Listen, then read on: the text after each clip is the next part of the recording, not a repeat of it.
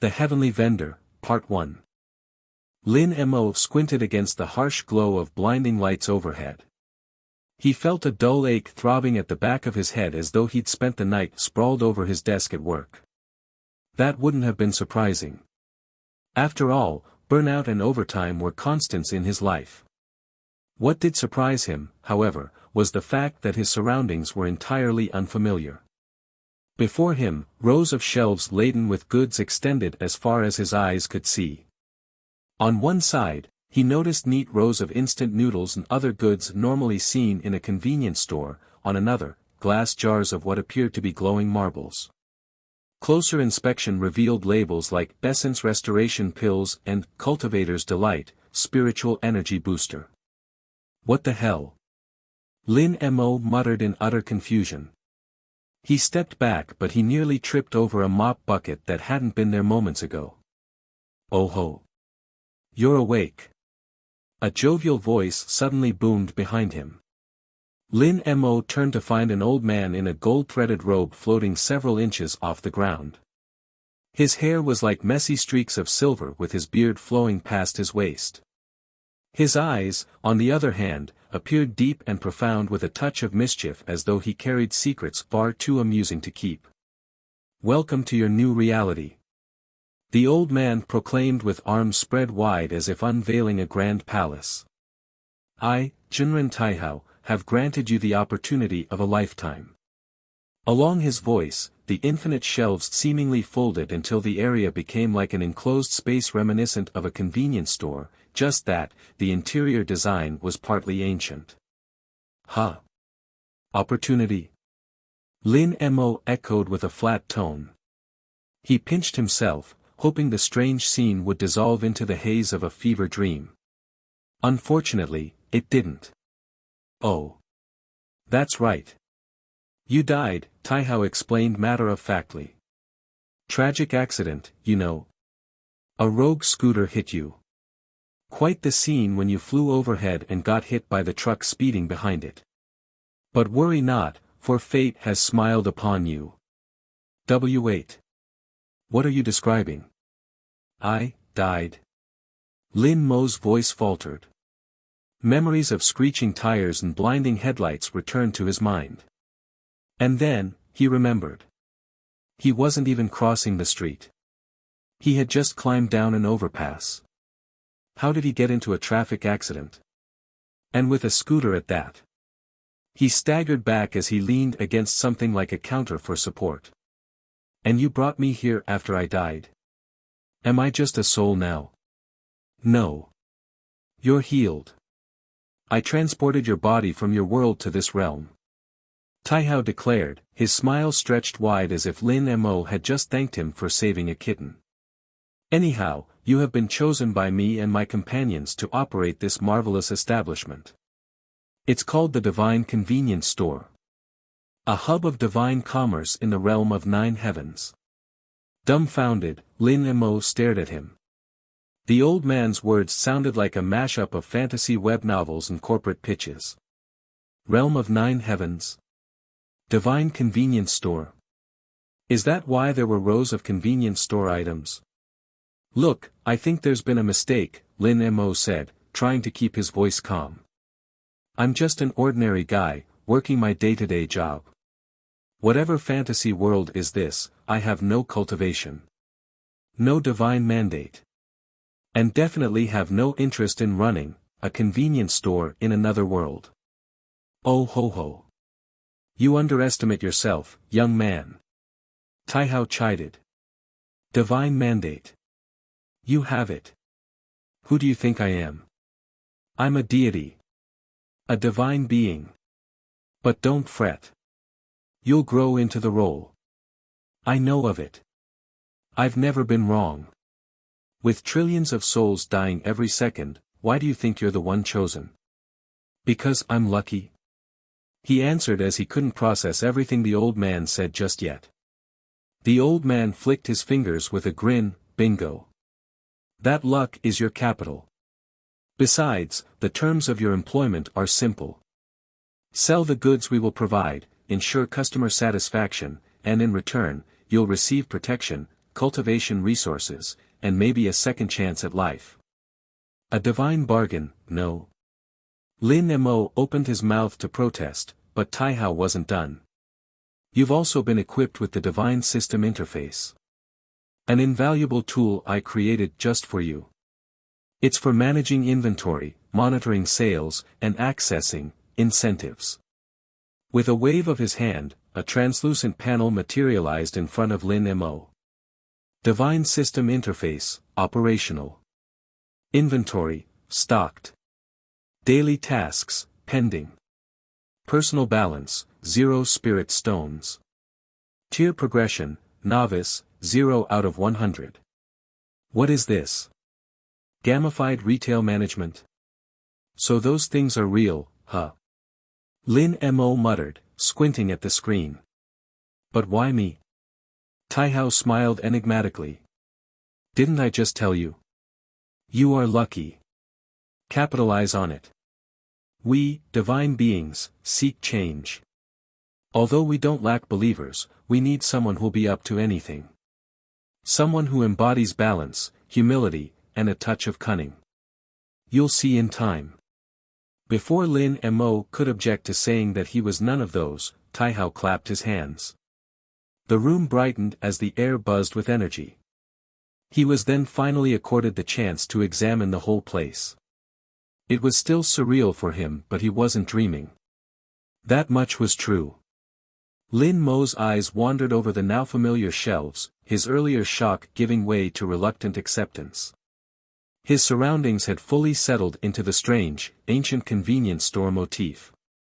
It was like a blend of modern organization and an otherworldly glow that seemed to remind him of those period dramas he tended to watch during his off days.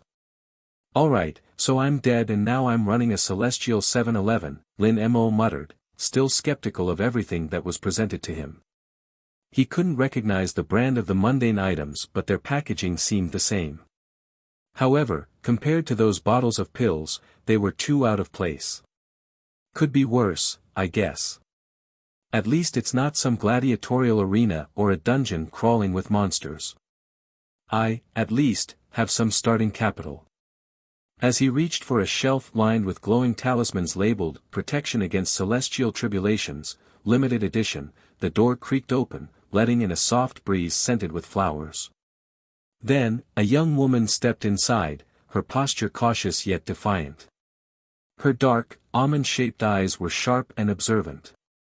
Her hands rested on her hips as though she'd already sized him up and found him lacking. The first thought that came to his mind was that the young woman was his first customer. He couldn't be more wrong when she addressed him by name. Are you Lin Mo? Yes. That's me, Lin Mo warily replied, and you are? Lu Xiaoyu, she said curtly, her head bowing slightly. Her eyes shot past his shoulder, landing on the floating old man who was watching their conversation unfold. But before she could call him out, the so-called divine being vanished from his spot, leaving them alone. That old man said I'd find my boss here. Doesn't look like you're cut out for this, and what's with your attire? Looks weird. The young woman bluntly commented, clearly not impressed at what she was seeing. Lin Mo blinked at her remark, glancing down at his clothing. It was the same business casual outfit he'd worn on Earth, wrinkled slacks and a button-up shirt now stained with what he hoped was coffee. Hardly fitting attire for the manager of a divine convenience store in this so-called realm of 9 heavens. Anyway, that was his blood, right? His body was fixed, but this so-called god who picked him out of trillions of souls didn't even clean his clothes. So much for being a divine being. Cut me some slack, Lin Mo muttered as he ran a hand through his hair. I didn't exactly get a choice in wardrobe. Or this job, for that matter. Lu Xiaoyu folded her arms, one eyebrow arching as her gaze lingered on him. Well, I didn't sign up for this, either. That old man claimed to be our clan's deity and my parents believed him. He promised them that he'd take me to what he calls a unique establishment. Guess what? My parents thought I was going to his divine abode. What in 9 hells is this? No. What is this place, even? And why are you my boss? I should have been cultivating right now. The young woman continued complaining. Lin Mo sighed, resisting the urge to rub his temples. Trust me, if there was a way to get out of this, I'd be the first in line. But here we are. I didn't ask for this job, and frankly, I don't even know what I'm supposed to be doing yet. Xiaoyu let out a huff, her sharp eyes darting around the store. Is that so? Same. But since we're stuck here together, we need to set some ground rules. You hear me? Oh, great. Rules. Sure, go ahead, Lin Mo said, gesturing to her vaguely. Because obviously, I'm an expert at divine retail management. Rule 1, Lu Xiaoyu said, ignoring him. Stay out of my way. If I'm going to be the assistant, I trust you won't bumble around and make things worse. Stay out of your way. Lin Mo retorted. I'm the boss here. You can't just. The doorbell suddenly chimed and made both of them freeze, their bickering cut short. Somehow, the soft jingle felt unnervingly loud in the stillness of the store. Following that, a figure stepped through the door. He was tall and imposing, his black robes shimmering faintly with white threads shaped like a flame. His long hair flowed behind him like liquid ink, and his sharp, angular face bore an expression of quiet arrogance and gentleness. But what truly made Lin Mo's heart sink was the unmistakable aura radiating from him. Powerful, suffocating, and utterly unyielding. Is this finally their first customer? The man's cold eyes swept across the store, pausing briefly on Lin Mo and Lu Xiaoyu before settling on a shelf of glowing talismans. Without a word, he strode forward, his footsteps echoing in the unnervingly silent store. Lu Xiaoyu took an instinctive step back, her earlier bravado faltering. Lin Mo's mouth went dry, but he forced himself to step behind the counter. The seemingly modern cash register was turned on and a barcode scanner was set neatly on the side. What was he supposed to say? Welcome to the Divine Convenience Store. Would this guy even care? And what's this? Did the old man advertise this as a store for goods? How did this guy know what to look for? The cultivator picked up a talisman labeled Heavenly Shield, negate mortal and low-level cultivator attacks. He studied it briefly before turning to Lin Mo. This, he said, his voice like ice cracking over a frozen lake. How much? Lin Mo's heart pounded in his chest. He glanced at the floating system panel, which helpfully displayed the suggested price even without scanning it. 20 spirit stones, Lin Mo managed to say in a composed tone as if slowly fitted into the shoes of the store's manager. The cultivator's eyes narrowed. 20. Do you think me a fool? This talisman is worth half that at best. Lin Mo's mind scrambled for a response. The system didn't exactly come with a manual for haggling with overpowered cultivators. Its quality is high grade. As you can see. He answered, reading its details on the system panel. It's guaranteed to work under, extreme conditions. The cultivator's gaze darkened. Lin Mo thought he might simply destroy the talisman and the store, out of spite. But then, the man smirked. Fine. 20 spirit stones. He tossed a small pouch onto the counter, the clink of spirit stones loud in the tense silence. Lin Mo exhaled as he tried not to let his relief show. He picked up the pouch and poured out its contents to count it. Exactly 20 spirit stones. He then gestured for the man to place down the talisman, which he surprisingly did without making it difficult for Lin Mo. After scanning it, the register showed the price on its display. Lin Mo almost fumbled to place the talisman in a neat little bag before handing it to the man. Pleasure doing business with you, Lin Mo forced a smile even though the cultivator was already turning to leave. However, before he could reach the exit, a cold, oppressive energy rolled into the store, making Lin Mo shiver in cold. On the other hand, his currently useless assistant Lu Xiaoyu gasped as her face paled. Where was that aggressive young woman from earlier? And to think she had the gall to set up some ground rules for them. The cultivator stopped in his tracks, his eyes narrowing as he stared outside the store. Lin Mo followed his gaze and a group of figures stood just beyond the store's entrance. Their silhouettes gradually became visible as they approached. Each of them radiated an oppressive aura, nearly as powerful as the cultivator who'd just made a purchase. What, now? Lin Mo muttered, his voice barely above a whisper. Shortly after, the door creaked open once more and a voice like thunder echoed through the store. You there? Shopkeeper. Hand over everything you have, or face the consequences. Lin Mo swallowed hard, his earlier relief replaced by a sinking dread. Taihao's words echoed in his mind, sell the goods, ensure customer satisfaction, and survive. Right?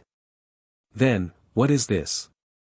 First customer and a first experience at being robbed? Did he send them here to test his resolve? Old Taihao. Your store will be cleaned within the first few minutes of its opening. Lin Mo called out in his head. The leader was a hulking man with arms thicker than Lin Mo's torso, his eyes glowed faintly with power of a seasoned cultivator. Of course, he had no idea how strong they were exactly, but he knew he wouldn't be able to cope with them. Behind him, similarly imposing figures entered, each exuding an aura of barely contained violence. They're even holding different types of sharp weapon as if they're not bothered robbing a store in broad daylight. A bunch of thugs. As it turns out, even a sophisticated place such as the Realm of Nine Heavens has them. Lu Xiaoyu instinctively retreated behind Lin Mo and grabbed his sleeve. She's now like a scared bunny who had nowhere else to hide. We're screwed, she whispered. Thanks for the vote of confidence, Lin Mo muttered, sweat beading on his brow. His hand hovered over the counter, uselessly searching for some sort of panic button to call the police. But there wasn't any button installed. The leader strode forward, his heavy boots thumping ominously within the store.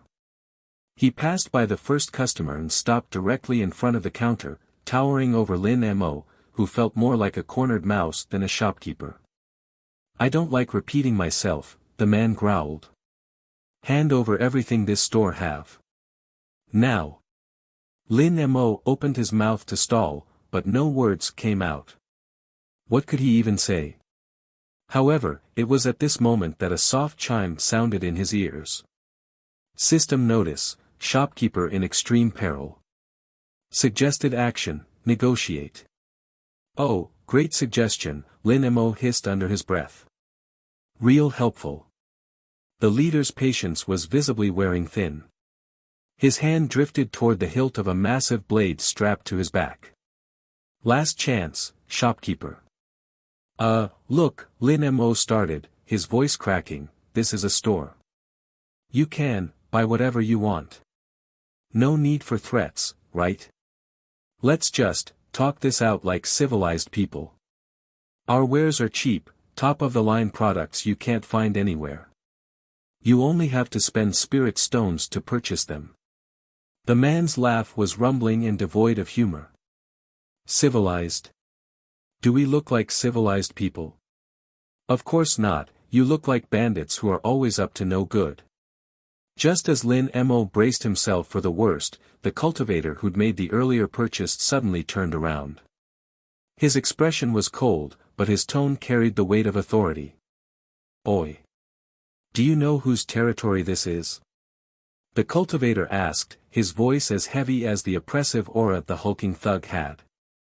The leader turned to face him with furrowed brows, and who are you to question me? The cultivator smirked, ho. Looks like I'm not going out enough that even a small fry like you has forgotten about me. You're not even part of a sect. From which mountain did you come from? Lin Mo could hardly believe his ears. Was this guy, defending the store? The sudden shift left him dizzy. Lu Xiaoyu tugged on his sleeve again. Boss, do you have any idea who that is? She whispered, equally confused. Girl. Do I look like I know anything? Lin Mo shot back. The thug leader and the mysterious cultivator locked eyes as their auras crackled like opposing storm fronts. Lin Mo, caught between the two forces, desperately tried to think of a way out that didn't end with him or his newly opened store reduced to ash. That old man. At least leave behind something to defend against this kind of event. The little helper you sent is useless. He complained inwardly. The leader of the thugs sneered, "You've got some nerve, acting high and mighty. Let me guess. Are you one of those self-righteous sect dogs? What are you doing in a place like this, anyway? Shopping?" The cultivator's smirk didn't waver. Instead, his aura flared even stronger, sending a visible ripple through the air. "That's exactly what I'm doing. And you're interrupting. Tell me, should I waste my time teaching you manners or simply clean up the mess that is your existence?" The trio of thugs behind the leader shifted uneasily. Their brave front faltered under the suffocating pressure of the cultivator's power. Still, their leader remained defiant, gripping the hilt of his blade with an arrogant grin. The cultivator clearly had a higher cultivation, but they're holding on to their numerical advantage. "This ain't your business, stranger. Walk away before you regret it." The cultivator tilted his head, his smile fading into something far more dangerous. "Regret? You'd best pray I'm feeling merciful." Lin Mo, meanwhile, had to suppress the urge to scream.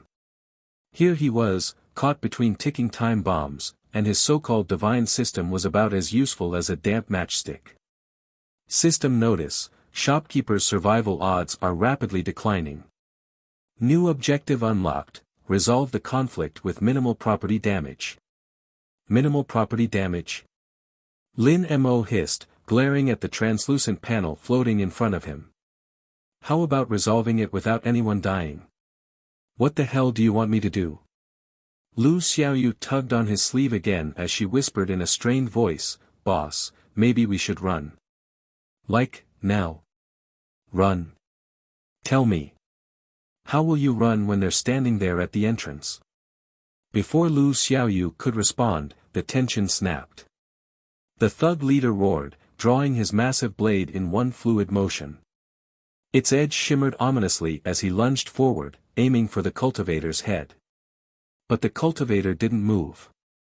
Instead, he drew his own sword, a sleek, radiant weapon that vibrated with his spiritual energy. Moments later, white flames engulfed it. Clang! The clash of their blades sent shockwaves through the store, rattling shelves and almost sending smaller items tumbling to the floor. Lin Mo flinched as he shielded his face from the burst of wind. Meanwhile, Lu Xiaoyu yelped and ducked behind the counter. "Stop! You're about to break things."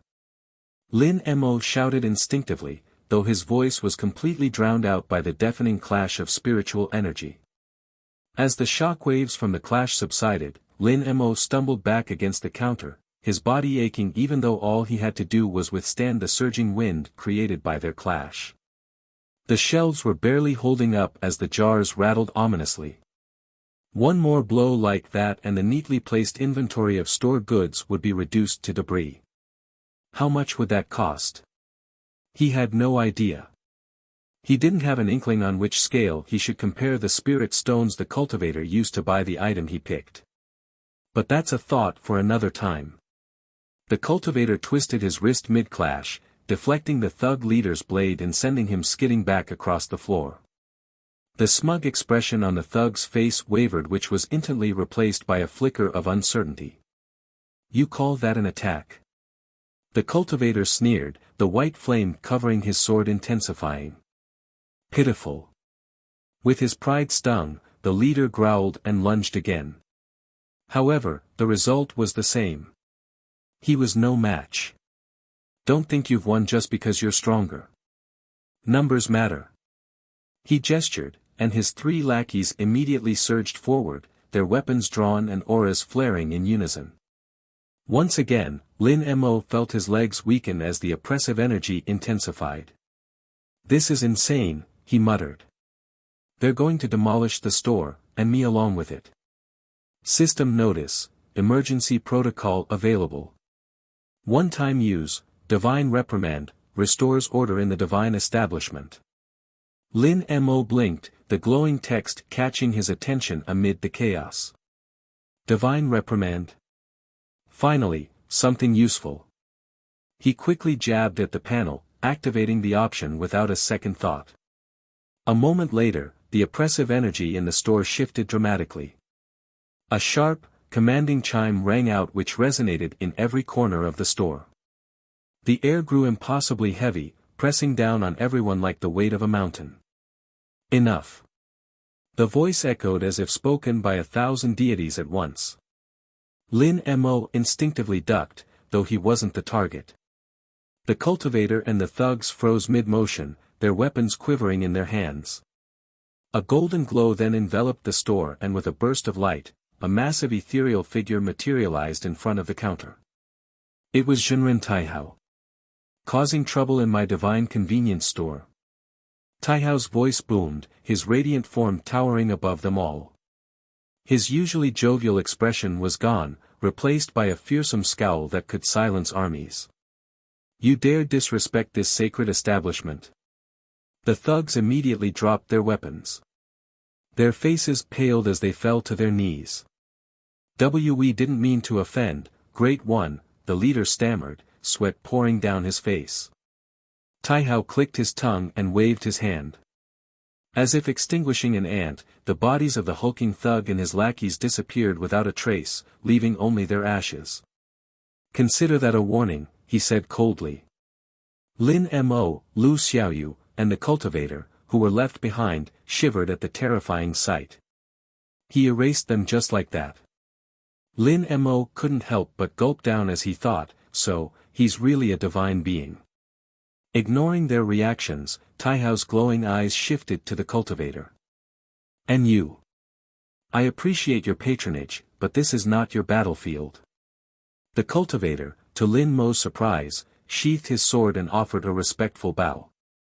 My apologies, senior. I was merely defending myself. I am Shuebiu of the White Ember Sect. Please accept my thanks for intervening. Taihao scoffed, not entirely impressed by his answer. The cultivator shivered further as he straightened his back, trying to maintain his composure.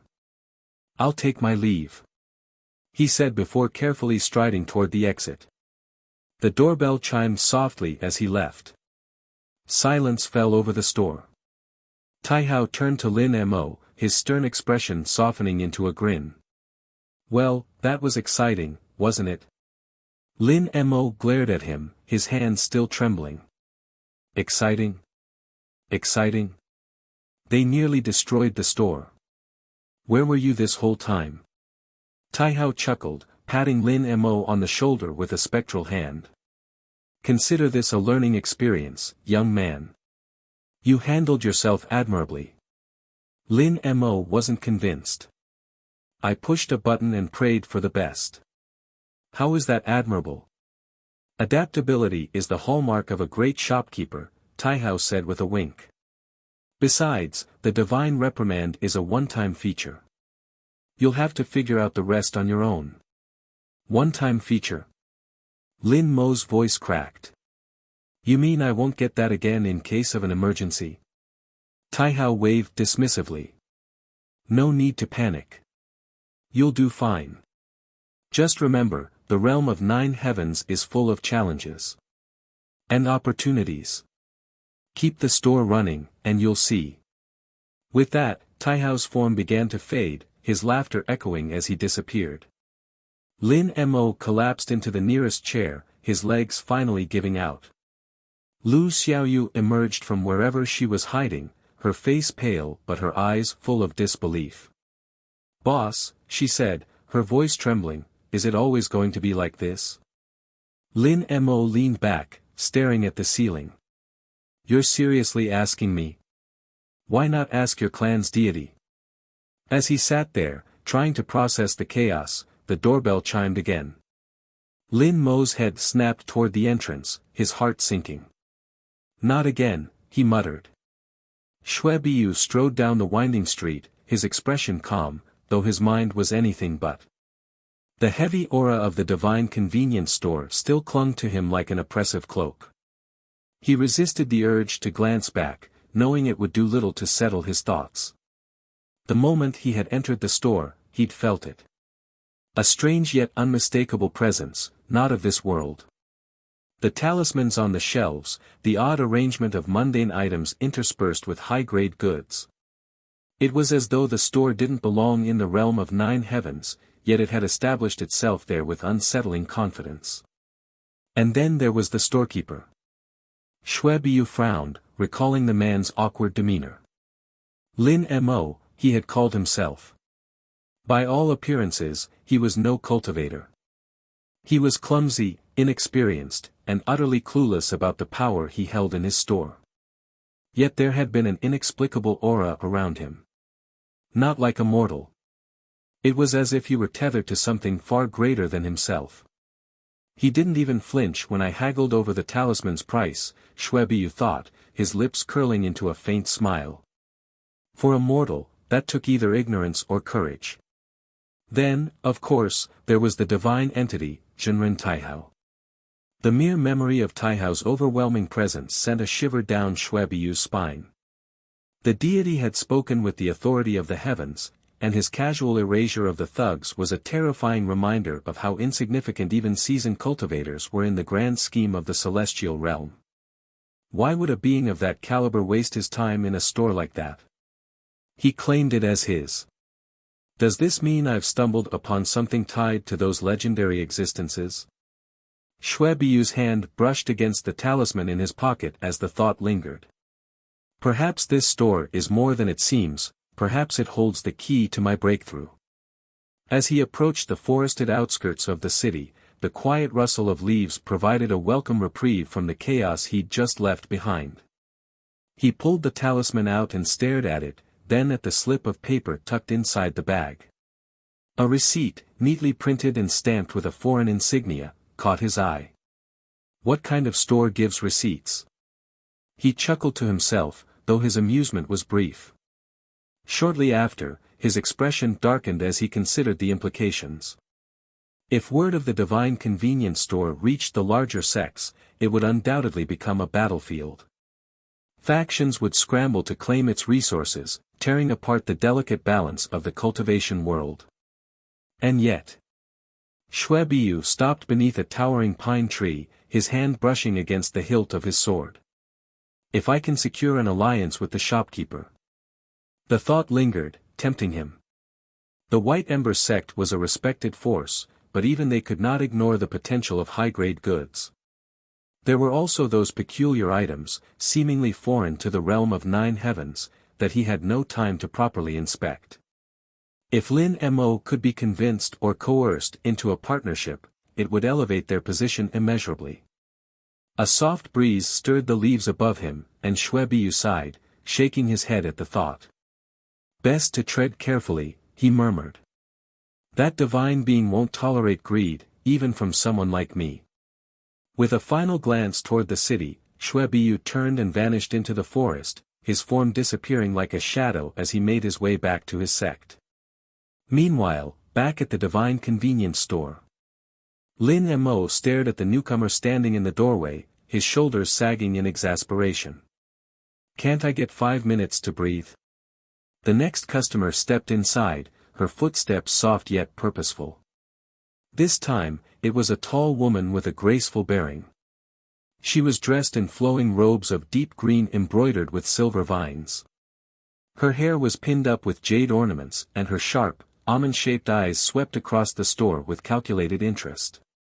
Welcome to the divine convenience store, Lin Mo said, his tone weary as he warned in advance.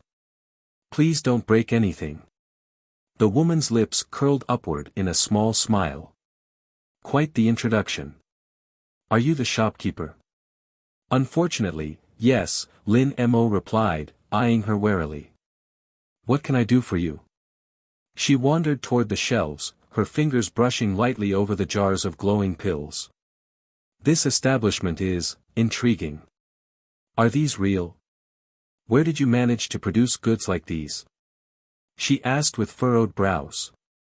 Lin Mo exchanged a glance with Lu Xiaoyu, who had cautiously stepped out from behind the counter.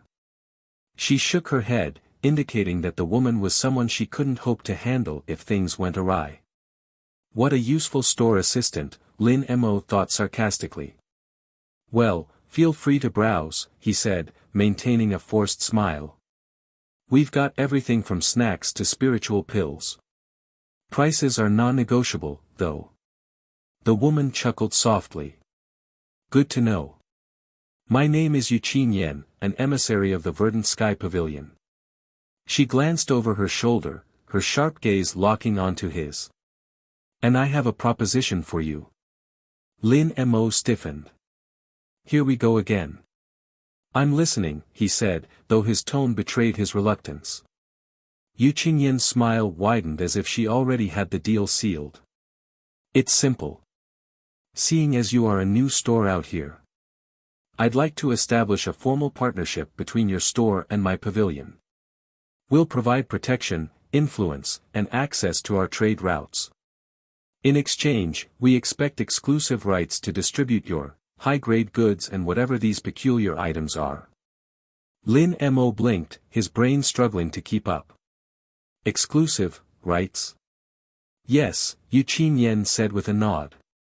Surely you understand the value of having a powerful backer in a realm as chaotic as this. Lu Xiaoyu tugged on his sleeve and whispered, Boss, this feels like a trap. Verdant Sky Pavilion is notorious for monopolizing anything they can profit from. No kidding, Lin Mo muttered.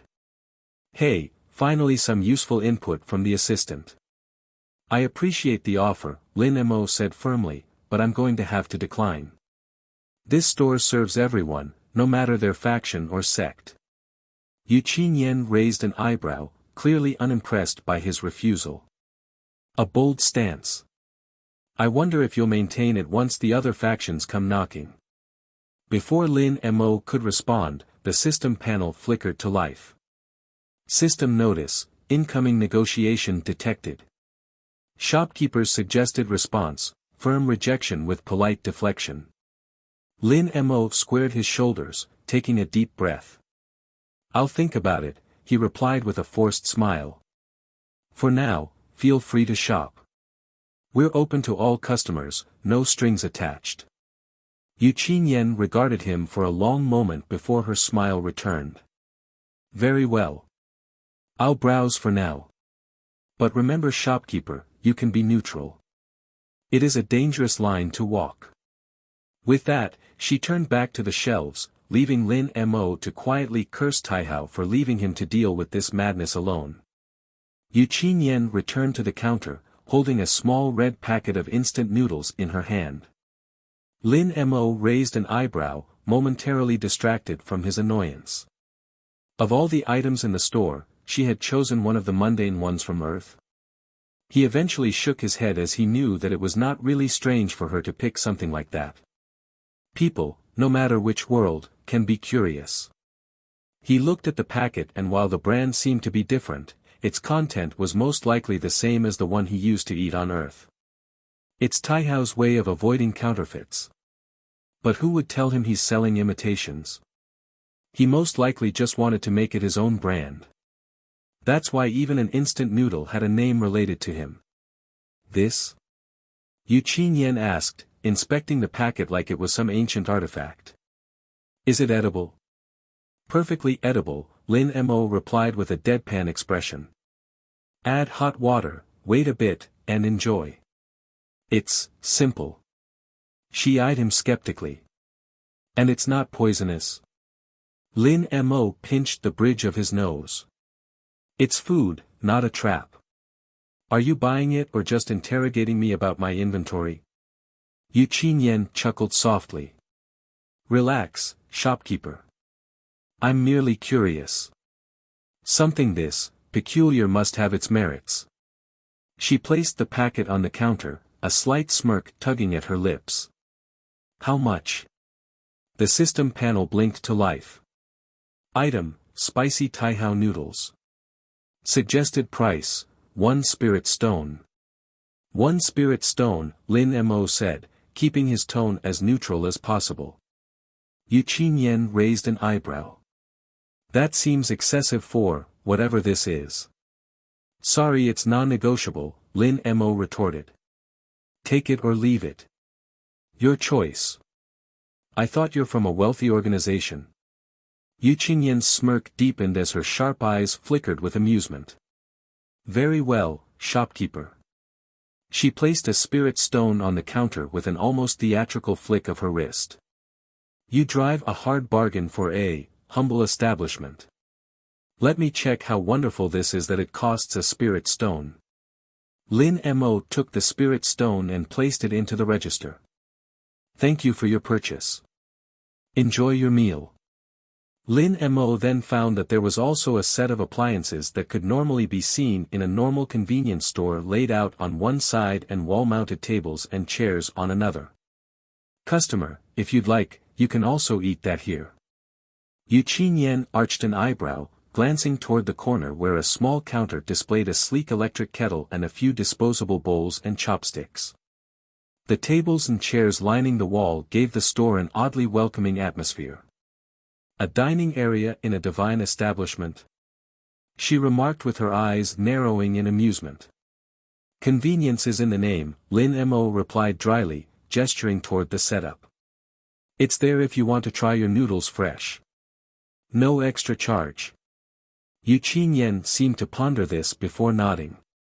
Very well. Let's see what makes this peculiar food worth my spirit stone. Lin Mo handed her a bowl and chopsticks as she approached the kettle. For now, it seems to be the only appliance available for the store. But he'd probably see microwaves in the future or even yet, a bigger hot water dispenser. Qingyan followed his instructions. Pouring the hot water into the bowl of noodles and letting it sit for a few minutes. The way her eyes bloated made even Lu Xiaoyu curious as they both watched the noodles soften up under the hot water before Lin Mo instructed Qingyan to drain it and put the seasoning in. As the spicy aroma wafted through the store, the two women shared meaningful glances as they looked at the first cooked instant noodles in the realm of the nine heavens. Qingyan finally sat down and took her first cautious bite. Her eyes widened. This. She blinked, taking another bite. Then another. Lu Xiaoyu leaned toward Lin Mo and whispered, "B-boss, what's that delicious-looking thing? Is that really noodles? How? Let me try it too." One spirit stone, Lin Mo muttered back. Qingyan continued to eat in silence, her dignified demeanor cracking with each bite. She slurped the noodles greedily, a faint blush creeping up her cheeks. Whether from the spice or embarrassment, Lin Mo couldn't tell. This is quite unique, Qingyan finally said between mouthfuls, though her voice carried an edge of reluctance to admit it. The texture is intriguing, and the flavor, spicy but oddly balanced. It's as though a mortal chef put their soul into creating this dish. Lin Mo barely managed to stifle a laugh. Yeah, something like that. The culinary art of instant noodles is truly unparalleled. Lu Xiaoyu stared longingly at the bowl. Boss, really? One spirit stone. Can't I just sample it? Lin Mo crossed his arms. You're the store's assistant. You're supposed to promote our goods, not eat the profits. You can't even guard us. Make yourself useful in memorizing our products. She pouted but said no more. However, her eyes remained glued to Qingyan's bowl until the emissary finished the last strand of noodles. Qingyan set the bowl down, dabbing her mouth with a napkin. She met Lin Mo's gaze, her expression now composed, though a faint spark of approval glimmered in her eyes. I must admit, I underestimated this peculiar establishment of yours, shopkeeper. Perhaps I'll return to try out the other products another day. Regrettably, the noodles are all my stomach can handle. Lin Mo inclined his head with a soft, businesslike smile. We're always open. Please don't hesitate to spend more spirit stones. Qingyan chuckled softly before rising gracefully from her seat. With one last glance at the shelves, she turned and strode out, the doorbell chiming softly in her wake. Later that day, the store saw a steady trickle of unassuming customers. Much like the first two who got curious at the mysterious appearance of it. Their mortals and low-level cultivators wandering in, lured by the strange aura emanating from the establishment. A farmer purchased a jar of glowing marbles labeled energy beads, quick recovery for physical exhaustion, marveling at their effectiveness. A weary scholar reluctantly parted with 2 spirit stones for a bottle of heavenly dew soda, Taihao's imitation of cola. Her sigh of relief was audible as the drink instantly revitalized her. Another curious young scholar bought a packet of potato chips, his excitement over the exotic snack that he got to compose a poem on the spot upon tasting one chip earned an amused chuckle from Lu Xiaoyu. A weary woman, clearly a traveler, left with a traveler's respite charm, which promised a night of restful sleep anywhere, no matter the environment. Each transaction added to the faint hum of energy Lin Mo felt coursing through the store. It was subtle, almost imperceptible, but it grew with every purchase. Lu Xiaoyu, no longer content to hover uselessly, began assisting customers. She eagerly demonstrated how to use mundane items, such as toothbrushes and ballpoint pens, though her explanations often made them sound like ancient relics imbued with mystical powers. "Boss," she whispered after selling a hairbrush to a confused cultivator, "are you sure these things aren't magical? Everyone seems so impressed by them." Lin Mo glanced up from the system panel, smirking. "To them, it probably feels like magic. Let them think so. Just make sure to ring them up at the register first. Beware of shoplifters." By nightfall, the foot traffic dwindled and the store grew quiet. Lin Mo let out a long sigh, stretching as he leaned back in his chair. "Is it always going to be like this?" Lu Xiaoyu asked, flopping onto a nearby stool. Lin Mo shrugged. "Hopefully not. I can't do this every day. Taihao should have just let me die. Come on, boss. Everyone is cultivating for longevity and immortality. You got a second life and you're complaining. Anyway, we made some sales. I wonder about my pay. I sacrifice my day of cultivation." She pointed out, her tone a mixture of exhaustion and pride before standing up and putting her hands on her hips. She then looked up as though shouting at Taihao, wherever that old man was. Lin Mo could only shake his head at her antics. He couldn't argue with that though. The cash register had rung more times than he'd expected, and the system had kept a meticulous tally of their earnings. As the clock struck closing time, a soft chime sounded, and the system panel flickered to life. System evaluation, Day 1 complete. Sales summary, 13 transactions, revenue, 54 spirit stones. Store development, adding 54 to the store's tier progression. Lin Mo stared at the numbers, a mix of exhaustion and satisfaction settling over him. He also checked the main interface and saw what changed. Divine System Interface, operational. Inventory, stocked. Daily tasks, pending. Personal balance, 0 spirit stones. Tier progression, novice store, 54/100. Figures. The sales aren't for me but for Taihao and his cohorts responsible for this store. Are we going to get paid though? And what about his earlier promise? I can't always hope everything goes well, no. 54 spirit stones in revenue, he muttered while running a hand through his hair. And I get 0.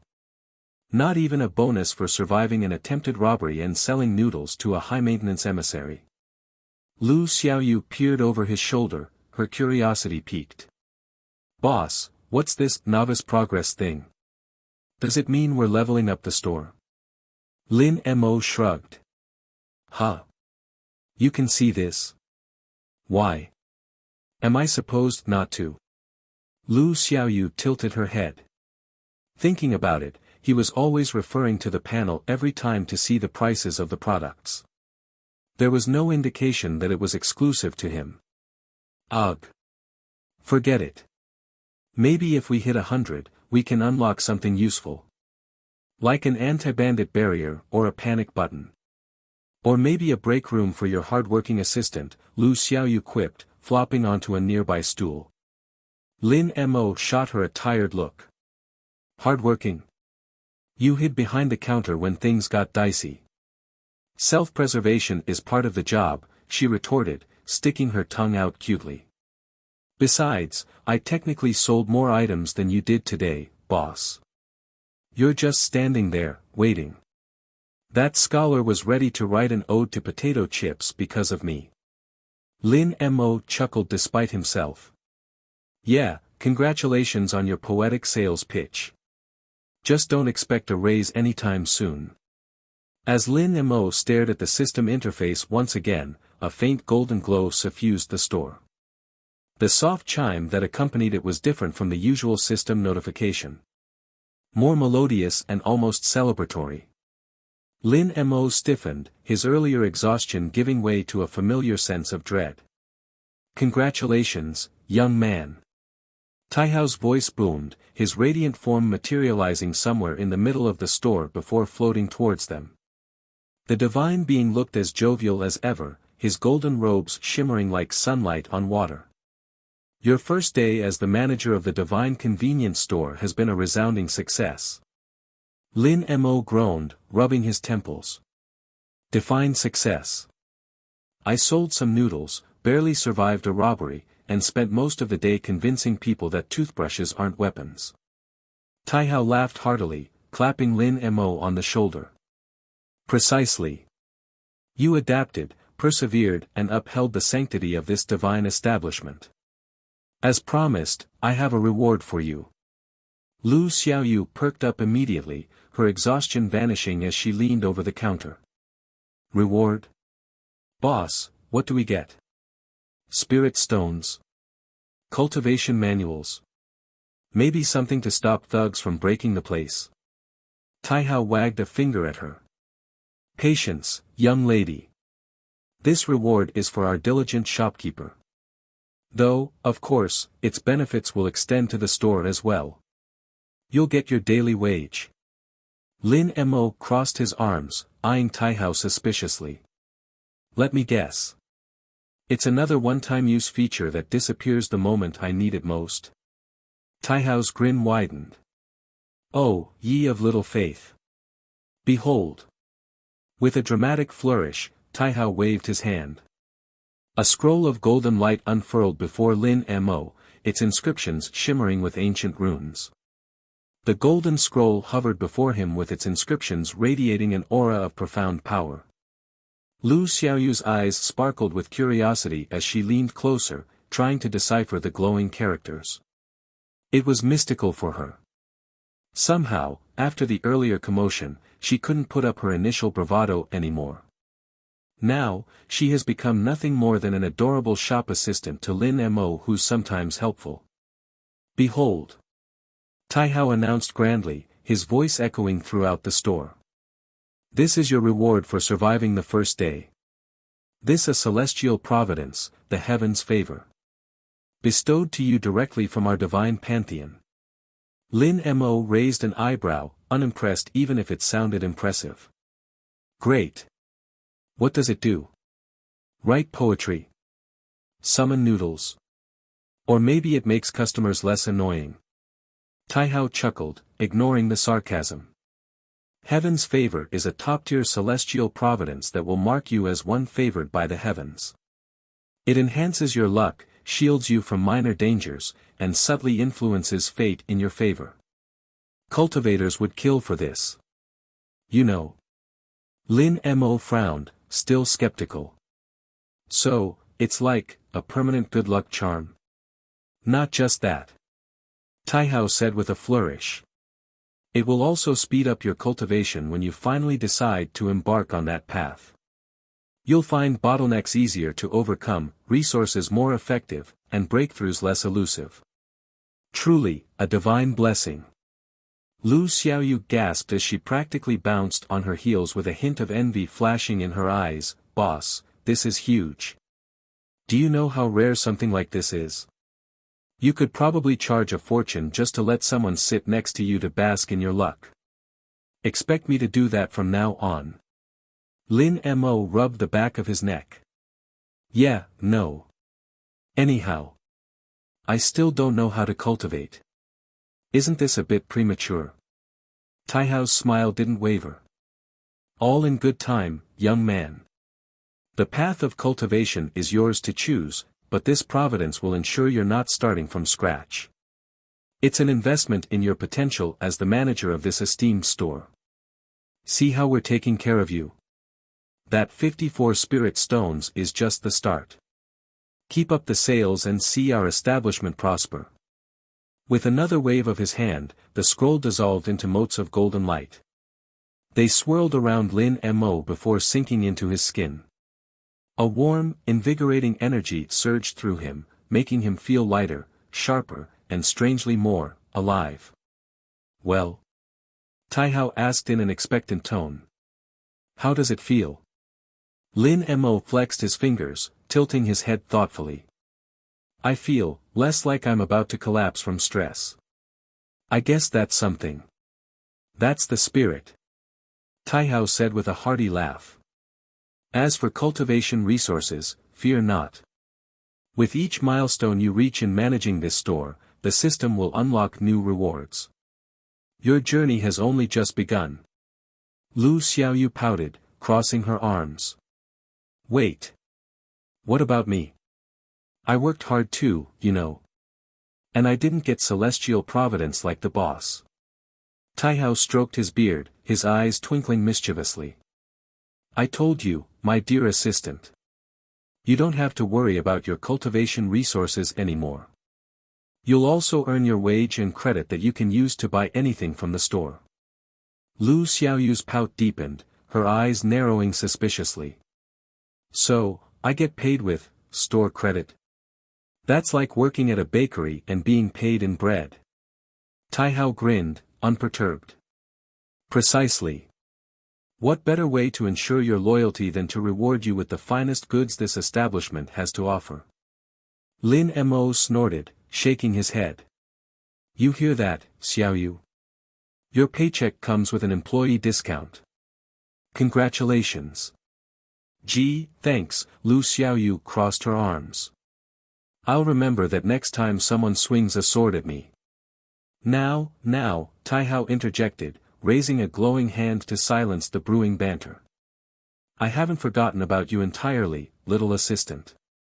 In honor of your enthusiastic service, I'll bestow a modest blessing.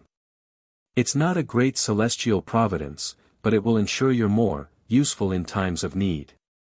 Lu Xiaoyu perked up immediately, her earlier grumbling forgotten. Really? What kind of blessing? Taihao waved his hand again, summoning a small orb of silvery light.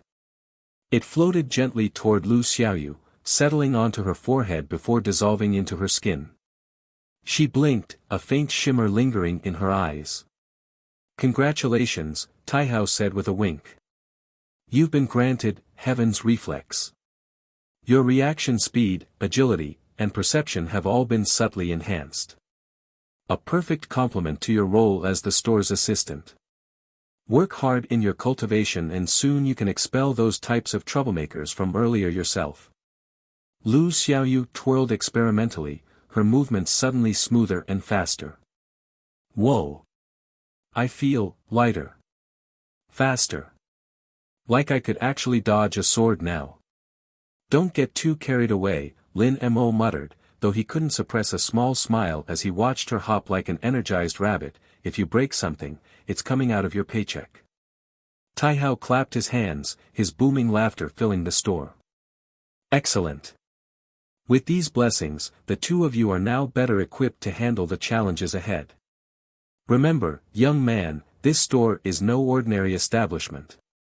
It is a beacon of divine commerce, and its success rests squarely on your shoulders. Sell and protect. This one won't be able to use divine reprimand or intervention anymore. Read some books lying out there if you will. Ask your assistant for, assistance. She'll know what to get you. Great, Lin Mo replied dryly. No pressure or anything. Taihao's grin widened as he began to fade, his golden form dissolving into the air. Farewell, for now, my industrious shopkeeper and his spirited assistant. Rest well, for tomorrow brings new opportunities, and new customers. As Taihao vanished, silence returned to the store. The golden glow Taihao left behind lingered for a few moments, casting a soft, warm light over the now quiet store. The storefront was now closed shut, but he could see the scenery outside. He hadn't had a chance to step outside yet, but just by looking at the moon, the fact that he was now in another world gradually sank in his head. Lin Mo let out a deep sigh as the weight of the day settled over him once again. It had been one hell of a first day, a near-death experience, an unexpected job thrust into him to become a divine shopkeeper, a robbery that ended up with the robbers turning into ashes, and the arrival of a Verdant Sky Pavilion emissary who had taken a liking to their instant noodles. Not far from him, he could see Lu Xiaoyu was still twirling and hopping in place, testing her newfound reflexes granted by Taihao.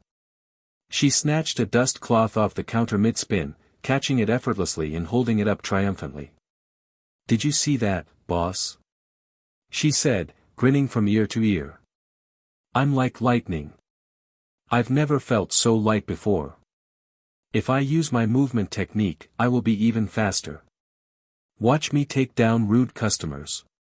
I'll show why I got picked as the assistant. You get picked, huh?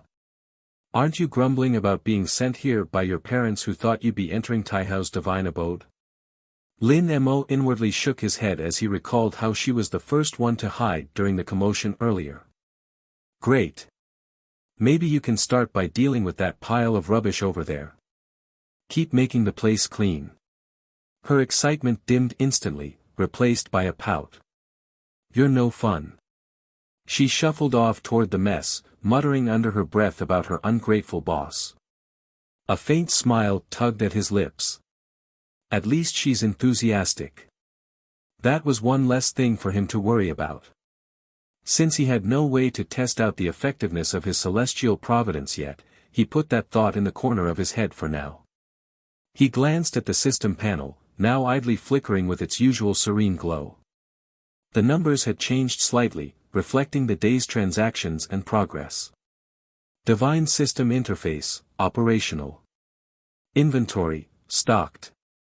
Daily tasks, pending. Personal balance, 0 spirit stones. Tier progression, novice, 54 out of 100. The reminder of his progress, or the lack thereof, made him groan. I'll bet the next tier upgrade is just another way to make my life harder. But what about the daily tasks and personal balance? And most importantly, our meals and accommodation. Lin Mo stared at the system panel, its glowing interface mockingly silent in response to his grumblings. If this store was supposed to be a divine endeavor, couldn't it at least provide him with some basic amenities? Lu Xiaoyu, he called, rubbing his temples. Does your heaven's reflex come with a side of knowledge about how this store works? Because I'm still clueless about half of these features. Lu Xiaoyu glanced up from where she was begrudgingly organizing the snack shelves. Why are you asking me? This is your store, boss. I'm just the underpaid assistant who gets paid in store credit. Correction, Lin Mo said dryly, you're the only assistant. And apparently, you're also my only employee benefit since Taihao conveniently forgot to explain how I'm supposed to feed myself. Also, are you not going home yet? Huh. This is now my place too, boss. And you're responsible for my meals and accommodation. Look, why don't we eat these instant noodles, Lu Xiaoyu said brightly, holding up a packet of spicy Taihao noodles like it was a golden artifact. For just 1 or 2 spirit stones, we, too, can experience the culinary delight of 2 spirit stones. Can't you see this? Lin Mo cut her off, pointing at the system panel showing his current personal balance, 0 spirit stones. Lu Xiaoyu smirked, tossing the noodles back onto the shelf. Oops. Sorry, I have no idea my boss is poorer than me. Then maybe you should have negotiated better with Taihao. He seems like the type who enjoys haggling. Lin Mo groaned, sinking back into his chair. I'm starting to think this opportunity of a lifetime is just celestial shorthand for an unpaid intern. The system chimed softly, drawing his attention back to the panel. A new notification appeared. Daily tasks, a shopkeeper's routine. Complete at least 3 tasks before the next day. Restock inventory. Enhance customer satisfaction. Prepare for tomorrow's opening. Lin Mo tilted his head at the screen. Restock. Doesn't this store magically refill itself? I haven't seen a single delivery truck pull up. Lu Xiaoyu peeked over his shoulder, squinting at the glowing panel. Maybe it means organizing the shelves. You know, like what I've been doing all day while you sat there complaining. Okay. Enhance customer satisfaction, Lin Mo read aloud, ignoring her jab. How am I supposed to do that? Offer free samples. You could start by not glaring at everyone who walks in. Put on a smile, boss. Like this, Lu Xiaoyu suggested helpfully as she stretched her lips from side to side, showing a surprisingly sweet smile. Lin Mo shot her a withering look before ignoring her again, and the last one. Prepare for tomorrow's opening. What does that even mean? Sweep the floor. Light incense. Sacrifice a goat to appease Taihao. I vote for sweeping the floor, Lu Xiaoyu said, grabbing a broom with her enhanced reflexes and spinning it like a martial artist. At least we'll look like we know what we're doing. Before Lin Mo could respond, the panel flickered again, displaying a new message. Host inquiry detected, meals and accommodation. Store benefits activated, shopkeeper's suite now available. A section of the wall behind the counter shimmered, revealing a previously hidden doorway. The golden inscription above it read, Shopkeeper's Quarters. Well, Lin Mo said, blinking at the sudden development. That's something. Lu Xiaoyu dropped her broom and immediately darted toward the doorway, her curiosity overriding any sense of decorum. Let's check it out. Maybe there's a soft bed. Or better, spirit food for cultivation. Or it's a glorified broom closet, Lin Mo muttered, following reluctantly. To his surprise, the quarters were anything but modest. The room was small but impeccably designed, with glowing lanterns casting a warm, inviting light over the polished wood floors. 2 comfortable-looking beds were tucked at 2 separate corners. A small kitchenette was stocked with basic supplies, including, to the young woman's delight, a cabinet full of free instant noodles. Lu Xiaoyu opened a drawer on another side of the room, pulling out a set of a standard convenience store uniform that he was so used to seeing on Earth whenever he stopped by one. Boss, look. Are these shopkeeper uniforms? Looks fancier than whatever you're wearing. I like the stripes. Lin Mo ignored her, focusing instead on a small desk in the corner, where a stack of neatly bound books awaited.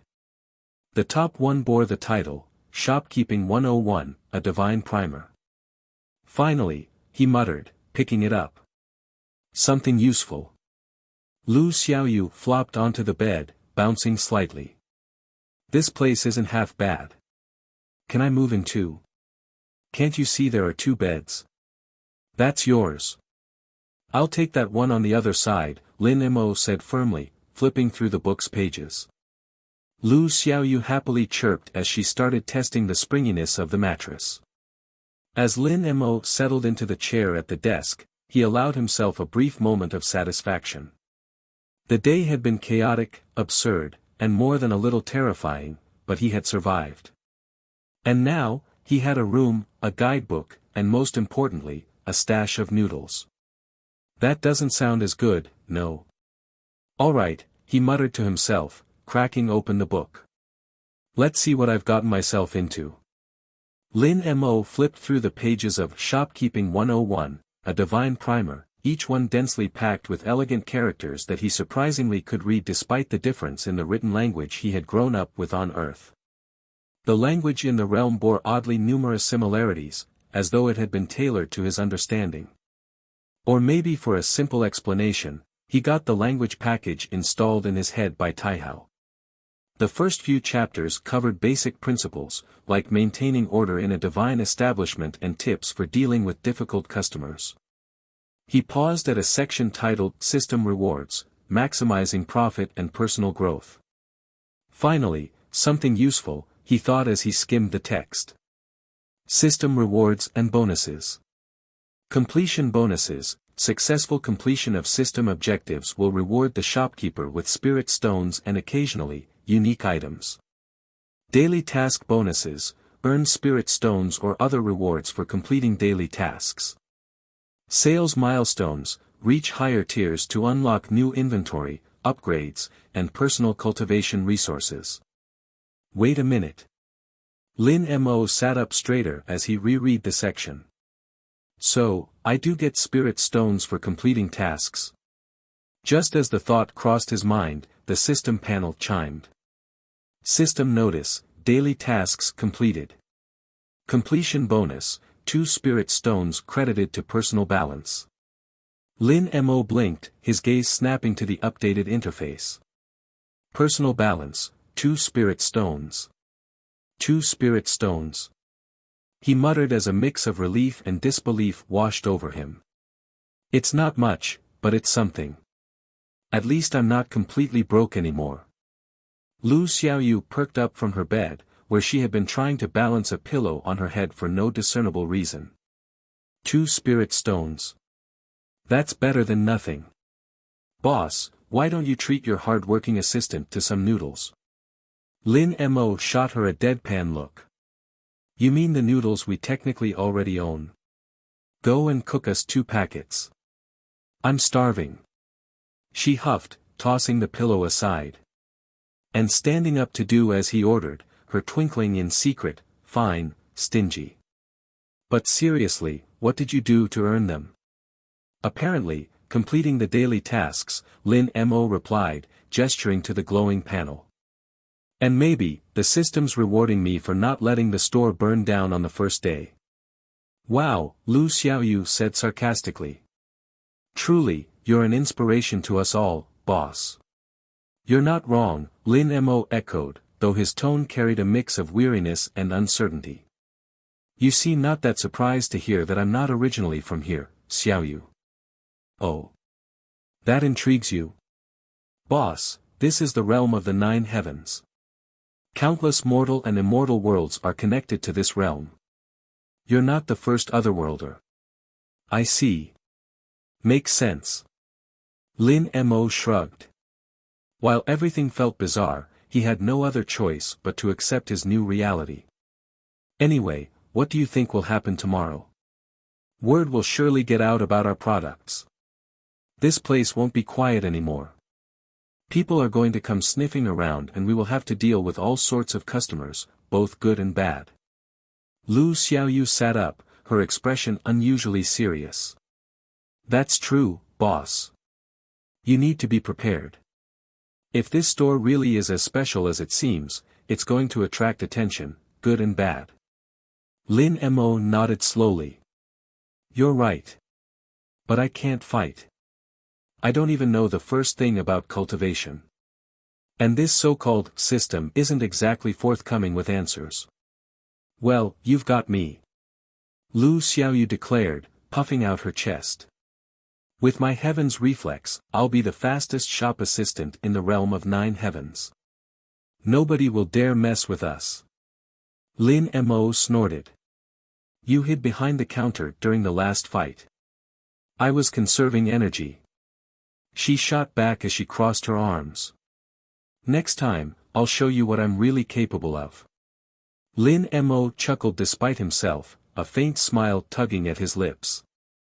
I'll hold you to that, Xiaoyu. As the store's lights dimmed for the night, Lin Mo welcomed the first calling of dreamland. On the other bed, Xiaoyu stared at the young man's back for a while, muttering softly to herself before turning to face the wall and closing her eyes. The first rays of light painted the sky in hues of orange and red which spilled through the enchanted windows of the divine convenience store. Outside, a cool breeze rustled through the trees, carrying with it whispers signaling a new day. Not far from the store's entrance, a figure clad in travel-worn robes approached. His pace was brisk, his posture tense as if he had been chased by ghosts all night. He kept looking behind him as though afraid that someone was still out there to catch him. The man, Zhou, was a mid-level cultivator from the Crimson Vale Sect. His face was pale and his breathing labored. With his eyes darting around nervously, he clutched his chest, where a faint scarlet glow pulsed beneath his robes. It was a wound from a failed mission. A demonic beast had ambushed his group in the depths of the abyssal forest, not far from the location of the small, unassuming city in the middle of a clearing where the divine convenience store had mysteriously appeared. Zhou had barely escaped with his life, but the poison coursing through his veins would soon finish what the beast had started. He gritted his teeth, forcing himself forward. "I need to find a healer," he muttered under his breath, trying to find a whiff of hope from the still desolate street. "Anything. Anyone." Suddenly, the glow of the divine convenience store caught his eye. It was unlike any establishment he had ever seen. The architecture was simple yet elegant, the aura around it strange but oddly inviting. It stood incongruously at the end of the street. Its clean, modern architecture was utterly at odds with the ancient surroundings. A faint, otherworldly glow emanated from its glass doors, and a blinking neon sign above the entrance bore the name in bold, elegant characters. "What is this place?" Zhou murmured, his steps faltering as he neared the door. The faintest trace of hope flickered in his chest. He didn't recognize what kind of establishment it was, but peering through those glass windows, he saw shelves of what could be pills. With his wound throbbing profusely, Zhou dragged his feet to it, hoping that his suffering would soon be relieved. Inside the store, Lin Mo was leaning against the counter. He was still groggy from being dragged out of bed by the system's opening reminder chime. He's quite in luck that the store doesn't operate 24 hours a day like most convenience stores on Earth, but its opening time was 4 in the morning, or what the system panel constitutes as the current time in the realm. They closed at around 10 in the evening. All in all, his brief respite was only a short 6 hours, with the first hour spent with him eating, reading, tidying up, and preparing for the next day. Lu Xiaoyu, on the other hand, was wide awake. Her heaven's reflex makes her unervingly energetic for this early hour. Lin Mo asked her how she was so energetic. Her answer: "Upon reaching a certain realm, a cultivator doesn't need to sleep anymore, boss. I may still be far from it, but I can cut down on my sleep already." "That's right. It's a matter of him still being a powerless mortal. He can only hope to start cultivating soon. Otherwise, the celestial providence will be wasted on him." "Boss! We've got our first customer!" Lu Xiaoyu excitedly exclaimed as he nudged him in the ribs, flying over from the shelf of instant noodles and other similar products. "Great! Let's hope this one isn't here to rob us or challenge me to a duel." Lin Mo straightened, blinking as Zhou entered, his eyes hollowed out as though he already had one foot in the grave. "Welcome to the Divine Convenience Store," Lin Mo said, forcing his voice into a neutral tone. "Let us know if you need anything." Zhou approached cautiously, his gaze flitting over the shelves and then to the two people standing behind the counter. Lin Mo and Lu Xiaoyu were already wearing striped uniforms and matching slacks, making them appear more otherworldly than ever. Zhou's eyes widened as he took in the array of items: glowing talismans, jars of shimmering pills, and a row of colorful snacks in glossy packets. "What is this place?" Zhou muttered under his breath, the pain of his wound forgotten for a second. "A store selling mystical items. You can find anything you need here," Lin Mo replied with a smile, remembering that he had to appear welcoming to the customers.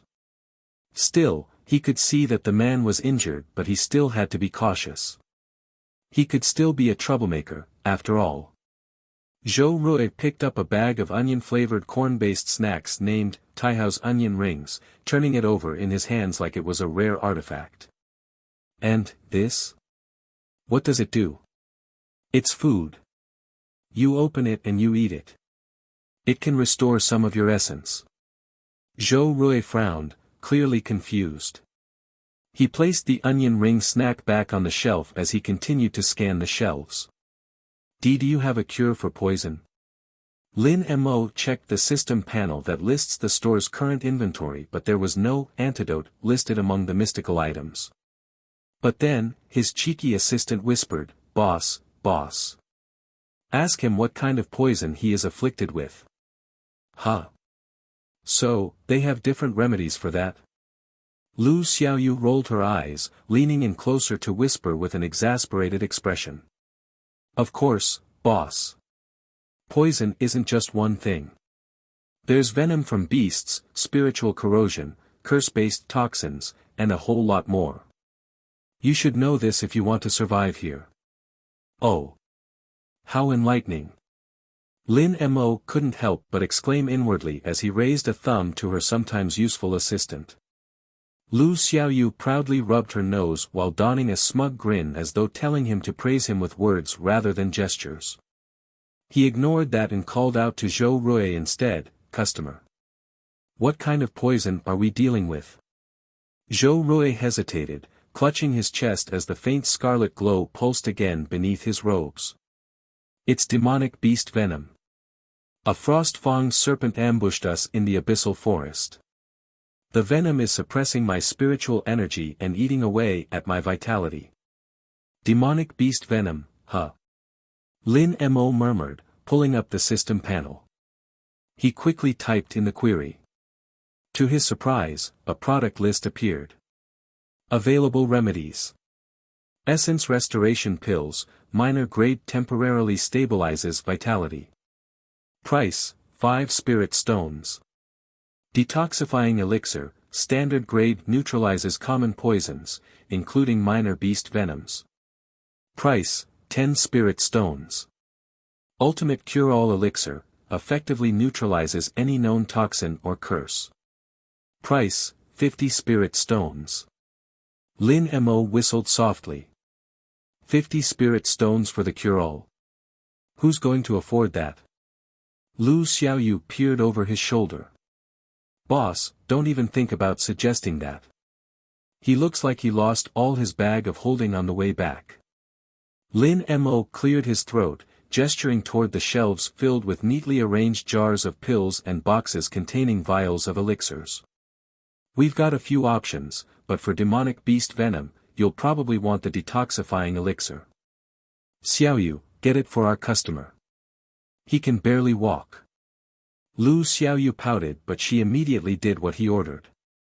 She hopped like a bunny released in the wild.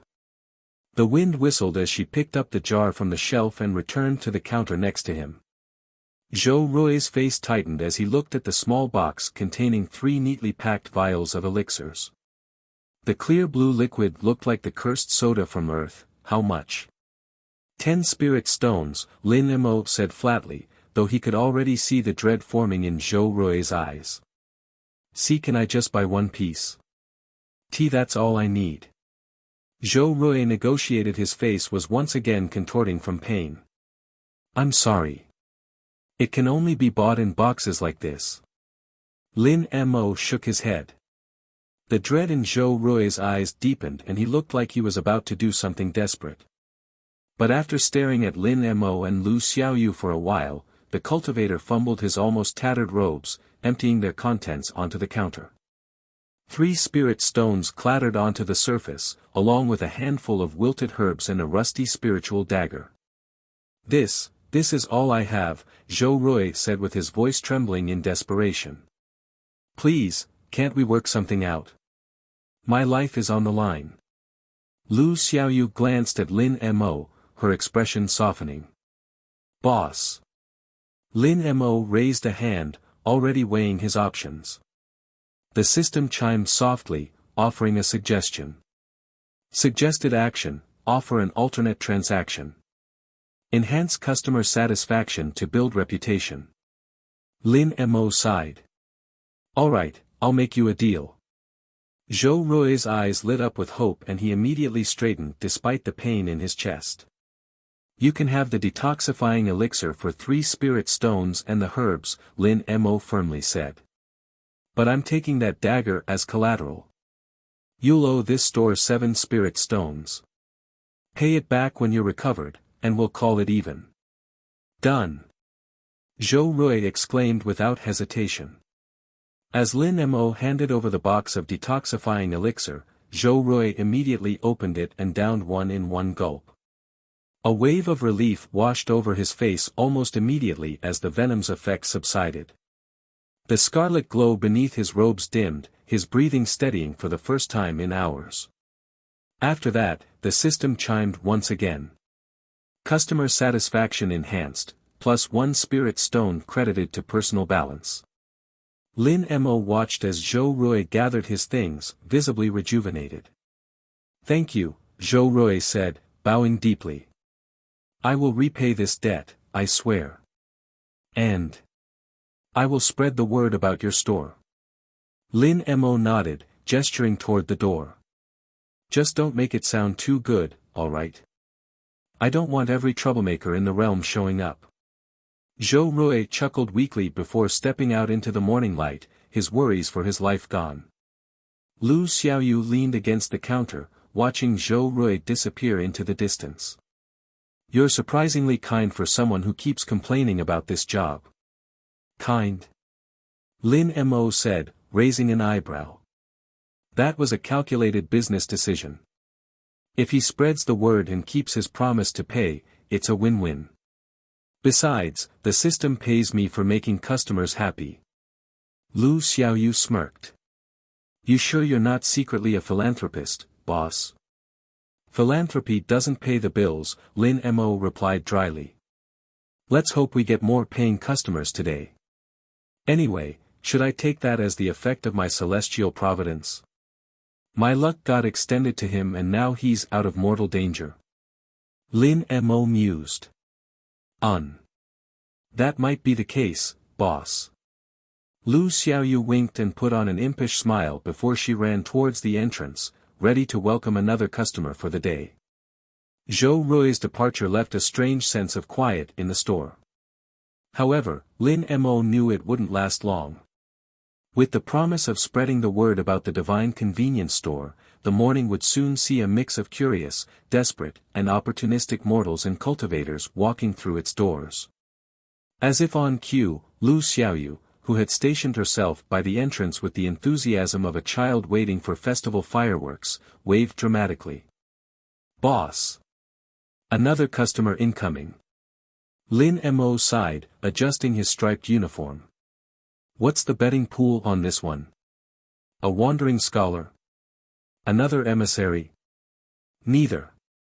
This one looks like a kid. Lu Xiaoyu glanced back at him with a grin, her voice brimming with curiosity.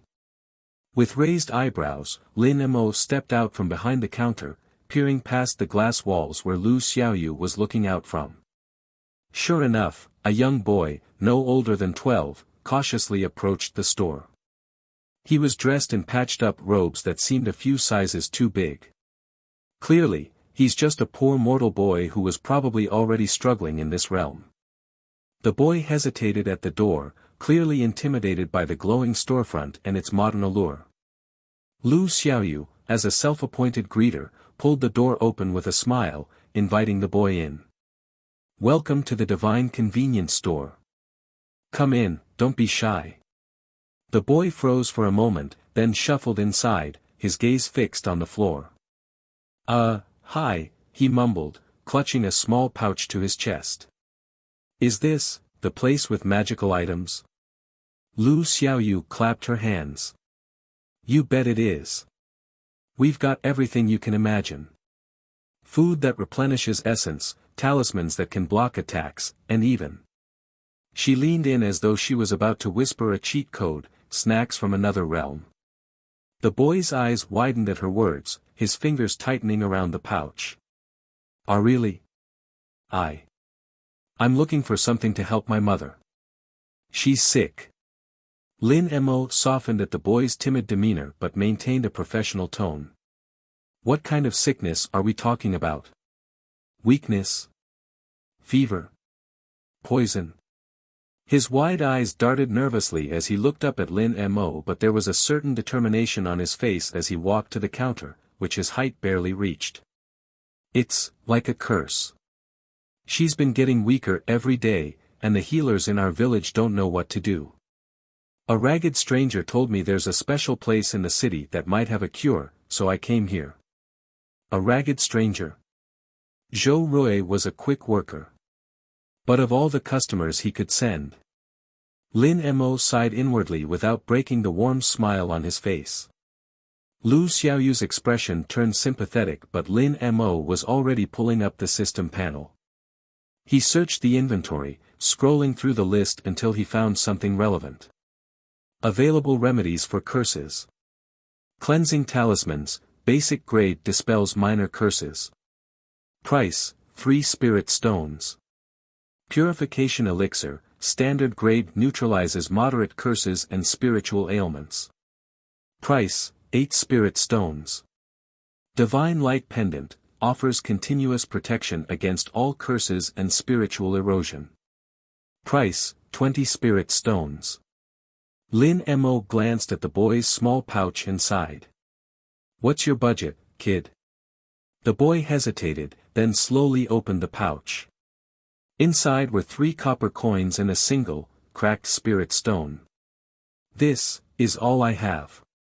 Lu Xiaoyu winced, but Lin Mo kept his expression neutral. Alright, let's see what we can do. He selected the cleansing talisman, retrieving it from the shelves. It was a simple, unassuming piece of parchment inscribed with glowing runes, yet its energy radiated purity. Somehow, it was also packaged like a modern item. This should help, Lin Mo said, placing it on the counter. It's not the strongest cure, but it can dispel minor curses. Price is 3 spirit stones. The boy's face fell and he glanced back at his pouch nervously, trying to pull out more, but he already emptied it. I don't have enough. Lu Xiaoyu bit her lip, looking like she wanted to offer a solution, but Lin Mo raised a hand to stop her. He knew something was going to pop out. And sure enough, he wasn't disappointed. The system chimed softly, presenting another suggestion. Suggested action, offer a barter or partial payment to build goodwill. Lin Mo suppressed a groan. It happened not just once but twice. It seemed like his celestial shopkeeping duties involved more charity than he had anticipated. But just like with Zhou, this might be another drawback of his heaven's favor. He's drawing in these types of customers. Alright, kid. Here's the deal. You can pay with that cracked spirit stone, but you'll owe me 2 full spirit stones later. It doesn't matter how long you can repay it, but don't forget it. Think you can manage that? The boy's face lit up and he nodded vigorously. The twinkle in his eyes made Lu Xiaoyu lightly tap Lin Mo's back, praising him for being soft-hearted. Yes. I'll find a way to repay you. Thank you, sir. Lin Mo handed over the talisman, watching as the boy clutched it to his chest like a treasure. Remember, this will only work for minor curses. If it's something more serious, you'll need to come back. I understand, mister. Thank you again. May the divine beings bless your store. The boy said before hurrying out of the store, his small frame disappearing as quickly as he appeared. As soon as the door closed, Lu Xiaoyu turned to Lin Mo, her hands on her hips with her lips curled up into a teasing smile. Boss, I never thought you'd be that soft. Lin Mo scoffed. Soft? I'm running a business here. That was an investment. Sure, she continued teasing. She's convinced that he's just making an excuse. You're just a big softy with a striped uniform. Before Lin Mo could retort, the system chimed again. Customer satisfaction enhanced, plus 1 spirit stone credited to personal balance. See? Lin Mo pointed at the panel. That's called strategy. Lu Xiaoyu grinned. Whatever you say, boss. As the morning stretched on, the store remained bathed in its strange, serene glow. Lu Xiaoyu busied herself tidying up the shelves, occasionally stopping to admire her own reflection in the glossy jars of pills. Lin Mo, meanwhile, sipped from a cup of tea, keeping an eye on the system panel and the faint trickle of customers outside. Soon, the doorbell chimed softly, its sound almost melodious against the quiet backdrop. Another customer stepped in. This one was a woman clad in a traveling cloak embroidered with delicate patterns of vines and leaves. Her face was partially obscured by a hood, but the faint sparkle of jade earrings hinted at wealth. Or at least an affiliation with someone important. Finally, Lin Mo thought, it's not someone that needs charity anymore. Her movements were graceful and confident. Her eyes scanned the store's shelves, lingering on the talismans and elixirs with a mixture of curiosity and guarded skepticism. Lin Mo straightened from his position behind the counter. "Welcome to the Divine Convenience Store," he greeted, adopting the same neutral tone as before with a hint of a businesslike smile. "Let us know if you need anything." The woman didn't respond immediately. Instead, she wandered deeper into the store, her gaze flickering over the strange assortment of items. When her eyes landed on a rack of what looked like raincoats and umbrellas with different designs and a variety of colors, she finally spoke. "What is this? Are these authentic?" she asked, holding up a pink umbrella. Su Qi was intrigued at first, but the system panel labeled it, Protection Against Celestial Tribulations, Limited Modern Edition. "Absolutely. Guaranteed to shield you during minor celestial tribulations, or your spirit stones back." Lin Mo replied with a practiced smile, but his lips were about to twitch at the chosen design for a tribulation protection. "Taihao must have wanted one of those, huh?" The woman arched an eyebrow, clearly unimpressed with his sales pitch. "What a bold claim. Do you say this thing can guard against celestial tribulations?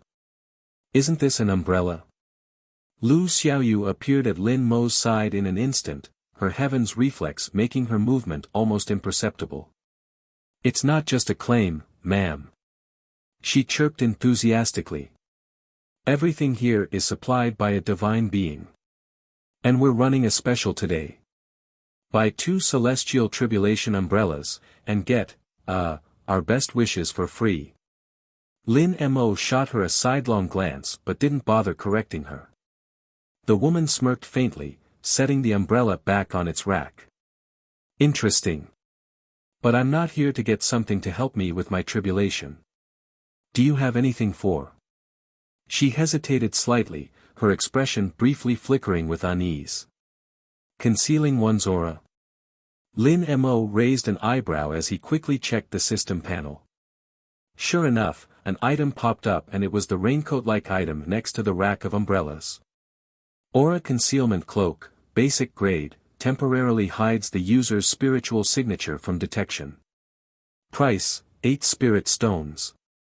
"Yes, we do," Lin Mo said, gesturing toward it. "Our aura concealment cloaks are effective for temporary use. 8 spirit stones each.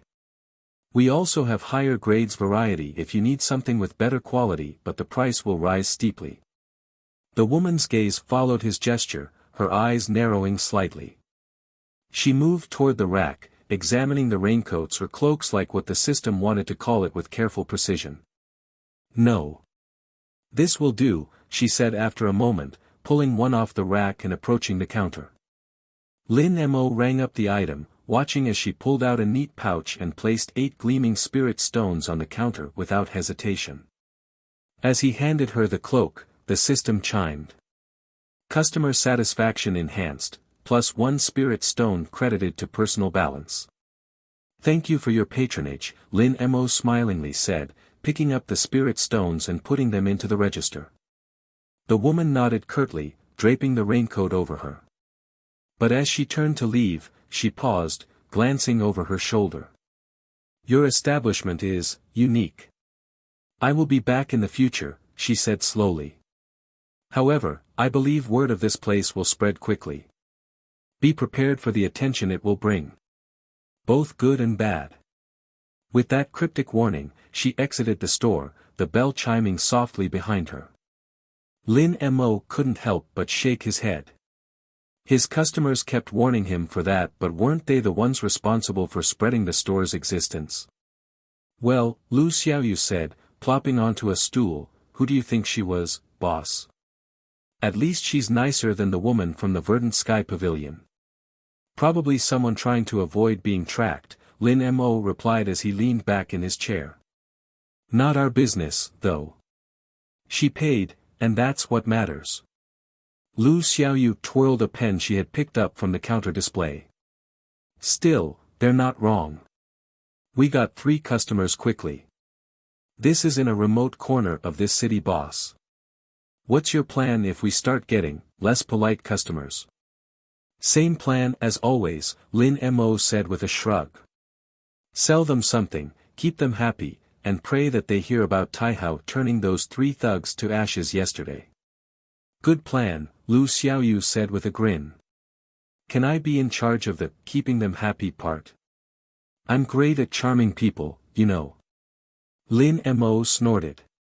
Sure. As long as you're also in charge of the cleaning up after them part. Their banter was interrupted by the system panel flickering to life with a new notification. Daily tasks updated. Restock inventory. Enhance customer satisfaction, March 5th. Prepare for tomorrow's opening. Well, looks like we're making progress, Lin Mo muttered. Yesterday, it didn't matter how many satisfied customers they got. But today, he needed 5 to complete the task. At the very least, the other 2 were still easy to complete. And you're close to meeting your satisfaction quota. Lu Xiaoyu said cheerfully. Don't worry, boss. With me here, we'll hit that in no time. Lin Mo rolled his eyes but couldn't suppress a small smile. Let's hope the next customer isn't too much of a headache. Right as he finished that prayer, the door swung open again, revealing a familiar face. Qingyan. The lady cultivator from the Verdant Sky Pavilion. Qingyan strode into the store with the poise of someone who expected the world to bend to her will. Her flowing green robe shimmered subtly under the store's light, the silver vine embroidery reflecting her graceful yet imposing demeanor. Her sharp almond-shaped eyes immediately locked onto Lin Mo, and the corner of her mouth quirked upward in an amused smile. Well, she began, her voice smooth as silk, it seems the divine convenience store is flourishing. 3 customers before noon in a secluded city. Impressive, shopkeeper. But it's still too low. Should I offer you help in advertising? Lin Mo groaned inwardly. Of all the people to show up, why her? Forcing a neutral expression, he stood up as he faced this customer who had a flair for scoping out his business. Welcome back, miss you. What do you need today? Instant noodles again, or are you here to propose another partnership? Lu Xiaoyu stifled a giggle at Lin Mo's tone. She whispered to him, boss, maybe she missed our noodles. Should we raise the price? Shut it, Lin Mo muttered under his breath before refocusing on Qingyan. Shopkeeper. Relax. I'm not here to discuss partnerships, she replied smoothly, though her tone hinted at some lingering bitterness over yesterday's rejection. But I did find myself curious about your unique wares. I've come to browse. Is that allowed, or must I first sign a neutrality agreement? Lin Mo gave her a thin smile. Browse all you like, Miss Customer. We're always open to those who open their wallets. Qingyan's lips twitched as if suppressing a laugh. Without another word, she began checking out the shelves, her gaze lingering on the mystical items and mundane earth goods with equal intrigue. Lu Xiaoyu sidled closer to Lin Mo, her eyes sparkling with mischief. She's totally here for the noodles. Watch. Quiet, Lin Mo flicked her forehead, which she surprisingly failed to dodge despite her nimbleness. You're supposed to be working. I am working, she pouted as she gestured to Qingyan. I'm keeping her happy by not bothering her. Lin Mo sighed. That's the bare minimum of your job description. Qingyan eventually stopped in front of a shelf stocked with bottled drinks. She picked up a bottle of Heavenly Dew soda, tilting it curiously in her hand before snooping further into the walk-in cooler. Is this some kind of beverage? Also, what is this storage? Which artisan made this?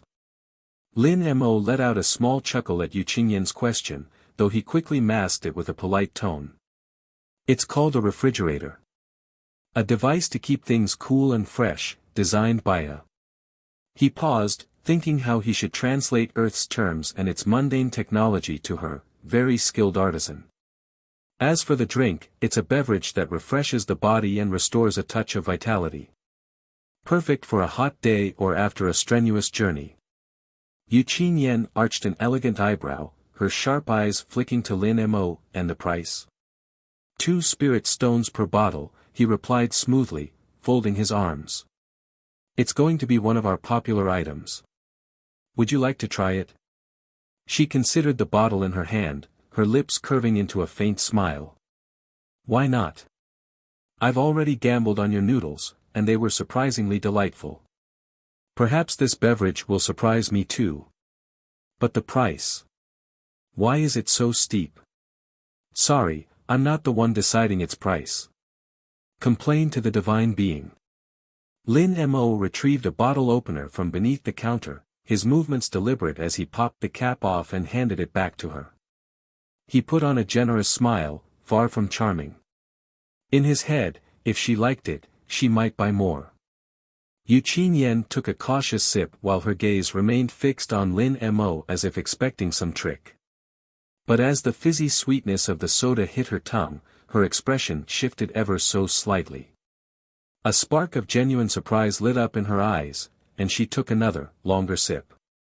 Audible gulps rang out within the store and even Xiaoyu started to wonder about how delightful the drink could be. This. She began with a satisfied smile. Her voice softened a lot, almost as if speaking to herself. This is, quite refreshing. The texture is peculiar, light and effervescent. And the flavor, balanced.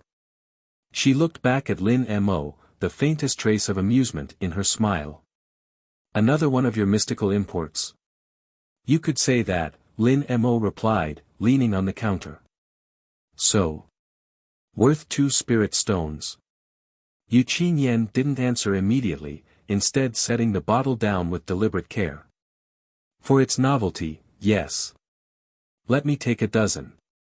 Is it allowed to buy in bulk? Of course. This is a convenience store, Mississippi. As long as you have the spirit stones to pay for everything. You can sweep my store clean. Lin Mo smirked. Of course, he didn't believe that at all. Taihao would surely intervene if some rich organization poured their spirit stones into the store and took monopoly of the divine grade items. You're kidding. Qingyan muttered in disbelief. Is it too obvious? Qingyan clicked her tongue but didn't press on the issue anymore. Right on cue, Lu Xiaoyu, who had been eavesdropping with the subtlety of a child peeking around a corner, nearly dropped the bag of chips she was restocking as she ran back to the counter. 12 bottles. Boss, we're rolling in spirit stones. Ignoring her, Lin Mo maintained his calm demeanor, though internally he was already calculating his personal balance increase. 12 bottles will be 24 spirit stones, Miss Yu. Would you like them packed together? Qingyan's response was a simple nod as she retrieved a pouch of spirit stones and placed them on the counter. Please. And do include that fascinating refrigerator in our next partnership discussion. Lin Mo chuckled lightly as he motioned for Lu Xiaoyu to fetch a crate for the sodas. You seem very invested in our humble store, Miss Yu. Unfortunately, it's not my call to make. Curiosity, she replied with a nonchalant tone, but her eyes were clearly showing more than she wanted to say. It's not every day one encounters an establishment like this. Neutral ground, unique wares, and an enigmatic shopkeeper. One can't help but wonder what else lies beneath the surface. Lu Xiaoyu, carrying the crate with surprising ease, placed it on the counter and grinned at Qingyan. Boss might be enigmatic, but he's just as clueless as I am half the time. Lin Mo shot her a warning glance. Thank you for that glowing review, Xiaoyu. Now hurry up and do your job, my dear assistant. Qingyan chuckled, her amusement genuine this time. Well, shopkeeper Lin, consider me intrigued. I'll return when I have more time to explore your offerings. It's fine to recommend this establishment, is it not? It is. But miss you. Considering your position and affiliation, shouldn't it be wise for you to prevent the spread of our shop's existence? You know your thing, shopkeeper. However, I doubt it will be wise for me to do that. Won't that make you frown at me? I want to gain your favor, so I'll do you one first. With her purchase in hand, Qingyan gave a final, knowing glance before leaving the store. The bell's soft chime signaled her departure, leaving a faint air of mystery in her wake. Customer satisfaction enhanced, +1 spirit stone credited to personal balance. Lu Xiaoyu turned to Lin Mo, her expression a mix of awe and curiosity. Boss, do you think she's plotting something? She seems way too interested in this place. Lin Mo shrugged, pocketing the spirit stones and updating the system's sales record. She probably is. But as long as she keeps paying, she can plot all she wants. We're not exactly in a position to turn away customers. True, Lu Xiaoyu agreed, her mischievous grin returning. Though I still say she came back because of the noodles. Lin Mo couldn't suppress a smirk. You might not be wrong. The street where the divine convenience store was located was eerily quiet, save for the occasional rustle of leaves in the morning breeze and the footsteps of those who got a little curious about the mysterious establishment. Or so that's the case. Hidden among the rooftops and alleyways, figures moved with practiced stealth. A young man clad in dark robes crouched on a nearby rooftop, his sharp eyes fixed on the store's glowing facade. His aura was restrained and his breathing silent as he observed the comings and goings of the strange establishment. Are you certain this is the place? A voice whispered behind him. Another figure, shrouded in a gray cloak, stepped out of the shadows. Without a doubt. The rumors are spreading faster than wildfire. Have you seen that lady that just passed by? That's Qingyan of the Verdant Sky Pavilion. Word is it's a store that sells divine-grade items and strange artifacts from another realm. It's already drawing attention from sects and rogue cultivators alike. However, they also said it is protected by a divine being. The young man on the rooftop frowned, his gaze narrowing to a slit. Divine being? Impossible. Tell me about the shopkeeper. Does he pose a threat? The cloaked figure chuckled softly. Hardly. From what I've gathered, he's immortal. No cultivation to speak of. But there's something odd about him. His assistant, on the other hand, is only a spirit condensation realm junior. Although her movements suggest she's trained in some rare technique. Interesting. The young man's tone was thoughtful, though his eyes gleamed with a predatory light. If the rumors are true, this street wouldn't remain as desolate. We might see an upheaval happening in this city. No, in the entire region. The cloaked figure nodded. Exactly. That's why we must tread carefully.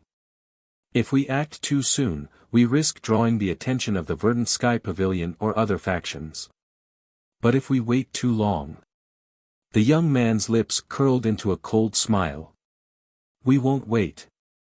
Send a scout to test the waters. Buy something and then return it to us. We can think about pressuring the shopkeeper another time. The cloaked figure hesitated. And what if the result turned out better? If that woman from Verdant Sky Pavilion isn't making an aggressive move to potential competition, the rumors about it being protected may be true. Can we afford to offend them? Tisk, stop being a wuss. All right. I'll go scout myself. Stay here and watch from a distance. If I spoke of my affiliation and he trembled in fear, the prestige of this establishment is nothing. Why, young master, wait. The cloaked figure tried to stop him, but he had already jumped out of the roof and started walking towards the store. Inside the divine convenience store, Lin Mo was blissfully unaware of the eyes watching from the shadows. He was busy tallying up the current day's sales, the system panel glowing softly beside him. Sales summary. 1 cleansing talisman, 3 spirit stones, pending debt. 1 detoxifying elixir, 10 spirit stones, partial payment. 12 heavenly dew sodas, 24 spirit stones. Personal balance, 8 spirit stones. Well, it's not a fortune, but it's progress, Lin Mo muttered, leaning back in his chair. Lu Xiaoyu, who was running around, checking out every shelf, turned to him with a grin. Boss, we're doing great, right? At this rate, we'll hit the next tier in no time. Don't jinx it, Lin Mo replied, though a small smile tugged at his lips. The peaceful hum of the divine convenience store was interrupted by the doorbell's chime. Lin Mo glanced up from the system panel, noting the arrival of a new customer. This one was different. He thought. The young man who stepped in exuded confidence. No, arrogance. His robes were pristine, embroidered with intricate golden patterns that practically screamed, "I'm important." His hair was tied in a high ponytail, and his sharp features carried an air of disdain, as if he were doing the store a favor by gracing it with his presence. He was reminded of that annoying trope. He's not a young master, is he? Before the young man could fully step inside, Lu Xiaoyu, the enthusiastic greeter, bounded over to the entrance. Welcome to the divine convenience store. Do you need anything? We have a lot of things in this store.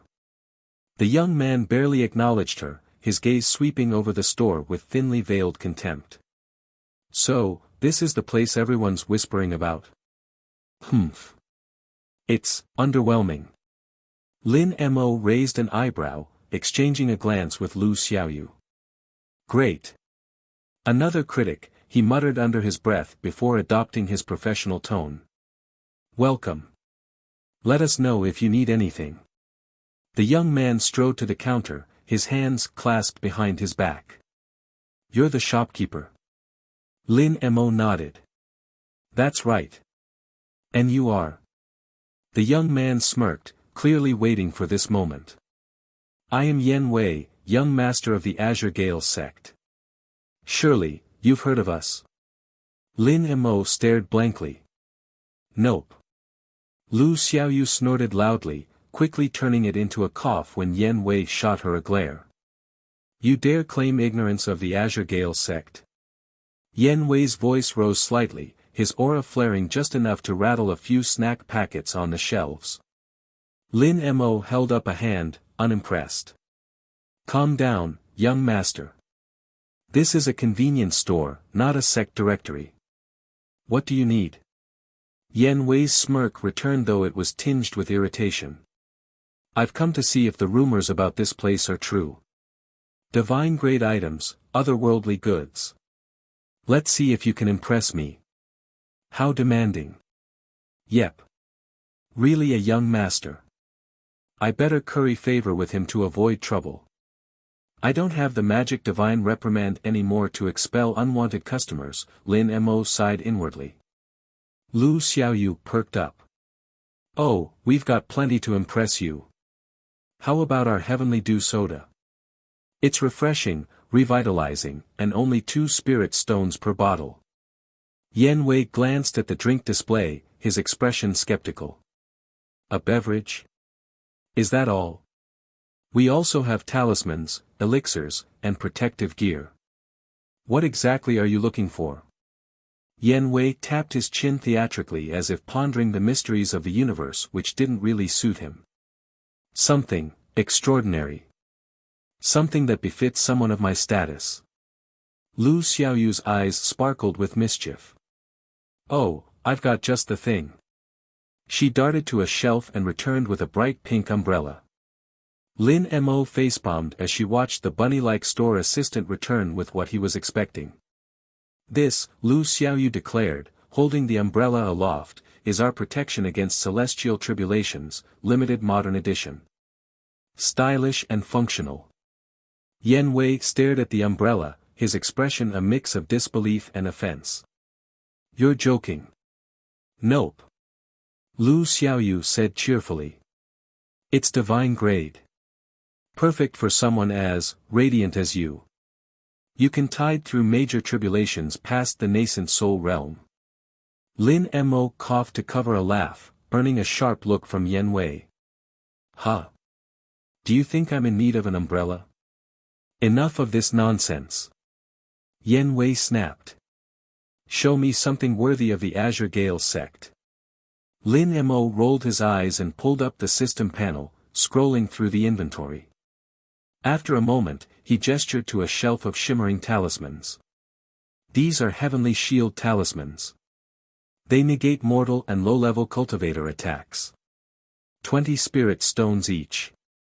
Yan Wei's gaze flicked to the talismans, and for a moment, genuine interest sparked in his eyes. But his pride wouldn't let him admit it. Humph, decent, I suppose. I'll take one. Great choice. Lu Xiaoyu chirped, grabbing a talisman and bringing it to the counter. As Lin Mo rang it up, Yan Wei placed a pouch of spirit stones on the counter with a flourish. There. Consider this a contribution to your quaint establishment. Lin Mo counted the stones, suppressing the urge to comment on the young master's attitude. Thank you for your purchase. Enjoy your talisman. Yan Wei pocketed the talisman, his smirk returning. Perhaps this store isn't entirely worthless. I may return, if only to see how long you last in this city. With that, he turned and strode out, the doorbell chiming behind him. Lu Xiaoyu watched him go, then turned to Lin Mo with a grin. Boss, I think we've just met our most dramatic customer yet. Lin Mo snorted. If he comes back, you're dealing with him. Inwardly, Lin Mo was relieved. Is that really a usual young master? I was waiting for him to say, you dare, or find Xiaoyu a target to steal. Is she not attractive enough? He clicked his tongue. Sensing the malicious unspoken comment, the young woman sharply turned her head to him. Boss, are you talking down on me in your head? Of course not. Keep up the good work, my dear lovely assistant. He whistled before busying himself back on the counter. Awaiting for another, hopefully not so troublesome customer.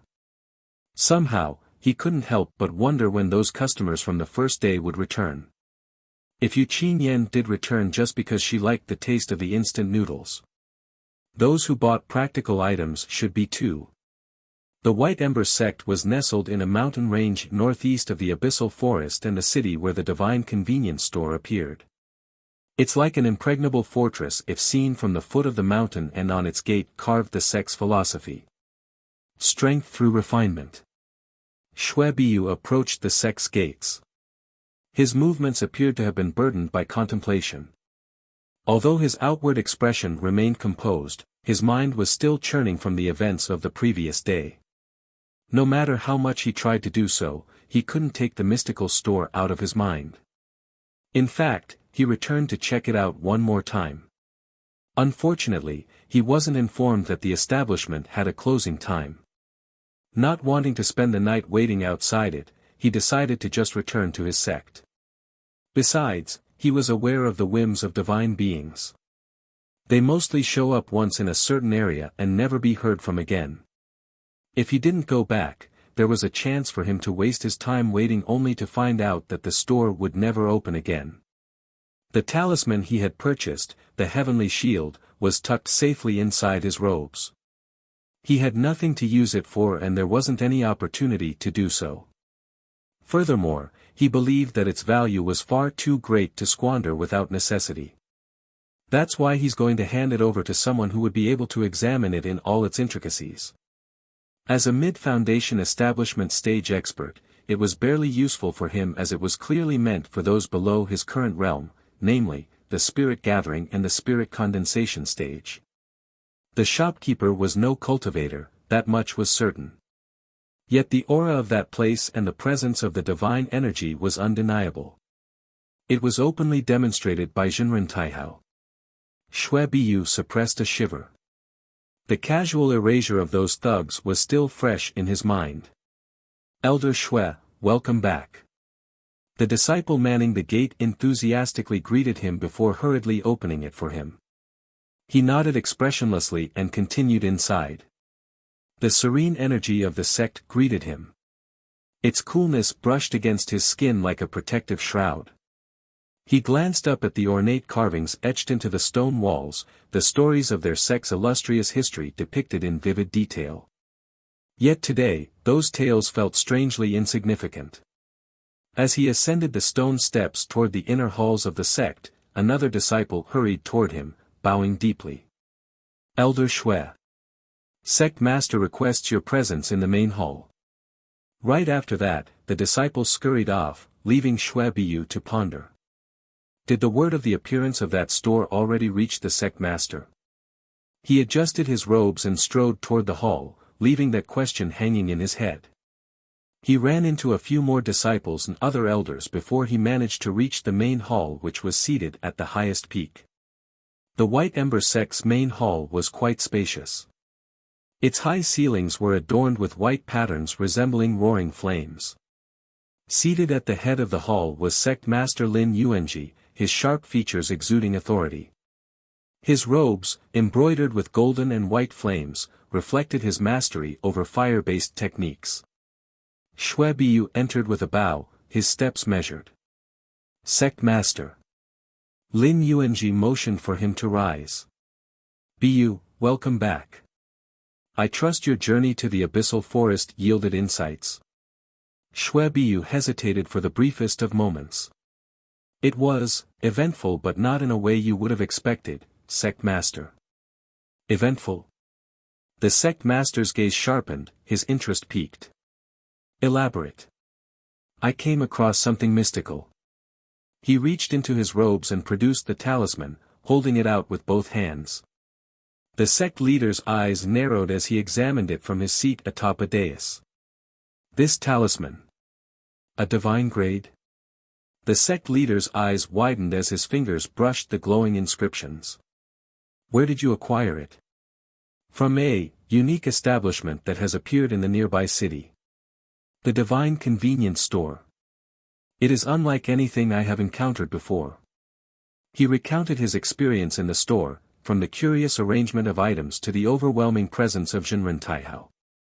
The sect leader listened in silence, his expression unreadable. When Xue Biyu finished, he leaned back in his chair, his gaze fixed on the talisman. A store that sells divine-grade items. The sect leader said slowly. And protected by a being of Taihao's caliber. It could be an opportunity, sect leader, Xue Biyu said. If we can establish a connection with the shopkeeper, the White Ember sect could secure a significant advantage. Or it could bring calamity, the sect leader replied, his tone sharp. Such power rarely exists without cost. The factions that learn of this place will not hesitate to seize it by force. I should also take a look.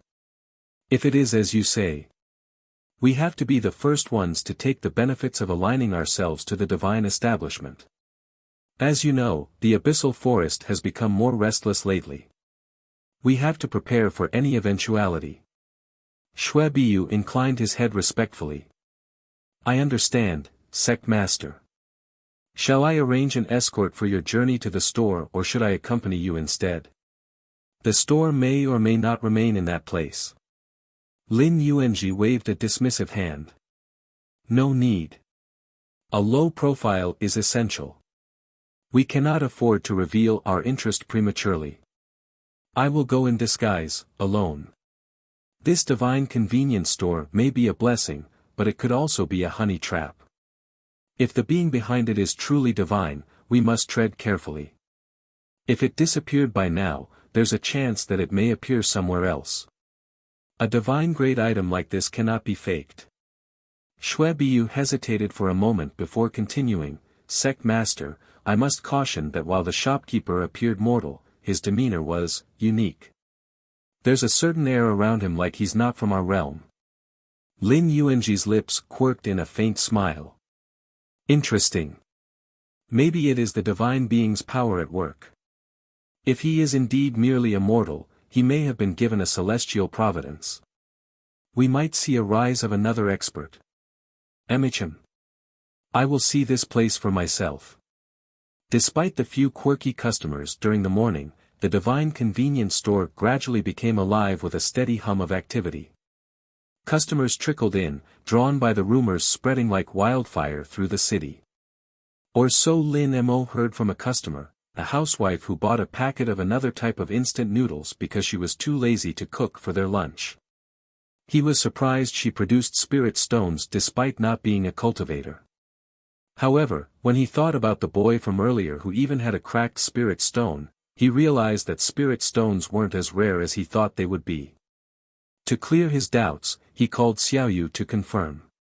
Boss, I thought you're aware. The spirit stones our customers are paying are of different qualities. That woman who just bought an instant noodle paid you a low-grade spirit stone. Qingyan paid you a high-grade spirit stone for her noodles. Could you not tell the difference? I thought you were purposely being vague to rip off our rich patrons. Lin Mo blinked, staring at Lu Xiaoyu as if she had just sprouted another head. Wait. There are different grades of spirit stones. Lu Xiaoyu facepalmed, groaning theatrically. Boss, I'm in awe of you. I should have expected you to be this ignorant. Yes, there are. Low grade, mid grade, high grade, and even supreme grade. Didn't the system tell you this? Lin Mo's eye twitched as he muttered under his breath, of course, the system conveniently left that out. The system chimed in almost mockingly. System reminder, spirit stone grades influence exchange value. Host is advised to refine pricing strategies accordingly. Lin Mo sighed, rubbing his temples. Great. So I've been pricing everything the same, regardless of stone quality. Perfect. Just perfect. Lu Xiaoyu grinned, clearly enjoying his misery. Don't worry, boss. You've probably been overcharging the rich and undercharging the poor. It all balances out. That's not comforting, Lin Mo deadpanned. As the afternoon wore on, Lin Mo's celestial providence began to manifest in subtle yet impactful ways. Furthermore, it started to get picked up and conveyed to him by the system. A merchant entered the store, his face lined with worry. He explained he was looking for something to protect his caravan from bandits on the road. Lin Mo recommended a box of basic protective talismans in the form of stickers. The merchant hesitated, muttering about the cost and the aesthetic of the supposed, but eventually handed over the spirit stones. For the record. He still left on the quality of the spirit stones and the merchant gave him 50 pieces of mid-grade quality for a box of 10 sticker talismans. As he left, the system chimed. Celestial Providence activated, customer has been blessed by your luck. The bandit group waiting for his caravan's passing has been hit by lightning. Customer satisfaction enhanced, +1 spirit stone credited to personal balance. Lin Mo blinked at the notification. Wait. What the hell is this? Does this mean I'm indirectly saving lives now? First, it was Zhou and that boy, now. Heh. Boss, you're like a hero in disguise. Lu Xiaoyu teased, holding up a bag of chips like a trophy. A hero who sells overpriced snacks and talismans. Lin Mo rolled his eyes but couldn't suppress a small smile. Later, a young cultivator stumbled in, clutching his side. He explained he had been feeling constipated the whole day. He was even embarrassed to say it out loud in fear of Xiaoyu hearing it. Lin Mo quickly sold him a packet of laxatives with the additional effect of freeing his energy channels which he swallowed on the spot. Moments later, the cultivator's stomach started growling and he quickly ran away to find a bathroom. Celestial Providence activated, customer's opponent who secretly caused his constipation accidentally took the same solution and was now hurting. As they will be having a duel later, the customer's win probability has been enhanced. Customer satisfaction enhanced, plus 1 spirit stone credited to personal balance. That works too. Boss, your luck is rubbing off on everyone. Lu Xiaoyu exclaimed, her eyes sparkling. Great, Lin Mo muttered. I'm a walking rabbit's foot. Maybe I should start charging extra for the providence tax. As the afternoon wore on, Lin Mo's celestial providence, heaven's favor continued to create ripples of good fortune around him even if it was as significant as the first few. A clumsy scholar accidentally knocked over a jar of pills but miraculously caught it mid-fall without spilling a single one. A weary traveler, who had been searching for his lost pouch of spirit stones, found it lying untouched near the store's entrance. Even Lu Xiaoyu, while testing her heaven's reflex by juggling snack packets, managed to catch every single one without breaking a sweat. Boss, she said, grinning as she balanced a bag of chips on her head. I think your celestial providence is rubbing off on everyone. Maybe you should charge extra for just standing near you.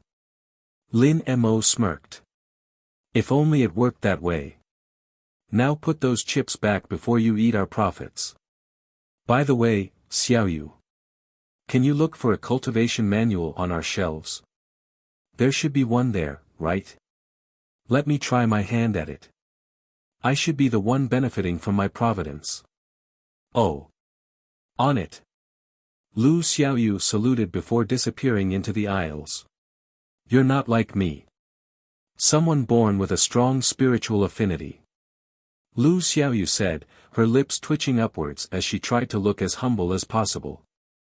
Lin Mo rolled his eyes at his quirky assistant, right, because you're the cultivation prodigy, and I'm the clueless shopkeeper. Hey! She said, playfully nudging him in the arm. Boss, you already got me convinced yesterday. Even if you look like a dullard and out of place when I first saw you, you're now a dignified shopkeeper. See how you tricked those rich cultivators into paying with high-grade spirit stones. Don't sell yourself short. You've got that divine luck thing going on. That should help you catch up to us faster. Ugh. Now, I'm being comforted by you. But thanks, Xiaoyu. Maybe I should start treating you better. Hey. Don't say maybe. Do it right away. I'm your one and only assistant. Sure. Sure. Anyway, Lin Mo waved his hand playfully, his gaze shifting back to the cultivation manual. What's with my celestial providence? I can feel it flowing through my customers. A traveler getting a breakthrough, a street performer attracting an audience, bandit struck by lightning. And yet, all I feel is, nothing. Am I doing something wrong? Didn't Taihao say it would be helpful in my cultivation? Lu Xiaoyu hopped off her stool and peered over his shoulder, her face thoughtful. Maybe you're trying too hard, boss. Or you need a teacher. A mentor to guide you through the steps. Oh. Maybe you can get that cultivator from yesterday. He's strong. You know, our first customer. The one who bought the talisman. Lin Mo raised an eyebrow. You mean the one who was about to be overpowered by a bunch of thugs that Taihao turned into ash? You're correct in saying he's strong, but I doubt he'll be coming back to our store. As of now, only Yu Qingyan is a repeat customer. Lu Xiaoyu shrugged. You never know, boss. But anyway, the fact that you can feel the spiritual energy is already a huge step. For now, why don't we look over what you learned?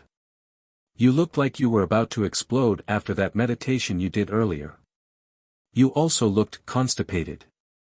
Like that other customer. Lin Mo chuckled, setting aside the cultivation manual and turning his attention to Lu Xiaoyu. Alright, let's hear it then, oh wise cultivation expert. Maybe you're the mentor I need, don't you think so? Boss, not to brag but learning from a prodigy is oftentimes more difficult because our thinking speed and quality are different. Although there's a certain pride in her voice, Lin Mo genuinely understood what she was trying to convey. Lu Xiaoyu might be seen as his goofy assistant, but her talent in cultivation wasn't made up. He could sense her improving even while working diligently in the store. She may be lower in cultivation than those thugs yesterday, but it's only a matter of time before she catches up to them. At the moment, she's only at the 5th level spirit condensation stage, but it's the realm before foundation establishment that the customer from yesterday has reached. For the next few minutes without a customer, Lin Mo listened as Lu Xiaoyu resumed explaining the various terms from the book and her own experiences.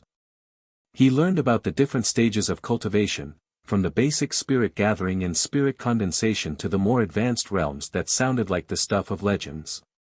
He learned about meridians, dantian, and the importance of spiritual resonance. Most of the terms didn't feel like a foreign language to him since he had read about them before, but to apply it to his body right now boggles his mind. He appreciated the effort Lu Xiaoyu put into explaining it all. So, basically, Lin Mo said after a while, I need to become a human battery for all of this to work. Lu Xiaoyu giggled. Something like that. But a really powerful battery that can blast people with magic and fly. You'll get there eventually, boss.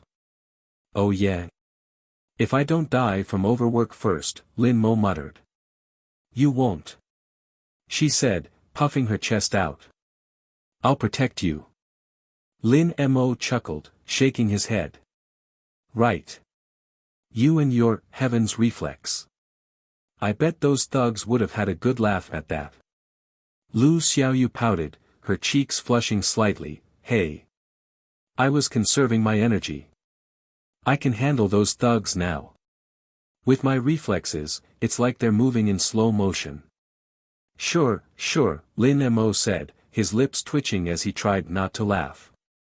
He stood up, stretching his arms above his head, the lingering weariness from the day settling into his bones. He knew he had a long way to go, but he was starting to find a strange sort of purpose in this chaotic new reality. As the day wound down, the store saw its last rush of customers.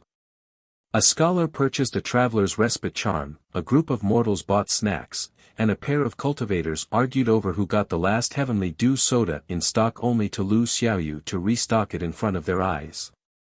Lin Mo kept his business as he rang up the purchases, his exhaustion restrained. Compared to him, Lu Xiaoyu remained energetic as she leaned against the counter with a grin. Boss, I think we're getting better at this. We didn't even have a robbery attempt today. Don't jinx it, Lin Mo said, glancing at the system panel. Daily tasks updated. Restock inventory, completed. Enhance customer satisfaction, May 5th completed. Prepare for tomorrow's opening, pending. Sales summary, 289 spirit stones earned, mixed grades. Look at that, our sales are more than 4 times than yesterday, Lin Mo exclaimed, causing Lu Xiaoyu to jump like an excited rabbit. As he prepared to close the store for the day, the system chimed with a new notification. System notice, Day 2 complete. Evaluation pending.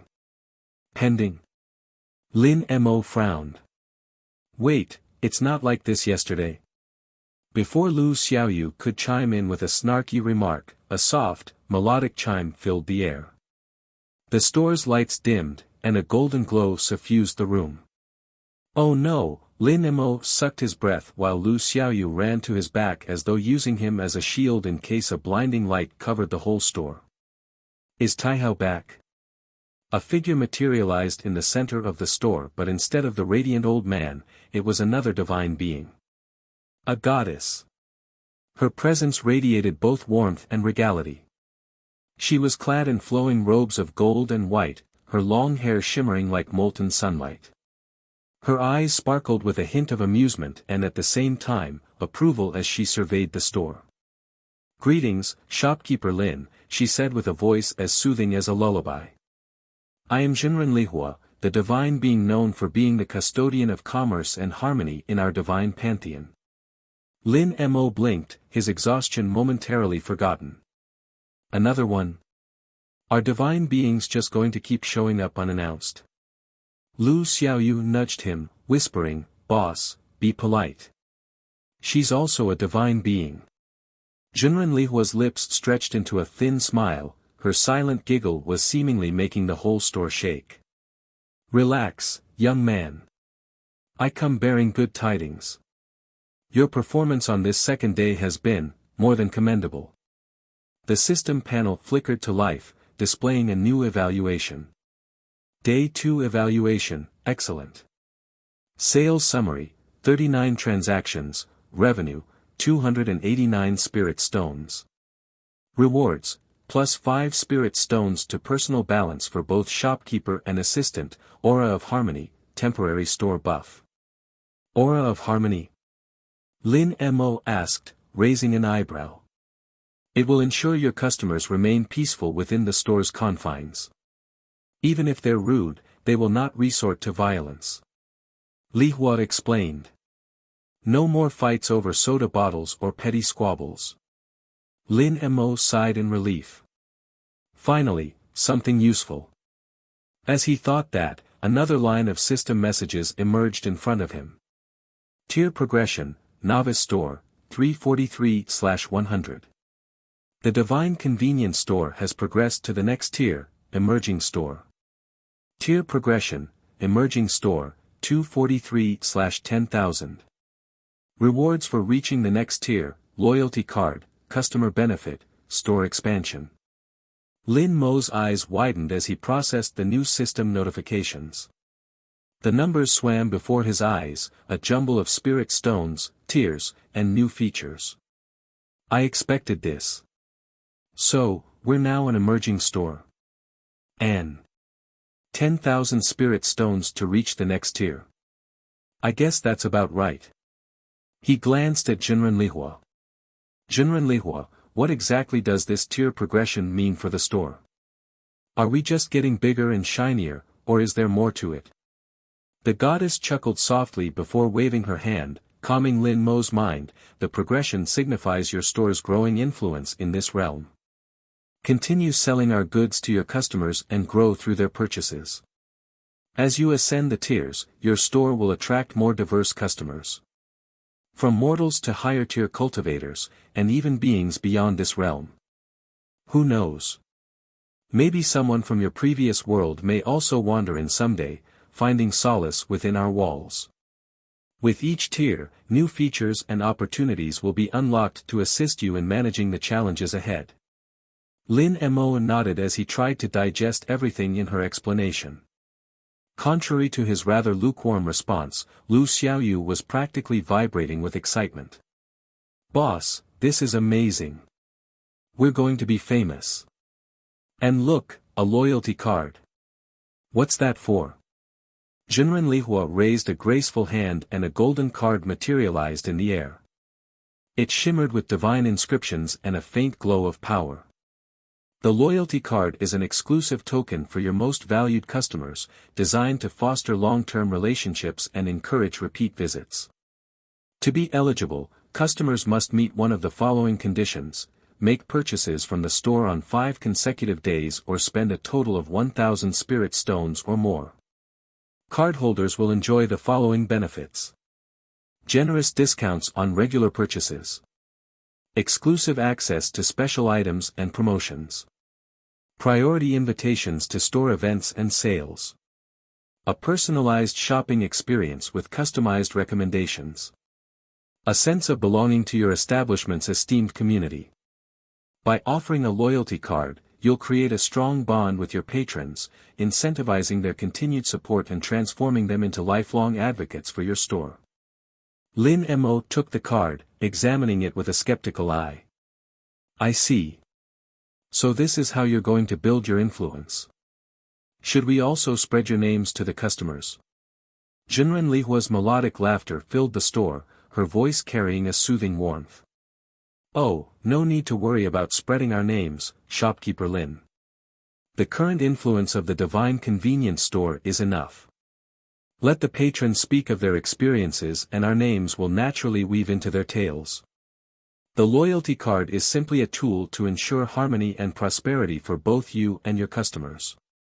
Lin Mo raised an eyebrow, twirling the shimmering card between his fingers. So, I'm basically turning into a glorified marketer for the divine pantheon. Got it. Lu Xiaoyu, meanwhile, had her eyes also glued on the loyalty card. She took it from him and inspected it a few times as if it was an otherworldly artifact. Boss, Qingyan may become the first one to get this card. I'm certain she'll return tomorrow. Of course, she will. She's slowly getting hooked on our products. Extra work for me, Lin Mo said, his tone carried more amusement than frustration. This card is really useful.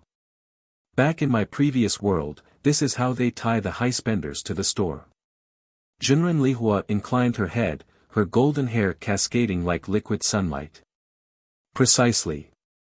With each step forward, your establishment grows closer to becoming a beacon of divine commerce in this realm. But remember, young shopkeeper, with great influence comes great responsibility. Lin Mo groaned. Why does every divine being who visits here sound like they're quoting a cheesy movie? Am I about to spew webs from my wrist? Lihua's eyes twinkled with amusement. Perhaps your world and ours are not so different after all. Before Lin Mo could respond, the store itself began to hum with energy. The walls shimmered with a faint golden light, and the floor seemed to ripple like water. Shelves shifted, rearranging themselves as new sections sprouted up like bamboo after a spring rain. What the? Lin Mo stumbled back, watching as the store expanded before his eyes. A new aisle appeared, stocked with items he hadn't seen within the store before. Exquisite boxes and jars of teas, intricately designed tools and even a small section dedicated to cultivation manuals along with a few tomes of unknown origins. The walk-in cooler now housed a wider variety of drinks, not just other flavors of the heavenly dew soda. On top of that, more chairs and tables appeared near the entrance. Lin Mo also noticed another door emerging next to the walk-in coolers as the boxes of items for day restocking disappeared from the corner where they were located. The store finally got its stockroom, but with the divine system interface, tracing the store's current inventory was already easy. Lu Xiaoyu clapped her hands, spinning in place at the mystical expansion of the store. Wow! Look at that, boss, more items. The items are also finally sorted out. There's the talisman section here and the pills section there. Oh, is that a weapon rack? Oh my goodness. There are more coolers and drinks. I want to try them all out.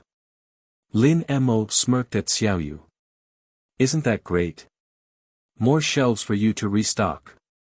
Just what you needed. Junren Lihua observed their reactions with a serene smile.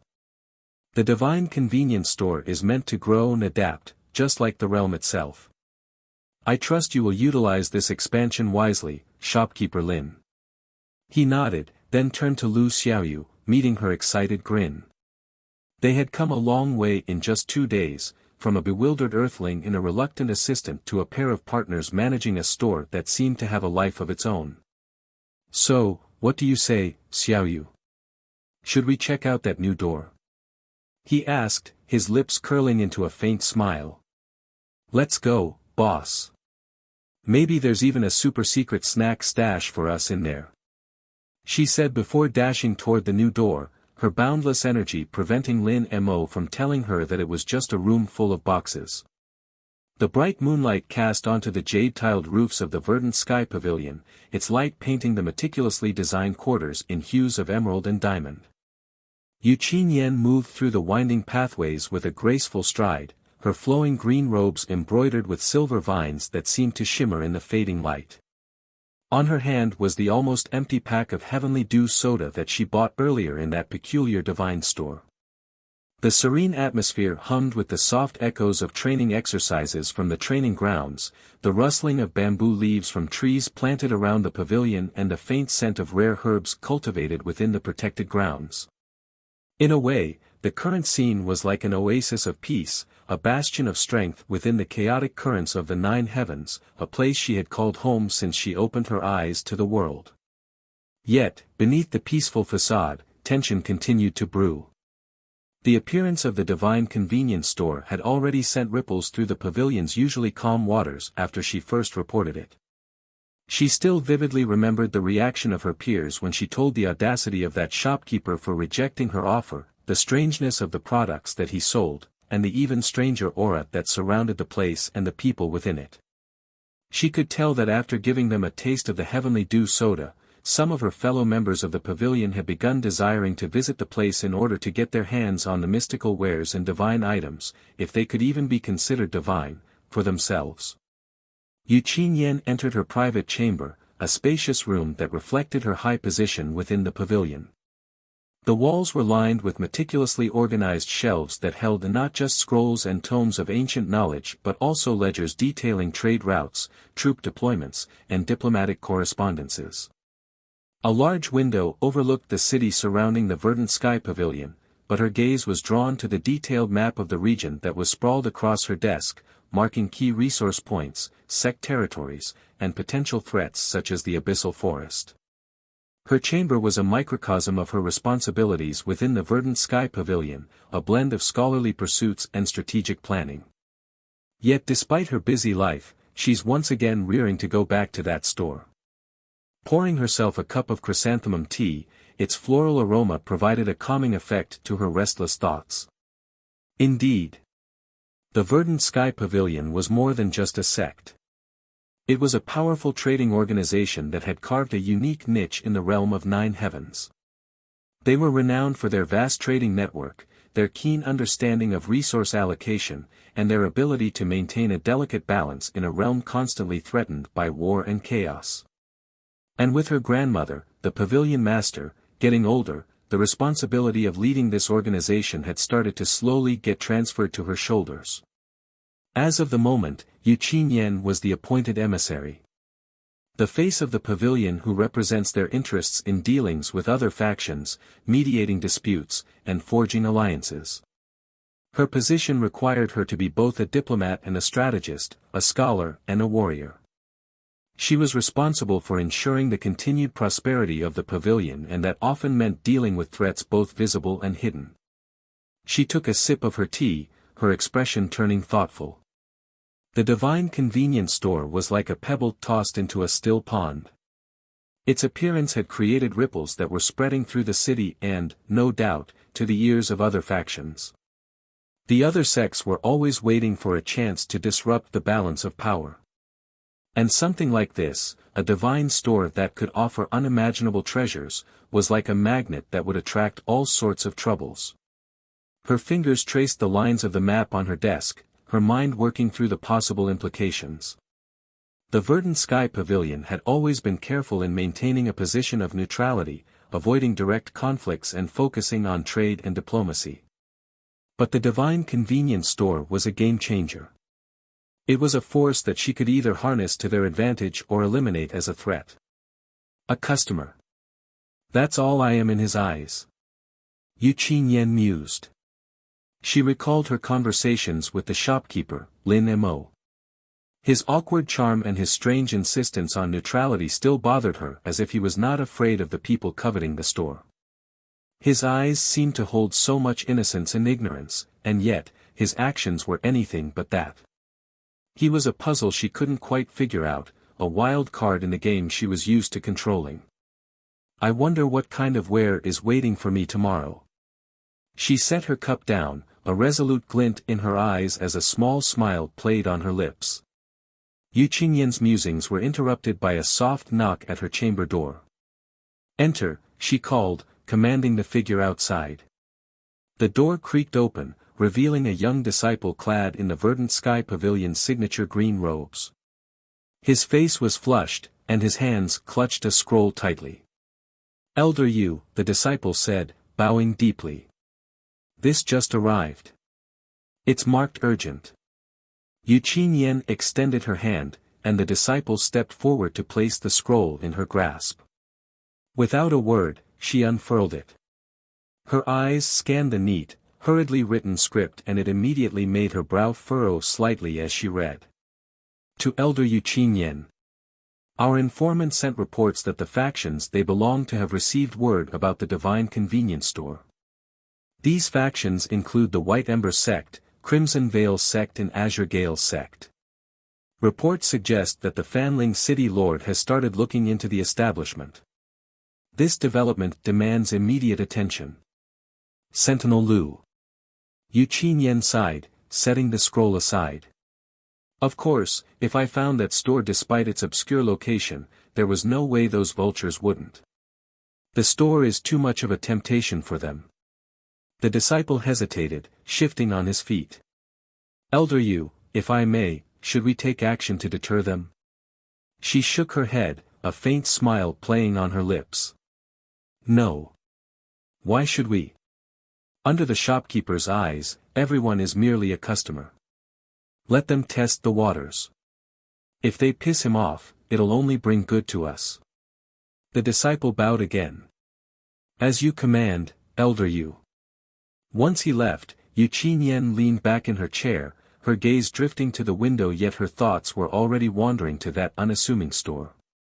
A potent force that had already begun to reshape the delicate balance of power within this region of the 9 heavens. Shortly after, Yu Qingyan rose from her cushion, pulling the remaining heavenly dew soda to her table. Even after downing 3 bottles of it, she still cannot get enough of its sparkly sensation. And that strangely addictive instant noodles. She can't wait to taste it again. The taste of both still lingered on her tongue. It was as though they were perfectly made for her taste buds, yet somehow, she felt the urge to consume more and maybe different flavors of it. It was a welcome change from the usual bland fare she was accustomed to. She had to be honest with herself. She craved it. How many spirit stones do I have left? She murmured as she opened her spatial purse.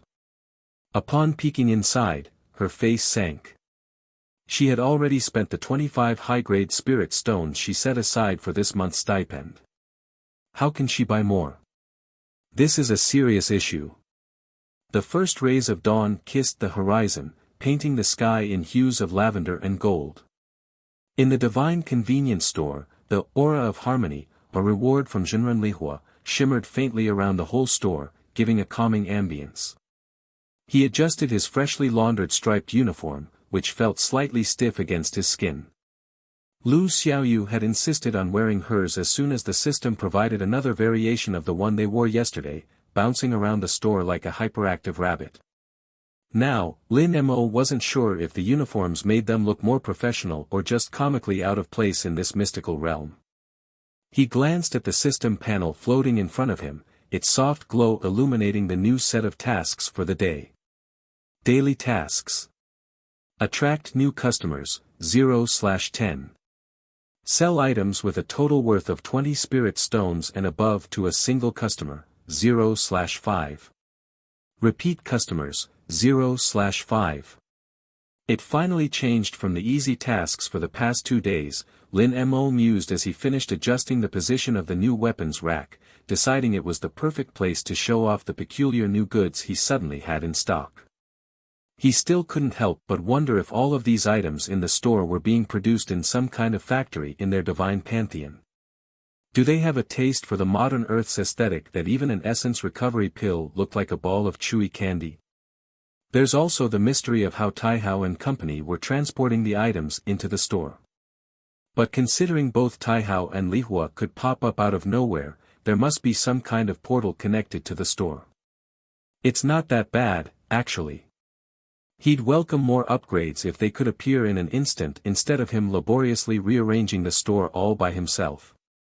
Last night, after Zhenren Lihua disappeared, he and Lu Xiaoyu welcomed the upgrade of their quarters. Apart from the partition for the privacy of their bed, the kitchen and the items they could use for their meal had expanded. They're not just instant noodles anymore. There were rice balls, dumplings and assorted vegetables to choose from. Lin Mo and his quirky assistant feasted on them last night, which made it impossible for him to continue his attempt at cultivation.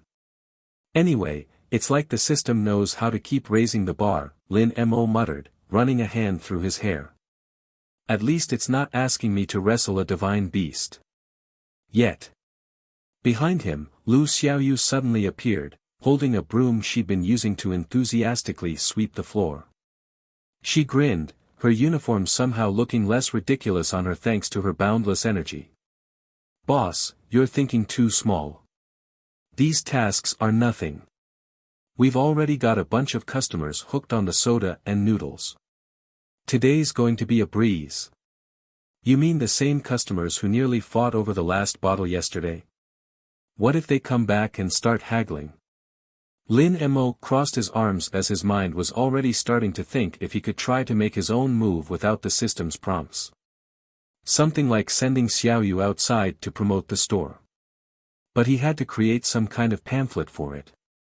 His personal balance was now a whooping 24 spirit stones from everything he earned yesterday and the reward from completing daily tasks. But that was still far from enough. Lu Xiaoyu waved a dismissive hand. "They won't. Besides, with the aura of harmony, even the grumpiest cultivator will be too calm to pick a fight. It's like we've got a magical anti-drama shield." Lin Mo smirked, shaking his head. "You're way too optimistic for someone who called herself my protector the other day and then hid behind the counter. Hey! When will you drop that, boss? The situation was different back then." Lu Xiaoyu retorted, puffing out her cheeks indignantly. "Anyway, boss, let's focus on the real challenge, selling those fancy new weapons. Did you see the sword in the rack? It's glowing. That's gotta be worth at least 50 spirit stones." Lin Mo turned to the new weapons rack he had just arranged near the entrance. The centerpiece was indeed an elegant sword with a faint, ethereal glow. According to the system, it was called the Celestial Wind Saber, capable of slicing through most low-tier magical defenses. Its price tag? A whopping 80 spirit stones. There's still no indication whether it's low, mid or high-grade spirit stones, so anyone could buy that as long as they have 80 pieces of any grade of spirit stones. He did inquire about that bit to Jinren Lihua, but she didn't answer straight. It's like the quality of the spirit stones didn't really matter to the divine beings, they cared more about their influence that was slowly taking root within the realm. "Yeah, let's hope someone with deep pockets walks in," Lin Mo said, rubbing his chin. "But knowing our luck, we'll probably get someone who tries to trade a bag of wilted herbs again. Remember Xiaoyu, we're running a business here, not a charity. It's fine to do it once or twice but not every day." "Understood, boss. We'll start turning down those who cannot afford our prices." Although he said that, Lin Mo knew that if the system prompted him to do a trade to the customer, he might just do it. But thinking about it, those 3 customers yesterday were all situational. Zhou Rui was about to succumb to the poison. If he wasn't treated, he'd die outside the store. The kid was naturally someone who wouldn't lie to buy a cure for his mother. And lastly, the woman whose husband suffered spiritual imbalance had something to trade for it. The system took those herbs and converted them to their spirit stone value, clearing the debt. Meanwhile, at the Verdant Sky Pavilion, Qingyan paced back and forth inside her private chamber, her brows furrowed in deep thought. The early morning sunlight streamed through her window, but her attention was elsewhere. Her gaze occasionally drifted to the almost empty pack of Heavenly Dew soda sitting on her desk. The remaining bottle seemed to taunt her with its fizzy allure. She had tried to ration them, but the taste was so addictive that she'd gone through the remaining bottles in a single evening.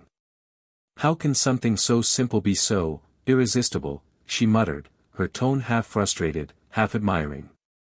The thought of returning to the divine convenience store was already circling in her mind, but she already used her allowance for the month. This was the first time in a while that she exceeded the budget she set for herself. Qingyan sighed, slumping into her cushioned chair as she stared at the map sprawled across her desk.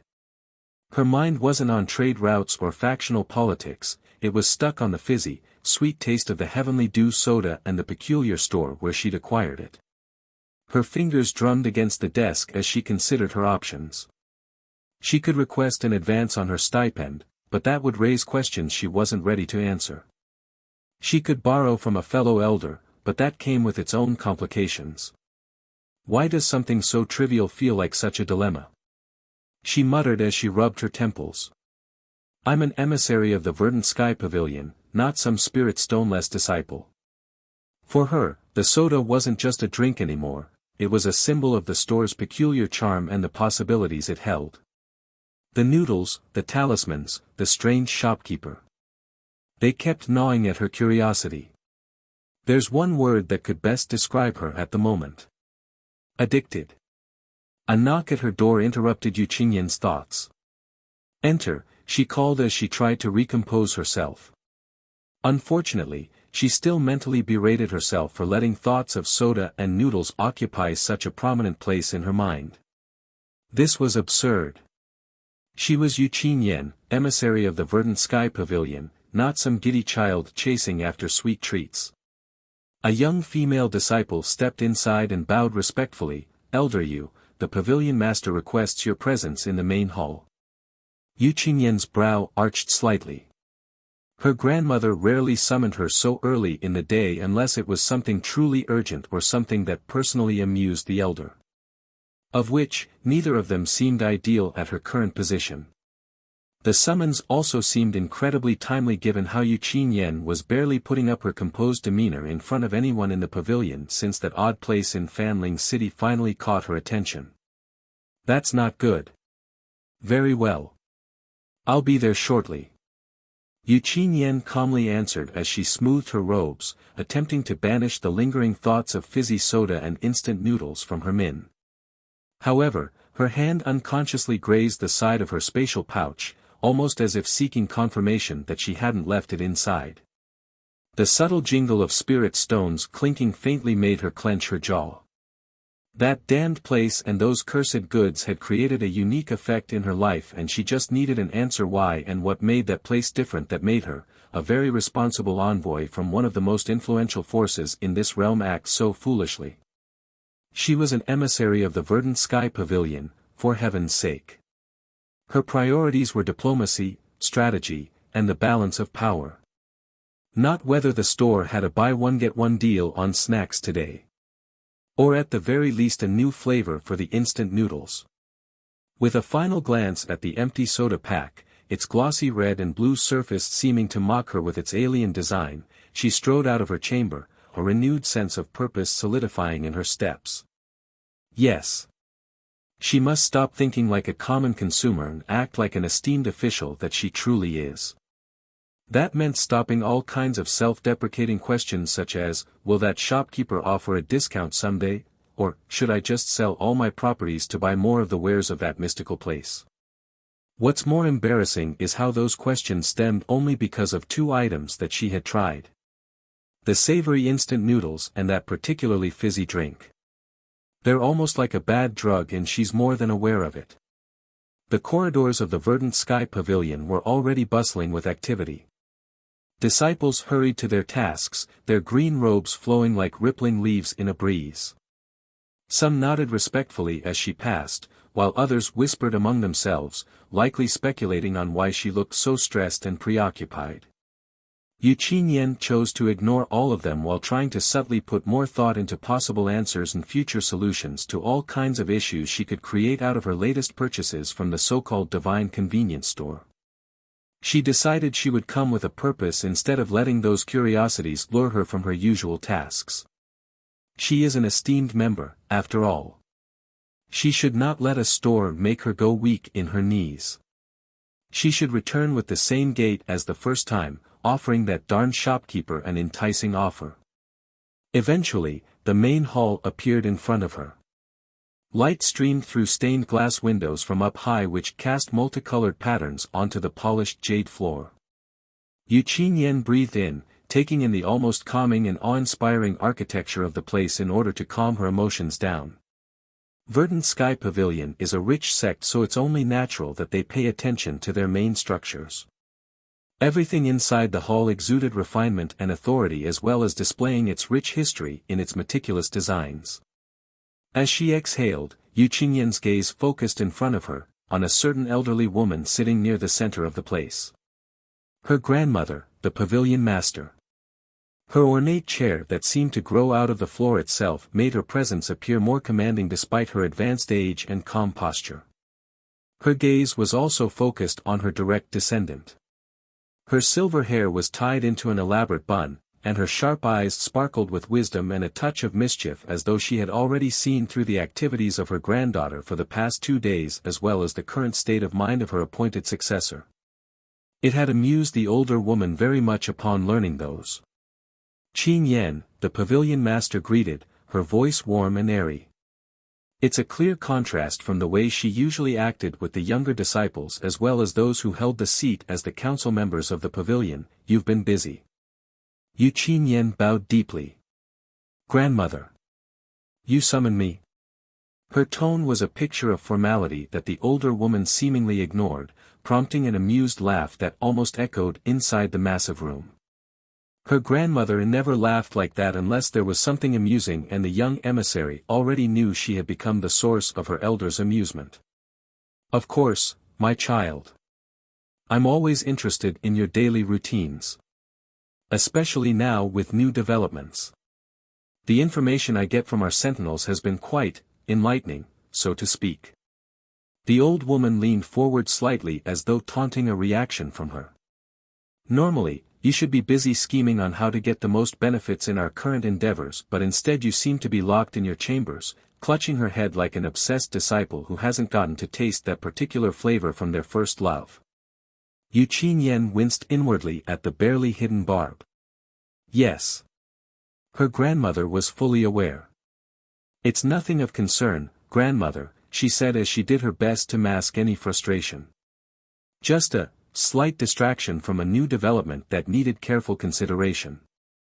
A distraction that requires multiple trips and spending your monthly stipend on a certain sparkling beverage that has you skipping dinner to make it through to your room and have a late-night craving, was it?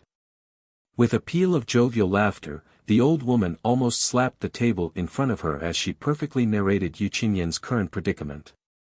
How interesting, I heard this distraction also offered what they called instant noodles. Do tell me if there's some other way for a quick and effortless late-night fix so that you won't stress yourself by skipping your needed meditation. The older woman leaned on her palm and stared intently at Qingyan, who was on the verge of internal combustion. Before the younger woman could make an attempt to defend herself further with a more sensible excuse or explanation, she had a quick realization of something important. There was no use in doing so as she had already been seen thoroughly. All she could do was succumb to her fate and hear the true intention of her grandmother for summoning her. Qingyan forced a smile, doing her best to maintain her composure despite the knowing amusement sparkling in her grandmother's eyes. Indeed, grandmother. A new establishment has opened in Fanling City. It requires a thorough evaluation due to the unique nature of its goods. Unique, you say? Not simply irresistible. The pavilion master countered, her voice laced with playful sarcasm. Tell me, child, do these unique goods perhaps have a way of making our usually steadfast emissaries completely forget about diplomacy and duty, opting instead to ponder which particular item or snack they are about to buy? Qingyan winced internally, recognizing that the situation was spiraling into a comedic, almost embarrassing exchange with her own elder. The store does possess a certain allure, grandmother. Its impact seems to be greater than I initially expected. She finally decided to accept that she might actually like her growing fascination with that particular store. Although not fully, since there's an element that doesn't make any sense. But at least she has already become self-aware of her unique state in contrast with the others in her pavilion. The pavilion master leaned back into her chair, her laughter finally fading as she scrutinized Qingyan more thoroughly with an amused smile. Fascinating, indeed. A store that can ensnare the attention of the Verdant Sky Pavilion's sharpest strategist and yet remain within her grasp. This is, without a doubt, an anomaly that merits our consideration. But still. Is there something more that troubles you? You haven't even started scheming on how to establish that said place to have a contract with you. Yet. Oh, if you only knew how I easily got rejected, Qingyan inwardly thought. I am merely observing how its power can be applied. And if a small portion of its resources, or effects, are acquired by our pavilion, our own influence could reach a higher place within the realm. Qingyan cringed at her poorly made explanation as her grandmother continued laughing at that pitiful attempt. Her reaction told everything. Qingyan hadn't found a decent excuse at all. The pavilion master's sharp gaze lingered for a moment before she broke into a light-hearted hum that managed to create an echo in the large, well-designed room. Alright, Qingyan, I've had my fun. It warms my old bones to see that you have found something else that piques your curiosity outside my teachings for all these years. Besides, her smile grew slightly as she continued with an intention that finally had Qingyan slightly apprehensive. I was hoping you would show up already, so I didn't need to make our young members feel nervous. Did I interrupt something important? She tilted her head before turning her gaze outside, observing how the younger disciples were starting to go about their usual routines despite her unexpected encounter and delay. It seemed that for her they're all in their element. All except herself. Of course not. Now, tell me, granddaughter. You mentioned this place required careful consideration, didn't you? I believe so, grandmother.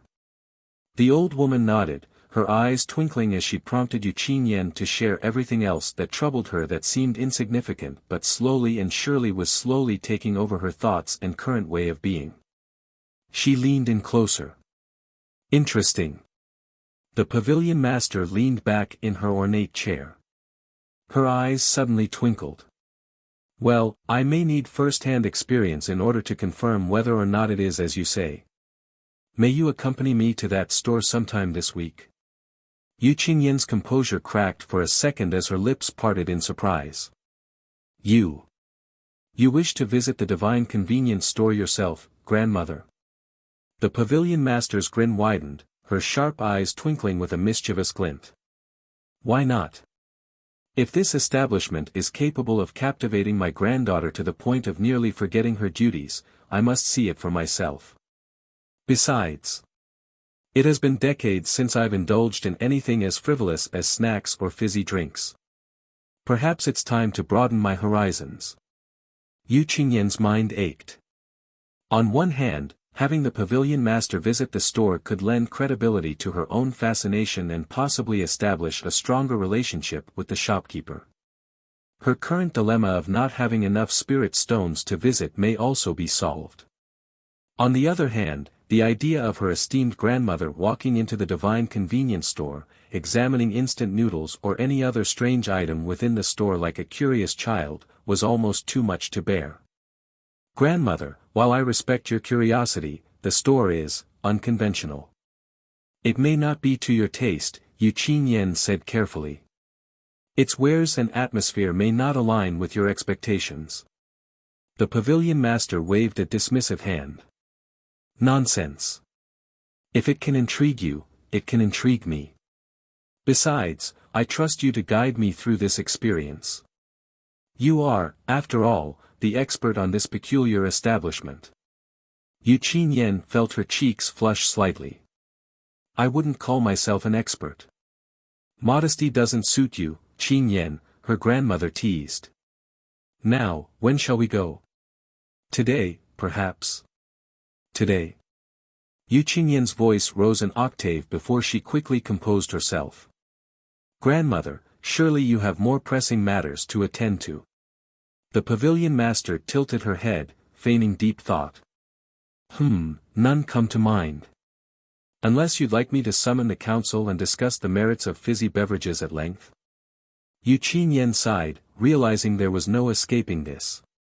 Very well, grandmother. I shall make the necessary preparations. Excellent. The pavilion master's smile softened as she stared at her fidgety granddaughter. Do not fret, Qingyan. I trust your judgment. If this store is truly as remarkable as you say, it may hold opportunities we cannot yet foresee.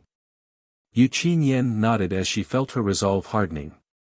I will ensure our visit is fruitful. The pavilion master chuckled again, her playful demeanor returning. And perhaps I'll get to try this heavenly dew soda for myself. It sounds invigorating. As her granddaughter exited the main hall, the pavilion master clapped her hand once and another young woman appeared next to her. It was her personal assistant that she was keeping by her side. Jing'er, you'll be coming with us. Go to our Verdant Sky Bank's vault and open my stash. It should have around 10,000 high-grade spirit stones, correct? Maybe we can buy that store ourselves. Divine being or not, if they opened a store, resisting the allure of wealth will be difficult. Understood, master. The young woman bowed before disappearing again, her unwavering eyes devoid of surprise or greed as if the stash she was tasked to procure wasn't an astronomical amount. Back at the Divine Convenience Store, Lin Mo was busy rearranging the weapons rack for what felt like the 100th time. Lu Xiaoyu had insisted that the celestial wind saber should be displayed at an angle that captured its heroic glow, whatever she meant by it. Boss, it's all about presentation. Lu Xiaoyu declared, stepping back to admire her handiwork. The right angle can make or break a sale. If the sword doesn't sell today, I'm blaming your angles. Xiaoyu, let me tell you something. What is it, boss? Fixating on one thing is not going to help you sell it. A glowing sword will catch the eye whether it's tilted heroically or lying flat like yesterday's snacks. Let's focus on not scaring off the customers with overly artistic vibes, okay? Lu Xiaoyu pouted, crossing her arms. Boss, you have no vision. This sword could be the centerpiece of the store. It's practically begging to be the poster child for the Divine Weapon Emporium. Poster child? It's a sword, Xiaoyu. It doesn't have feelings, Lin Mo retorted, placing the weapon back in a neutral position. Now, unless you can convince it to glow brighter when someone walks by, we'll leave it like this. And do not forget. This place is not the Divine Weapon Emporium. It's the Divine Convenience Store. Emphasis on convenience. Lu Xiaoyu puffed up her cheeks but as she digested his words, realization set in her eyes. Got it, boss. We focus on providing convenience to our customers. Great. Now go outside and check our surroundings. Tell me what you see. Lu Xiaoyu didn't need to be commanded twice, she immediately sprinted out to survey the surrounding area. She bounded out of the store like an overenthusiastic rabbit, leaving Lin Mo to sigh in exasperation. He took a moment to glance around the store, mentally preparing himself for another day of balancing bizarre customers, divine inventory, and the ever-growing expectations of the system. Not even a minute later, the door chimed behind him. Lin Mo turned to see Lu Xiaoyu peeking back inside. Boss! You're not going to believe this. The enthusiastic assistant said, her voice barely containing her excitement. Lin Mo narrowed his eyes, already sensing that he was bound to find something different from what he had experienced for the past 2 days. What is it now? Did someone set up a rival store across the street? No. It's way better, or worse, depending on how you look at it. Lu Xiaoyu darted back inside, gesturing wildly for him to follow. Come see for yourself. Curiosity piqued, Lin Mo followed her outside. The morning sun of the 9 heavens bathed the street in a warm glow. For a moment, everything seemed peaceful until his eyes landed on a procession making its way toward the store. What the hell? That cultivator, he's truly quick at his work. Now, he's leading customers to our store. Leading the procession was Zhou, the poison cultivator from yesterday who, in exchange for letting him buy the detoxifying elixir for less than the suggested price, was tasked by him to spread the word about the store. Looking closely, the people he's leading wore the same crimson-colored robes as him, likely fellow sect members. Furthermore, given the effectiveness of the elixir, the man who already had 1 foot in the grave yesterday looked so healthy and jubilant as he seemingly preached about the greatness of the store to his peers. As someone noticed Lin Mo and Lu Xiaoyu standing outside the store, they pointed them to Zhou Rui, whose attention immediately shifted to Lin Mo and his little assistant. Activating a movement technique, Zhou Rui crossed the distance between them and instantly arrived before Lin Mo. Cupping his fist in front of him, Zhou Rui respectfully bowed to Lin Mo. "Benefactor, I have returned after spreading word of your miraculous store." "You?" Lin Mo started. "I only tasked you to spread the word. How come you're here with a group of your fellow disciples?" Reporting to the benefactor, "It is your grace that allowed this one to live another day. It is only right for a disciple of the Crimson Vale to repay the favor as quickly as I can. Boss, the Crimson Vale sect is known for its merciless reputation. These guys don't usually bow to anyone." Lu Xiaoyu whispered, her voice brimming with excitement, and a healthy dose of caution. Lin Mo pinched the bridge of his nose, feeling a headache coming on. "Why didn't you tell me that yesterday?" He mumbled in Lu Xiaoyu's direction before shifting back to the man in front of him. "Great. So not only did you spread the word, but you brought an entire sect's worth of trouble right to my doorstep." The Crimson Veil disciples arrived behind Zhou Rui, their eyes gleaming with curiosity at the peculiar store behind Lin Mo and Lu Xiaoyu. Zhou Rui straightened up, a look of genuine confusion crossing his face. "Trouble? Benefactor, you misunderstand. My sect brothers and sisters simply wish to experience the wonders of your divine convenience store for themselves. I would never dream of causing you inconvenience. Do not worry, they brought enough and wouldn't ask to haggle for your price." Lu Xiaoyu stifled a laugh. "Boss, he said it. He said the store name like a true customer." Lin Mo glared at her before turning back to Zhou Rui, his professional facade slipping into place. "Fine. As long as they're paying customers and not here to cause problems, I suppose it's manageable. Welcome to our store." Zhou Rui beamed, clasping his fists again. "Of course. The Crimson Veil sect prides itself on its integrity. We shall not bring dishonor to your esteemed establishment." Lin Mo raised an eyebrow, muttering under his breath. "Integrity? Sure. That's exactly the word I'd use to describe a sect known for mercilessness."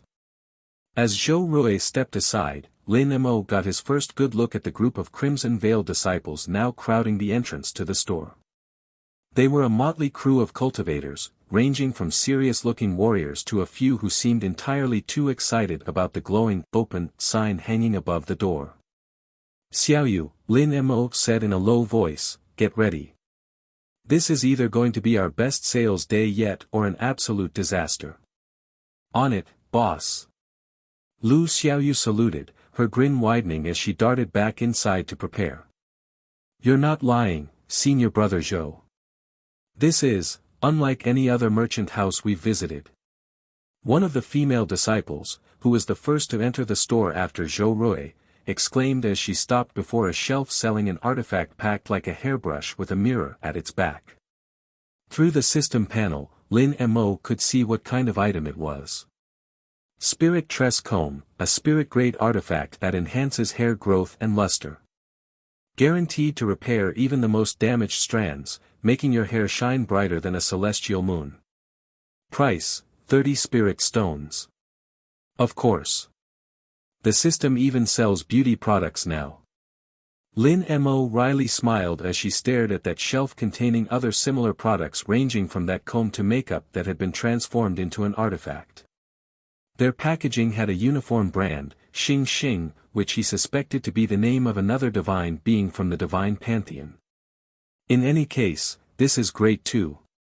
I've cleared the first daily task and it won't be impossible to clear the second one too. They look loaded enough to fork out 20 spirit stones each. The female disciple picked up the spirit tress comb. Although she couldn't try it out due to the packaging, she turned it over a few times, inspecting it thoroughly and carefully as though she were handling an ancient treasure. Senior brother Zhou, you didn't tell us this store sold treasures for beauty as well as cultivation. What impeccable craftsmanship. Zhou Rui coughed, clearly unprepared for this level of enthusiasm. Junior sister Mei, I wasn't aware. I was focused on more life-saving items yesterday. Oh. You're right. I apologize for being insensitive, senior brother.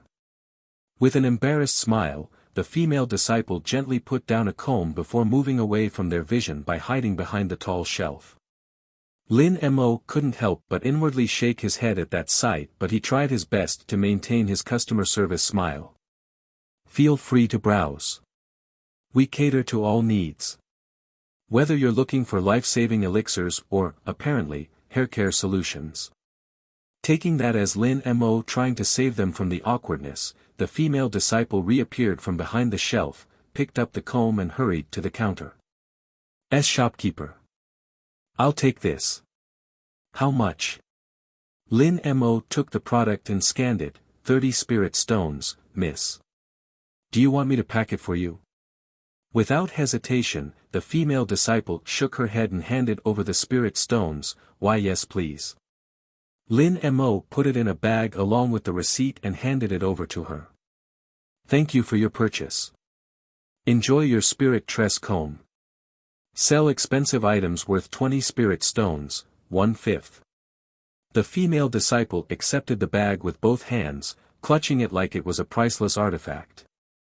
She bowed slightly before darting off to rejoin her group, her cheeks tinged with a faint pink. Zhou watched her retreat before turning to Lin Mo with another hint of gratitude on his face. Many thanks, benefactor. I didn't do anything. Go on. I believe you have spirit stones on you now.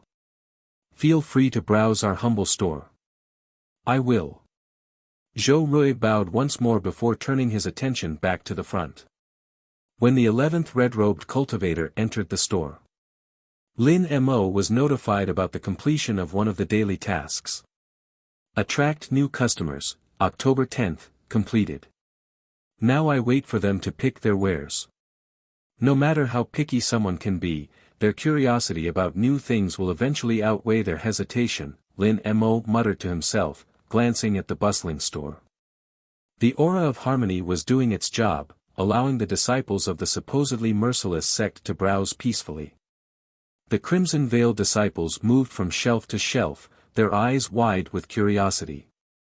Some were marveling at the talismans and pills that had been packaged like a modern item. Others were debating over the array of drinks in the cooler. They couldn't decide which to pick between the Heavenly Dew soda and the newly added Frosty Lotus brew. One particularly stoic cultivator was intently studying a pack of instant noodles as if it held the secrets of the universe. He then shook it as though trying to get a feel of its contents. Boss, look at that guy. Lu Xiaoyu whispered, pointing to the noodle-staring cultivator. He's been holding that pack for 5 minutes. Do you think he's trying to absorb its spiritual energy? Lin Mo chuckled. As if. Can you feel the spiritual energy leak out from those packaging? More likely, he's trying to figure out if it's worth 1 spirit stone. Go help him before he has an existential crisis. Lu Xiaoyu skipped over, her cheery demeanor breaking the man's trance. Hi there. Need help deciding? That's our heavenly spicy noodles. Perfect for late-night cultivation sessions. Plus, it comes with a free packet of chili flakes for that extra kick. The cultivator blinked, then nodded slowly. I'll take it. But, do I need a cauldron to prepare it? Lu Xiaoyu burst into laughter before pointing him to the corner where the kettle and bowls were located. No cauldron required. Just add hot water. It's as easy as cultivating your first meridian. You can also eat that in our store. Please follow me. The man's eyes lit up with relief as he followed Xiaoyu. Thank you. This is truly a store of convenience. Lin Mo shook his head. One more satisfied customer. Time seemed to pass as more and more Crimson Veil disciples moved to the counter, checking out what they picked.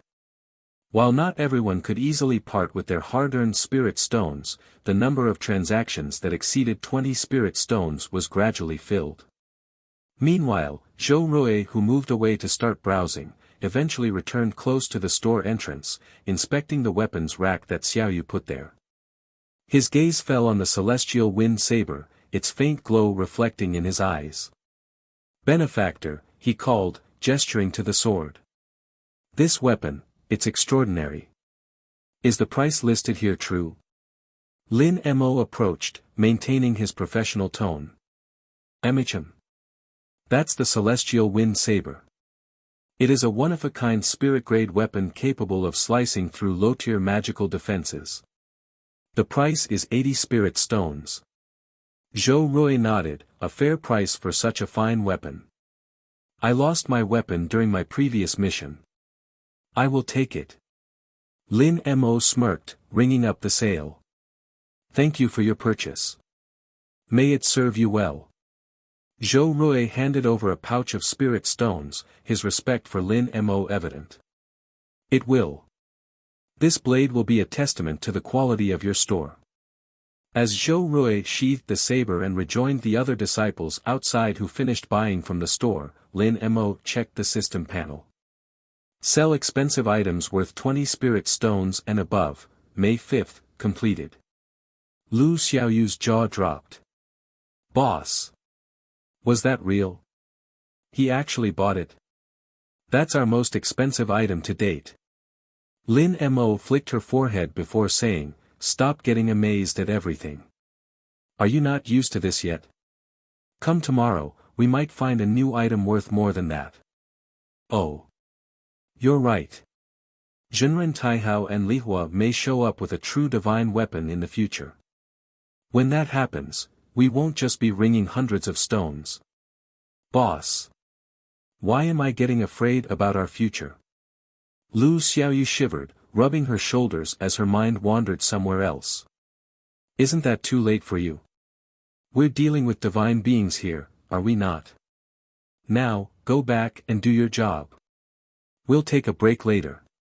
Let's try out the new lunchboxes." "Alrighty." The young woman nodded enthusiastically and saluted before hopping away like a rabbit once more. As Lin Mo watched the crowded store gradually return to its usual emptiness, he couldn't help but continue wondering why his celestial providence was still getting triggered by others but not himself. Unfortunately, he still had no time to once again try cultivating. He wasn't impatient though. If just by going with the system messages, he had seen how potent his luck was. It could turn one's doomed fate around. "Huh. Crimson Vale. You lot. Why are you gathered in front of that store? Do you have designs for it?" Bringing him back to the present, Su Chi suddenly heard someone shouting from outside. And right after that, the remaining Crimson Vale disciples inside the store hurriedly rushed out, joining Zhou Rui and the others. Lin Mo sighed deeply, pinching the bridge of his nose. "Of course.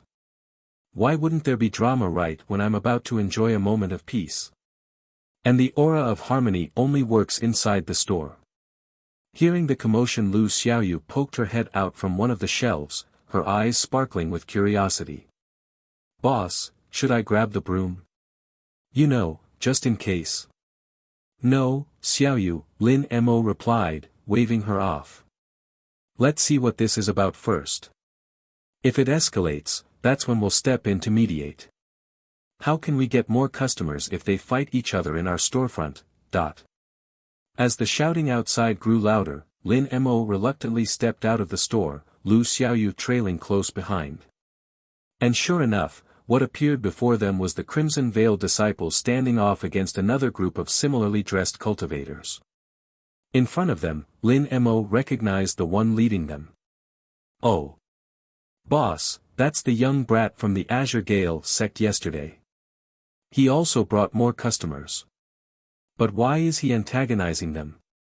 There should be no bad blood between them." Lu Xiaoyu exclaimed from his side before tilting her head in confusion. Lin Mo sighed, massaging his temples as he muttered, "Yeah. This is a cultivation world, all right. Conflicts can happen even with the littlest of reason. But why does every day feel like the start of a new episode in a bad soap opera?"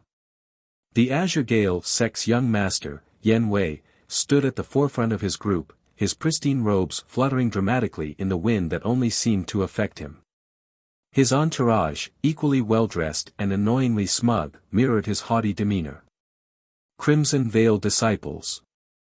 Yan Wei bellowed, pointing an accusatory finger at Zhou. Do you think you can monopolize this divine establishment? The Azure Gale sect will not stand for such underhanded tactics. Zhou, still riding high on his newfound health and the confidence of having purchased the celestial wind saber, stepped forward. Underhanded tactics? We're simply here as paying customers. If your sect lacks the means to shop here, that's no fault of ours. Benefactor accepts anyone as long as you can pay. Yan Wei's face flushed with indignation. Lacks the means? How dare you insult the Azure Gale sect? We are more than capable of outspending your entire sect tenfold. Oh. Is that so? Why not show it instead of just talking your ass off? Zhou retorted, his tone laced with mocking amusement. His fellow Crimson Veil disciples chuckled, their camaraderie adding fuel to the brewing fire. Lin Mo initially thought Zhou had a decent character despite the description he heard about his sect. But upon looking at this scene, it came to him that he's simply acting decently because the store saved his life. His benefactor. As for other people, especially those who were hostile to his sect and fellow disciples for no reason, he was more than willing to let his sharp tongue do the talking. Yan Wei laughed hysterically, a grating sound that made several Crimson Veil disciples roll their eyes. Outspending you? That's like saying a goldfish can swim faster than a dragon. Our sect has enough resources to buy out this entire city. He then gestured dramatically, his arrogance oozing from every pore as he stepped closer to Zhou. I bet your pathetic sect barely has the means to pay for the water they drink every day. And look at you. Clad in blood-red robes that are cheap. My eyes hurt with such colors. Such is a pitiful group who has nothing else to cling to except to flaunt how your robes stand out in a sea of the masses. Enough of that, Zhou's smile disappeared as his hand clenched his fist. Those are our sect's colors, an emblem of strength. Unlike your arrogant posturing and ridiculous flowery garb. Yan Wei was offended. A shade of red that could rival the Crimson Veil robes gradually occupied his face. Likewise, Zhou's gaze hardened, his hand instinctively moving towards the hilt of his newly acquired celestial wind saber. The once peaceful aura of the storefront had been replaced with an imminent storm as the two groups of sect cultivators began their face-off. And with their voices so loud, it gathered the attention of the mortals living nearby or those who were probably also planning to go to the store. Are they always like this? Lin Mo muttered to Lu Xiaoyu, who was now safely hiding by the entrance. She was peering outside as if watching a play. This is tame, boss. In a neutral area like this, sect disciples are bound to act like pampered children vying for attention. At least, that's how it usually goes. Don't worry, their seniors aren't here. They'll be more behaved when their elders are present, I hope. She replied, her tone laced with a mix of amusement and concern. Wait for their elders to arrive. Lin Mo could only shake his head at the impossibility of that happening before these two groups started beating each other up. And just like he thought, the two factions eventually reached the point where words were no longer enough to convey their hostility. They even completely forgot the argument of outspending the other group to prove their superiority. They'd rather resort to fighting each other. As their hands gripped their weapons in anticipation of the incoming clash, the spiritual energy around them crackled and intensified as their hands gripped their weapons in anticipation. The few bystanders who hadn't run away were all wide-eyed. Most were scared and terrorized, but the others were like waiting for a good show to happen. He couldn't help but think that setting up a popcorn stall might net him more profits. Be boss. You have to step in soon. They're about to draw their swords.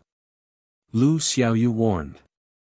Even though none of the cultivators in sight had surpassed the spirit condensation stage, she had no way to stop them alone even with her heaven's reflex. But she believed that if there was someone who could calm this situation down, Lin Mo was the best bet.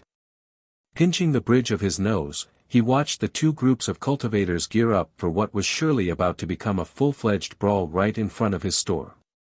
As a frail mortal who only had his celestial providence possibly protecting him from their spiritual pressure, Lin Mo narrowed his eyes as he thought of a way to de-escalate this situation. Since the aura of harmony only worked inside his store, wouldn't it be solved if he got them to come inside? Lin Mo stepped forward, his face the perfect blend of exasperation and forced calm. "Alright, that's enough," he called out, his voice cutting through the rising tension like a knife. Both groups of cultivators paused, their gazes snapping toward him. The Crimson Veil disciples naturally recognized him as the shopkeeper, so they went silent, but the ignorant Azure Gale disciples who were probably just following Yen Wei all glared at him like an insignificant mortal trying to meddle in their business. He ignored the pressure though as his eyes only landed on the leaders. Zhou Rui and Yen Wei. "Benefactor," Zhou Rui started, his tone respectful but confused, "this matter concerns." Lin Mo raised a hand to cut him off. "I don't care what it concerns. You're both blocking the entrance to my store and scaring away potential customers. If you're going to bicker, at least do it away from here. You're aware of this, right? This is a place of business, not a sect rivalry arena." Both groups turned to him, his stern tone clearly not enough to deflate the collective tension. While the Crimson Veil disciples mostly accepted his words, the Azure Gale disciples issued mocking noises. Nevertheless, they were all stopped when Yen Wei raised his hand in a fist. After that, the young master stepped forward, his expression shifting into what he probably thought was a winning smile but came off as mildly constipated in Lin Mo's eyes. "Shopkeeper," he said, his haughtiness not lessening one bit. "I went to your store yesterday. You must understand. My Azure Gale sect has a reputation to uphold. We cannot allow these rough individuals to tarnish it by claiming a stake in your store." Zhou Rui scoffed. "What a fool. The shopkeeper treats all customers equally. We're not claiming any stakes. And unlike you, we don't need to posture and make baseless accusations. So what are you waiting for? Why not show us how you're going to outspend us? See this saber? I just bought it." Yen Wei's smile faltered as his eyes focused on the weapon in Zhou Rui's hand. Despite his haughty attitude, he could tell the craftsmanship of the sword. It was no doubt a spirit-grade weapon at best. "Humph. Are you implying I'm lying? This young master is?" "Sure. I'll outspend you. Shopkeeper, show me your most expensive ware. I'll buy it." Unfortunately for this young master, he had no wares more expensive than the celestial wind saber anymore. But he could buy different items and spend more than the 80 spirit stones that Zhou Rui paid for the saber. Lin Mo suppressed a smirk. This was exactly the kind of ridiculous posturing that could be turned into profit. "My dear customers," Lin Mo began, his voice taking on a smooth, conciliatory tone. "If you truly wish to prove who can outspend the other, why not do so in a civilized manner? Step inside, where you can browse my wares at your leisure. After all, the best way to settle this is with actions, not words." Yen Wei scoffed, crossing his arms. "Why should I step into your store alongside these ruffians? They'll only sully the atmosphere with their crude presence." Zhou Rui bristled, his hand tightening on the hilt of his saber. "Ruffians? At least we don't strut around like peacocks in a storm. But fine. You can go inside.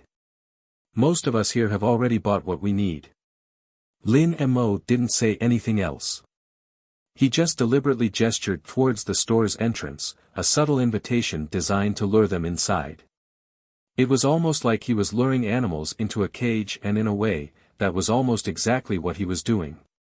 He subtly turned his face to Lu Xiaoyu, who immediately did her job as she grabbed both ends of the shop's door handles to push them widely open while also motioning Yan Wei and his group to walk straight towards them. You are welcome to browse at your leisure. We also have drinks if your throats are parched from all the shouting. And maybe, our latest line of noodles may tickle your palate, Lin Mo said, his voice deceptively welcoming. Yan Wei, his pride clearly stroked by Lin Mo's respect, straightened up, his haughtiness returning. Very well, shopkeeper.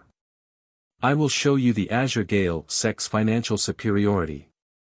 Watch closely, you ruffians. Your poor sect can never reach into the depths of our sect's coffers. With a dramatic flourish, Yan Wei marched toward the entrance, his group following behind like a flock of colorful peacocks. As Yan Wei and his entourage stepped into the store, a subtle shift washed over them as the aura of harmony set in. Their proud steps faltered and their rigid postures softened. The harsh lines on their faces eased into a look of mild curiosity, almost as if their initial anger was fading into a distant memory. Lin Mo, who was watching their every movement from just inside the entrance, felt a slight tingle of satisfaction and also admiration at how effective the bonus Shenren Lihua granted the store. Alas, it would only last for a few days. He had to think of a better countermeasure for the eventual expiration of it. If these cultivators were willing to draw the weapons over a small matter such as spending in a store, they would undoubtedly turn the store upside down if there was no magical effect calming down their nerves anymore. See, boss. Your magical aura of harmony is really working, I think. Lu Xiaoyu whispered as she suddenly appeared behind him, barely containing a snicker. Lin Mo shot her a sidelong glance before walking back behind the counter to wait and watch his new set of customers. Of course it is. This is what proper customer service looks like, Xiaoyu. They even forgot about what they were fighting about. Repeat customers, February 5th. This is great. 3 more and we're done with our daily task and it's still morning. Let's see, if this continues, our sales might not just double the amount from yesterday. I wonder who among them will be the first to get the loyalty card. I can announce its existence and let these fools empty their pockets to acquire it, but the novelty will easily wear off. Better keep it a secret and hand it out like a priceless treasure when someone cleared the requirement to afford one. Lin Mo thought to himself as he began planning for the future. Inside the store, the Azure Gale Sect disciples wandered cautiously at first, their gazes darting between the shelves stocked with modern-looking products that seemed out of place in their cultivation world. They marveled at their peculiar designs as if someone who lived in a mountain arrived in a city. Yan Wei, however, maintained his air of superiority, striding purposefully toward the weapons rack, checking each one of them. In particular, he was checking out every rapier or any weapon with a thin blade. Alas, there wasn't any spirit-grade weapon anymore. They're all mortal-grade, the quality below it. Disappointed, Yan Wei walked to the counter and complained, his tone a mix of arrogance and feigned politeness. Shopkeeper, I thought you could provide anything your customers need. Why don't you have a better rapier in your wares? That talisman yesterday was pretty good, but I need a weapon. Unfortunately, our weapon inventory is limited. Dear customer can come back tomorrow to check out our new wares. In the meantime, we do have several other high-quality goods that might interest you. Yan Wei frowned, but with the aura of harmony in place, that's the extent of his complaint. Very well, what is the most expensive item you currently have in stock? Spare no detail. I wish to demonstrate the Azure Gale Sect's wealth. Lin Mo's customer service smile widened ever so slightly as he motioned toward the newly organized shelf of high-grade elixirs and talismans. They're items that the store only had one each in stock, so their prices were higher than the standard elixirs and talismans. Their packaging was also transformed to a modern feel though. If you're looking to make a statement, these items are sure to impress. We have this Phoenix Breath Spray. It is a body spray that's not only capable of restoring spiritual energy and vitality, but it can also dispel low to intermediate grade curses. It's an essential item if ever you fall into moments of crisis. It has an affordable price of 60 spirit stones. Or perhaps you're looking for a stronger version of yesterday's talisman. Look no further, this is the Heaven's Barrier Cap, a defensive artifact capable of shielding against a full-powered attack from a Foundation Establishment stage cultivator, and it can repair itself after some time. Wear this on top of your head and you're good to go. It's priced at 55 spirit stones. Lin Mo's sales pitch not only intrigued Yen Wei but also the other Azure Gale disciples inside the store as they peeked at the shelf he was pointing at. Yen Wei's eyes gleamed as he inspected the items, clearly intrigued despite his attempt to maintain an air of nonchalance. In the end, he put on a face showing that he was unimpressed by the 55 and 60 spirit stones. Surely you have something more exclusive. Something that truly reflects the grandeur of the Azure Gale sect. Lin Mo tried to suppress rolling his eyes as he maintained his smile to cater to him. Unfortunately, the Celestial Wind Saber was our priciest item, and it has already been sold. However, if you're interested, you could always purchase multiple items to show your sect's financial prowess. He watched Yen Wei's eyes glint in satisfaction, and that made him inwardly chuckle. Baited, hooked, and reeled in successfully. Yen Wei's lips curled into a self-satisfied smirk, his pride practically oozing from every pore. Multiple items, you say? Very well, shopkeeper. I shall demonstrate the Azure Gale sect's unparalleled wealth. Bring me those two items you mentioned, the Phoenix Breath Spray and the Heaven's Barrier Cap. Lin Mo nodded, keeping his professional demeanor intact as he retrieved the items from the shelf and rang them in his register. An excellent choice, dear customer. That will be 115 spirit stones. Yen Wei waved a dismissive hand, producing a spatial pouch containing the spirit stones with a dramatic flourish.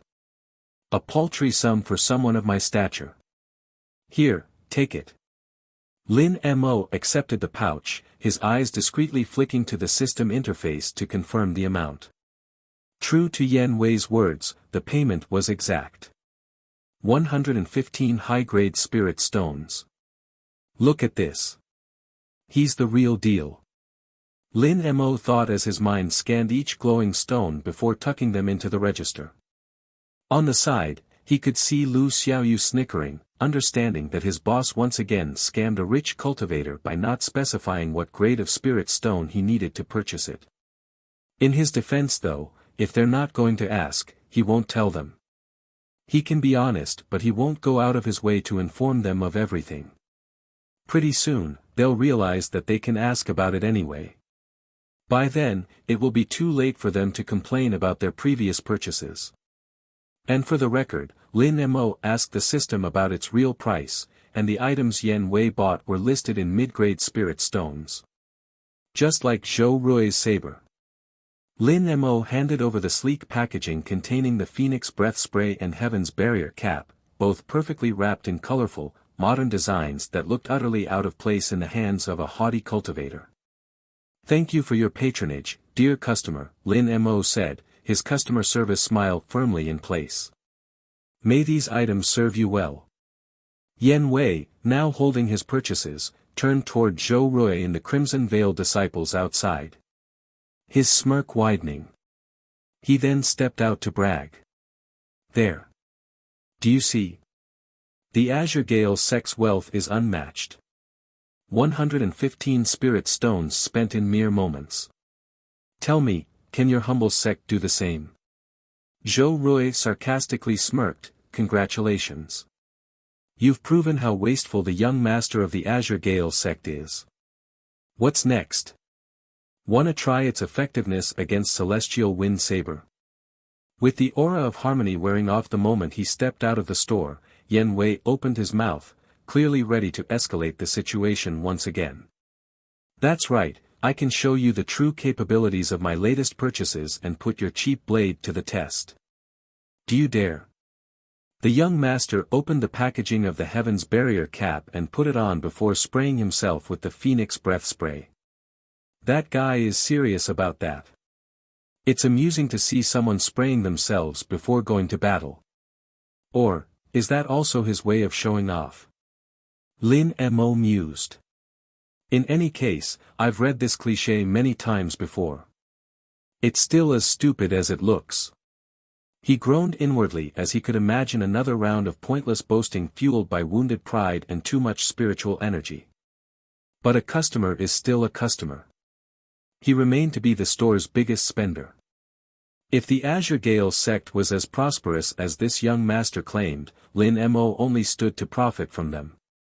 No reason to drive them. He just had to coax them into becoming the store's loyal patrons. After signaling for Lu Xiaoyu to take over the counter, he stepped outside. Almost instantly, his presence caused a momentary pause in the escalating tension between Yan Wei and Zhou Rui. Dear customers, Lin Mo began, I appreciate your enthusiasm for showcasing the effectiveness of our humble store's product. But I must remind you that you're still on our storefront. It can disrupt our business. If you insist on testing its quality, may I suggest you take it somewhere that isn't directly in front of my store? Yan Wei, still holding the Phoenix breath spray like it was a divine artifact, frowned. Shopkeeper, are you suggesting I not demonstrate the Azure Gale sect's dominance here and now? What better place than before the very establishment that provided these exceptional items?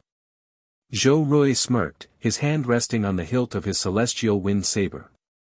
He's right, benefactor. Let him embarrass himself. We'll all get a good laugh out of it. Lin Mo maintained his business smile, that's not what I'm saying. What I'm suggesting is that you both channel your energy into something more productive. Perhaps, a friendly contest that won't create bad blood. As my assistant told me earlier. It would greatly benefit both of you and your respective sects if you continue your exchange, in a more organized way. Both groups of disciples exchanged confused glances. Yan Wei tilted his head, intrigued. A contest? What sort of contest? Zhou Rui, who was itching to demonstrate the might of his new saber, paused as well. The prospect of having the haughty Azure Gale young master look so pitiful as he brags without doing anything piqued his interest. Oh, benefactor. Should we have a friendly match in front of the store? Zhou Rui asked. As they said, actions speak louder than words, correct? Yan Wei opened his mouth, clearly ready to accept Zhou Rui's suggestion. But before he could utter a single word, a new voice cut through the air, its tone sharp and commanding.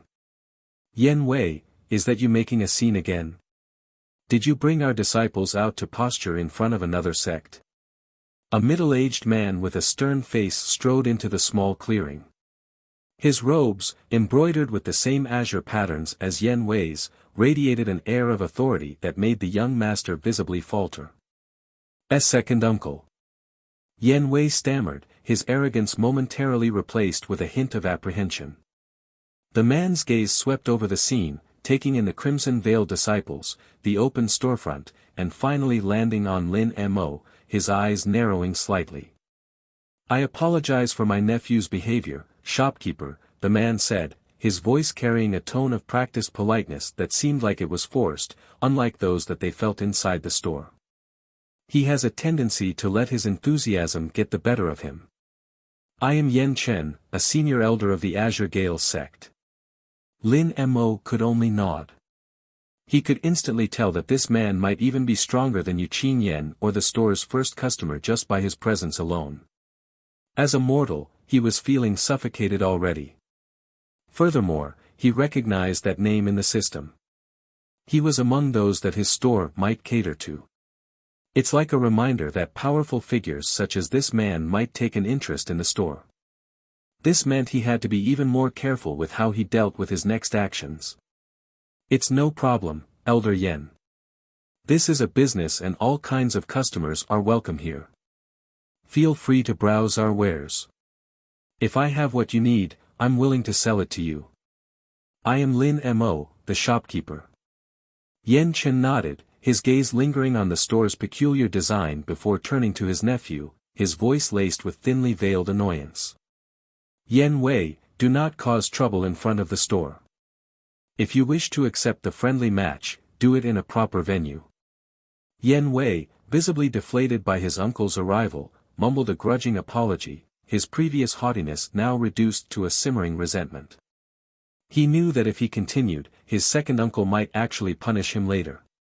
Very well, second uncle. I shall adhere to your guidance. He glared daggers at Zhou Rui as if it was the Crimson Veil disciple's fault that he was scolded by his own elder. Zhou Rui simply smirked in response. He was enjoying Yen Wei's discomfort. However, because of Yen Chen's presence, he also couldn't say anything as he and his fellow disciples were mere ants against someone of his stature. Yen Chen turned back to Lin Mo, his expression now neutral, though his sharp eyes held an underlying intensity. Again, shopkeeper, I apologize for my nephew's behavior. He is still young and has much to learn. It's no problem, Elder Yen. As long as everyone remains civil, I have no complaints. Lin Mo replied, his tone professional as he carefully sized up this unfathomable existence.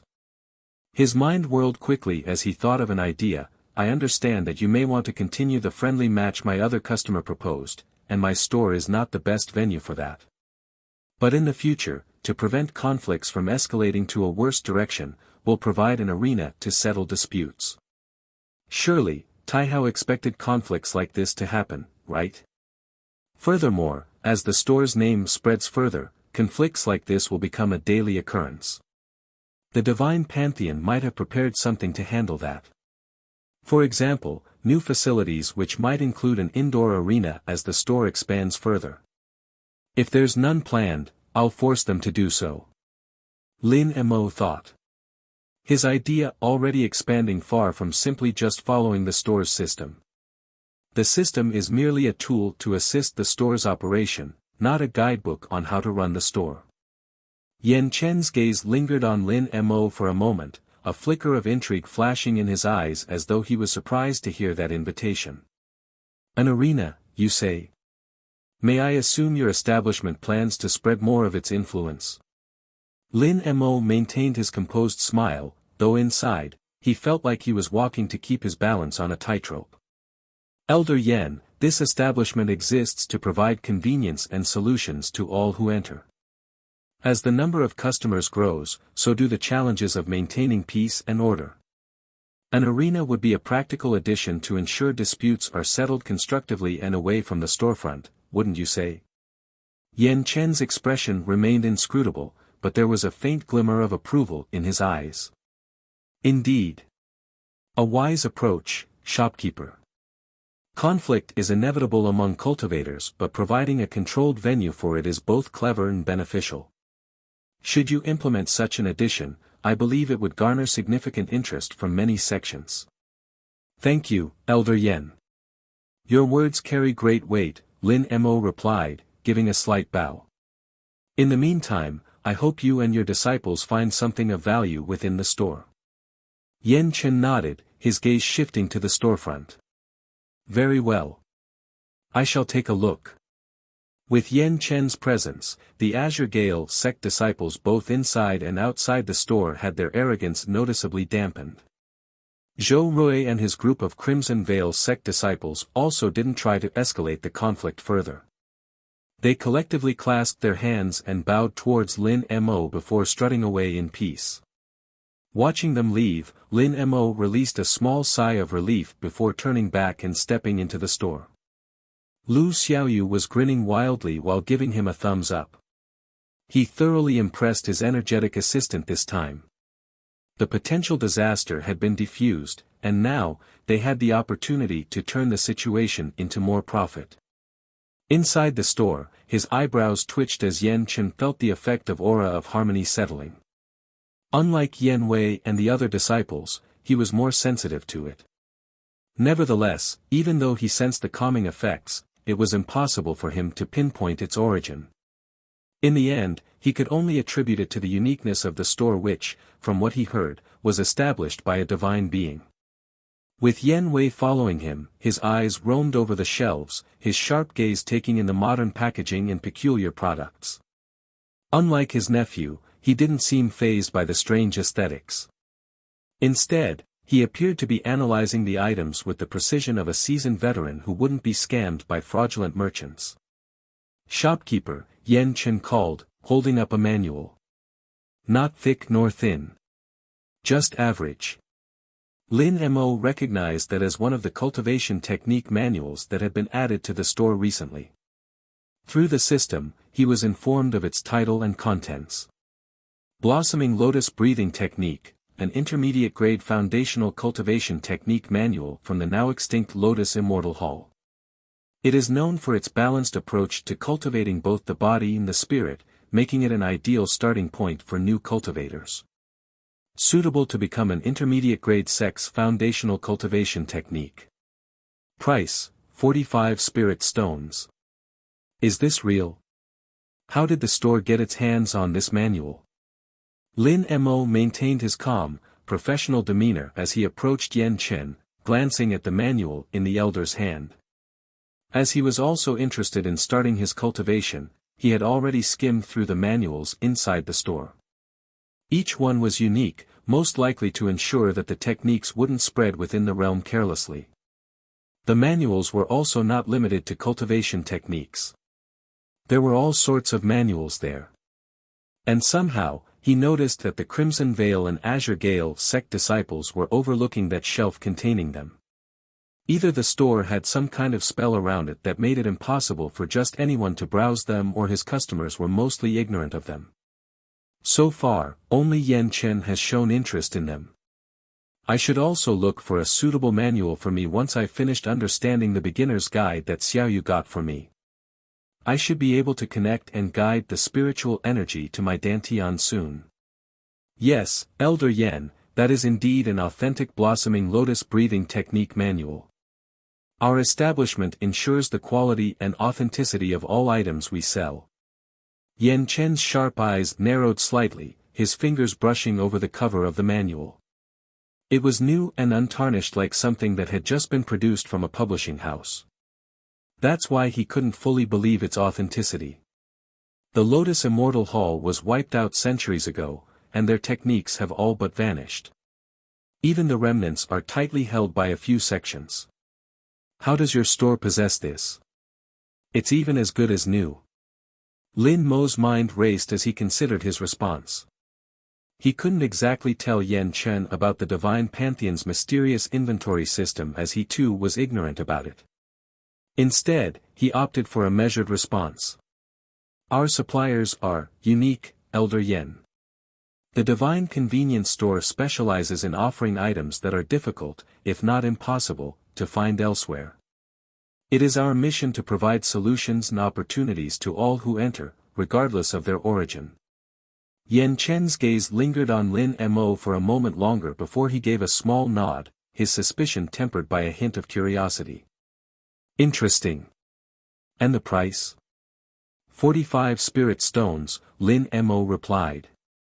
Yan Chen raised an eyebrow, clearly surprised by the reasonable price for such a rare manual.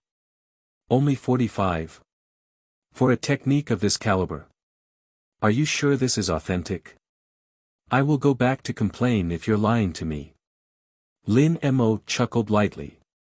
We aim to make quality items accessible, Elder Yan. Once again, I assure you of its authenticity. Furthermore, the price reflects the manual's value from our store's perspective. Yan Chen considered the manual for a moment longer before nodding. Very well. I'll take it. Lin Mo rang up the sale, discreetly noting the transaction on the system panel. As Yan Chen handed over the spirit stones, Lin Mo couldn't help but feel a sense of relief. Elder Yan's purchase not only added to the day's profits but also further solidified the store's reputation among the Azure Gale sect. Yan Wei, who had been lingering nearby, finally spoke up. Second uncle, are you sure that manual is worth it? It seems simplistic.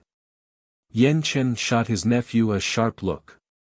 Do not underestimate the value of foundational techniques, Wei. A solid foundation is the cornerstone of any cultivator's success. This manual could strengthen our sect's lower disciples significantly.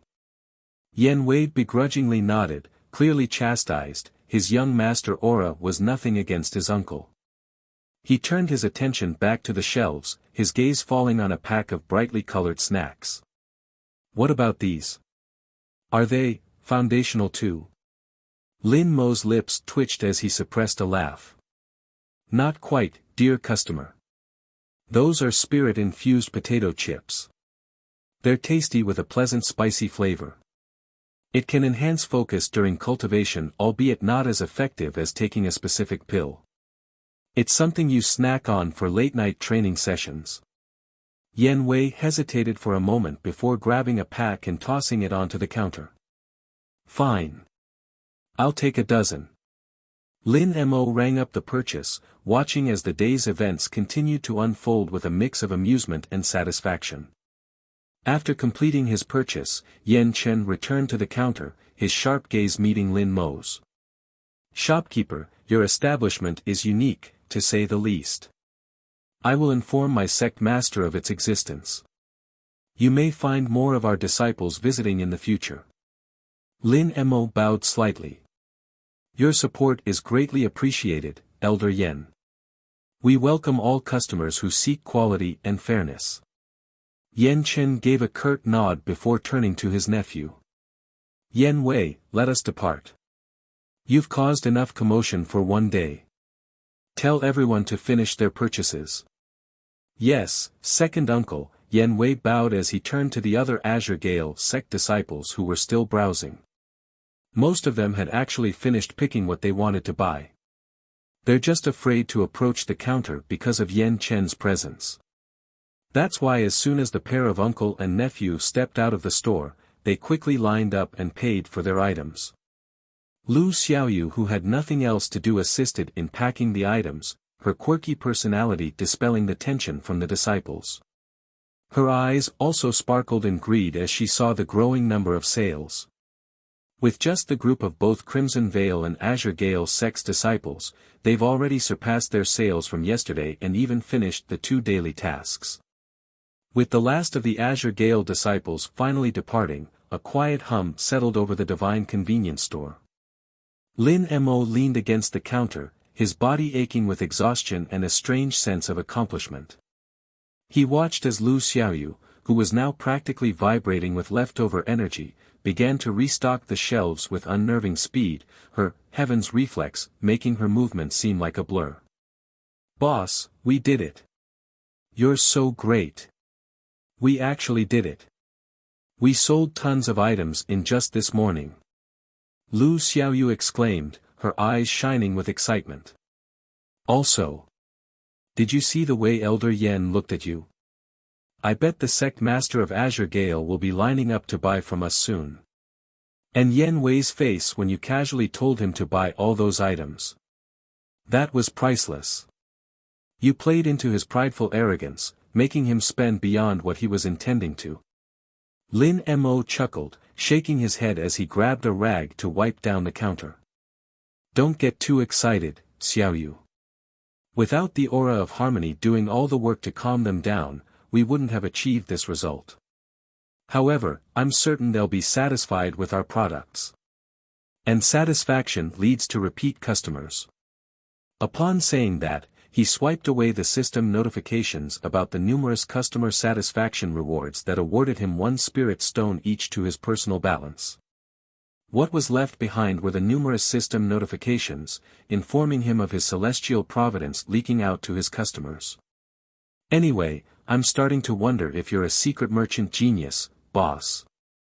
Lu Xiaoyu continued, her voice full of genuine admiration. You're great at making people spend their spirit stones. You even made Elder Yan lower his guard for a moment with your calmness. Alright, stop flattering me. I'll treat you to something later. In any case, it's all about understanding the customer, Xiaoyu. Taihao left us to manage this store. We have to know what they need and then convince them that we're the ones who can provide it. And as always, a good product always sells itself. The sound of approaching hooves echoed through the obscure street where the Divine Convenience Store was located. It gradually grew louder as a richly adorned carriage came into view. The Verdant Sky Pavilion's emblem, a silver vine entwined with a jade blossom, was prominently displayed on its side, a clear indication of the occupant's importance. The carriage was pulled by 4 majestic, white steeds. Their movements were fluid and graceful, and their harnesses gleamed with intricate golden patterns. Inside, Qingyan adjusted her robes, her mind filled with anticipation and apprehension. Seated beside her was the pavilion master, her grandmother, whose sharp eyes surveyed the passing scenery with a knowing glint. The old woman's presence filled the carriage, her calm demeanor creating an atmosphere of both serenity and authority. Opposite them sat Jing'er, the pavilion master's personal assistant, her expression unreadable as always. "Grandmother, are you certain this visit is wise?" Qingyan asked, her tone betraying a hint of nervousness. "The store may not be as remarkable as you say." The pavilion master finished, a teasing smile playing on her lips. "Relax, Qingyan. I trust your judgment. And besides, a little bit of chaos is always good to shake up our mundane routines. Just think of this as a simple reconnaissance mission." Qingyan sighed inwardly. She knew her grandmother well enough to understand that this wasn't just reconnaissance. This was the pavilion master indulging in a moment of whimsical amusement due to her current fascination with the peculiar store. However, thanks to this whim, the opportunity to quell her craving for the shop's products appeared before her. As their carriage approached the divine convenience store, they saw a group of cultivators, clearly departing from the store. With their iconic azure robes, the emissary of the Verdant Sky Pavilion would not fail to recognize them. "Azure Gale Sect," Qingyan murmured. The pavilion master's gaze sharpened, her playful amusement fading slightly. "Indeed. It seems the rumors of this store are spreading faster than wildfire. Their presence warrants attention. That's their high elder, Yan Chen, and the son of the sect master, Yan Wei." Jing'er remained silent, her eyes flickered between the Azure Gale sect disciples and the divine convenience store, her expression unreadable. The pavilion master signaled for the carriage to stop in front of them. They weren't strangers to each other. As high-ranking members of different influential forces within the region, they had already met a few times. Yan Chen's sharp eyes locked onto the emblem of the Verdant Sky Pavilion as his expression shifted into one of polite acknowledgement. He raised his hand, signaling for the Azure Gale disciples to halt their departure. With measured steps, he approached the carriage, his aura calm but commanding. The pavilion master stepped down gracefully, her presence radiating a natural authority that rivaled Yan Chen's. Her emerald robes shimmered faintly in the sunlight, the silver vine embroidery catching the light like living threads. Behind her, Qingyan and Jing'er followed, their movements equally poised. Their otherworldly beauty was enough to make the young disciples mesmerized. "Elder Yan," the pavilion master greeted, her tone warm but laced with the weight of her status. "It seems the divine convenience store has captured your sect's attention as well." Yan Chen inclined his head respectfully. "Pavilion master you. It is a surprise to see you here. Indeed, this establishment is intriguing. My disciples and I have just concluded our visit." The pavilion master's lips curved into a faint smile. "Intriguing is an understatement, I believe. My granddaughter has spoken highly of this place and I decided to see it for myself. I trust your experience here was satisfactory." Yan Chen's gaze flickered briefly to the store behind him before returning to the pavilion master. The foundational cultivation manual of the Lotus Immortal Hall he had recently purchased was tucked securely within his robes. The wares are unique, and the shopkeeper is far from conventional. I must admit, however, the quality is undeniable. I have no doubt you will find your visit worthwhile. Qingyan's cheeks reddened slightly at her grandmother's pointed glance. She maintained her composure by faking a cough. "Grandmother, the shopkeeper is indeed unconventional but his goods are unlike anything found elsewhere." Yan Wei, standing a few steps behind his uncle, couldn't resist a scoff as he intentionally showed off the products he bought. Unconventional is putting it lightly. The shopkeeper has a peculiar way of doing business, but I suppose even oddities can have their uses. The pavilion master's gaze shifted to Yen Wei, her sharp eyes narrowing slightly at the cap that was peculiarly designed. Young Master Yen Wei, I presume. It is refreshing to see the Azure Gale Sect's younger generation taking an active interest in the world beyond their sect. Yen Wei straightened, his pride flickering back to life under the pavilion master's scrutiny. Even in his proud moments, he couldn't dare offend the old woman. Of course, Pavilion Master. The Azure Gale Sect always seeks to broaden its horizons. The Pavilion Master's faint smile didn't waver, but her tone carried a subtle edge. A commendable pursuit. I trust you found the shopkeeper's wares to your satisfaction. Yen Wei hesitated, glancing at his uncle before responding. They were adequate. Yen Chen cleared his throat, cutting off any further remarks from his nephew. Pavilion Master, I will not delay your visit further. Should your esteemed pavilion find value here, I look forward to hearing your thoughts. With that, Yen Chen inclined his head once more and signaled for his disciples to continue their departure. The Azure Gale Sect members filed out in an orderly manner, their presence gradually dissipating as they moved down the street. The Pavilion Master watched them leave before turning her attention to the Divine Convenience Store. Her gaze lingered on the peculiar signage and the faint glow emanating from the interior. Interesting, she murmured, her tone carrying a hint of amusement. Qingyan, lead the way. My eagerness has just been boosted. Let's see what this store has for us. Qingyan nodded, stepping forward as they continued towards the store, pushing open the store's doors for her grandmother. The familiar chime rang out, and the Pavilion Master, accompanied by Jing'er, followed her inside. Inside the Divine Convenience Store, Lin Mo was busy restocking the shelf of noodles when the door chime rang. He looked up, expecting more disciples from the Azure Gale Sect. Instead, his eyes widened slightly at the sight of the two women entering the store. One carried herself with an air of quiet power, while the other, though younger, exuded the confidence of someone accustomed to authority.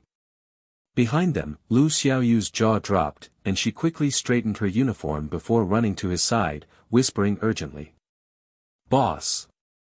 Qingyan is back. And, oh no. If I'm not mistaken, that's her grandmother. The Pavilion Master of the Verdant Sky Pavilion. Lin Mo blinked, then quickly schooled his expression into a polite smile. Welcome to the Divine Convenience Store. How may I assist you today?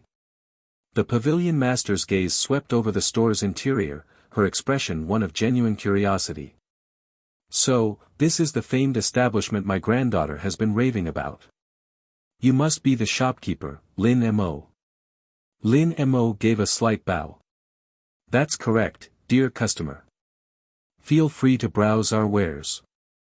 I assume Miss Yu has noticed it already. We've expanded our wares since yesterday. And just like he said, the moment Qingyan took in the interior of the store, she was shocked at the sight. Her eyes darted around the store, her composure cracking slightly as she took in the new additions. The shelves seemed even more abundant than yesterday, stocked with items she couldn't even begin to categorize. The weapons rack had been rearranged, now featuring a set of peculiar-looking artifacts, and there was a new glowing cooler in the corner labeled Mystical Brews. Qingyan, trying to maintain her usual composure, stepped forward as her gaze swept across the store. Indeed, grandmother, the store has expanded its offerings. It seems that each day brings new surprises. The Pavilion Master's sharp eyes missed nothing. She noted the modern design of the shelves, the immaculate arrangement of products, and the faint, calming aura that seemed to permeate the air. She turned her gaze to Lin Mo, her expression unreadable but intrigued.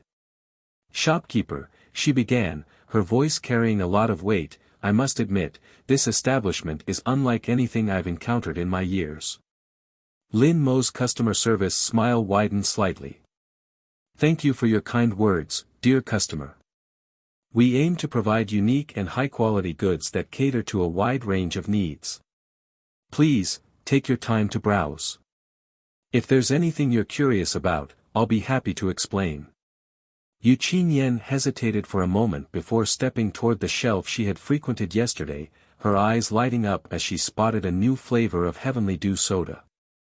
Peach Blossom Sparkle, the label read, with a picture of a blooming peach tree and a glittery pink drink. Grandmother, you must try this, Qingyan said, holding up a bottle. It's refreshing, to say the least. The pavilion master raised an eyebrow, taking the bottle from her granddaughter's hands. She examined it closely, the modern packaging clearly foreign to her sensibilities. A drink that sparkles. How peculiar. Dear customer, Lin Mo interjected smoothly, the Heavenly Dew soda is one of our current bestsellers.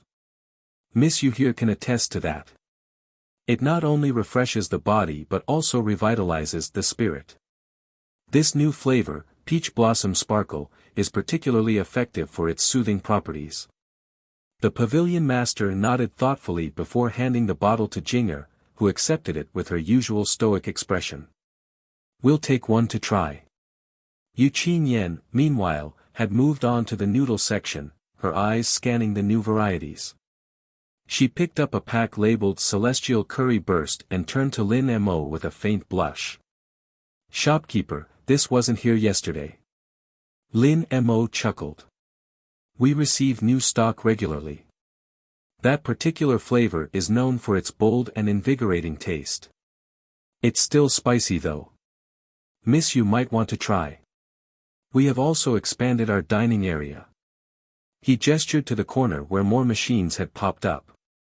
Sooner or later, he'd probably get a microwave that could heat boxed lunches and ice cream dispenser.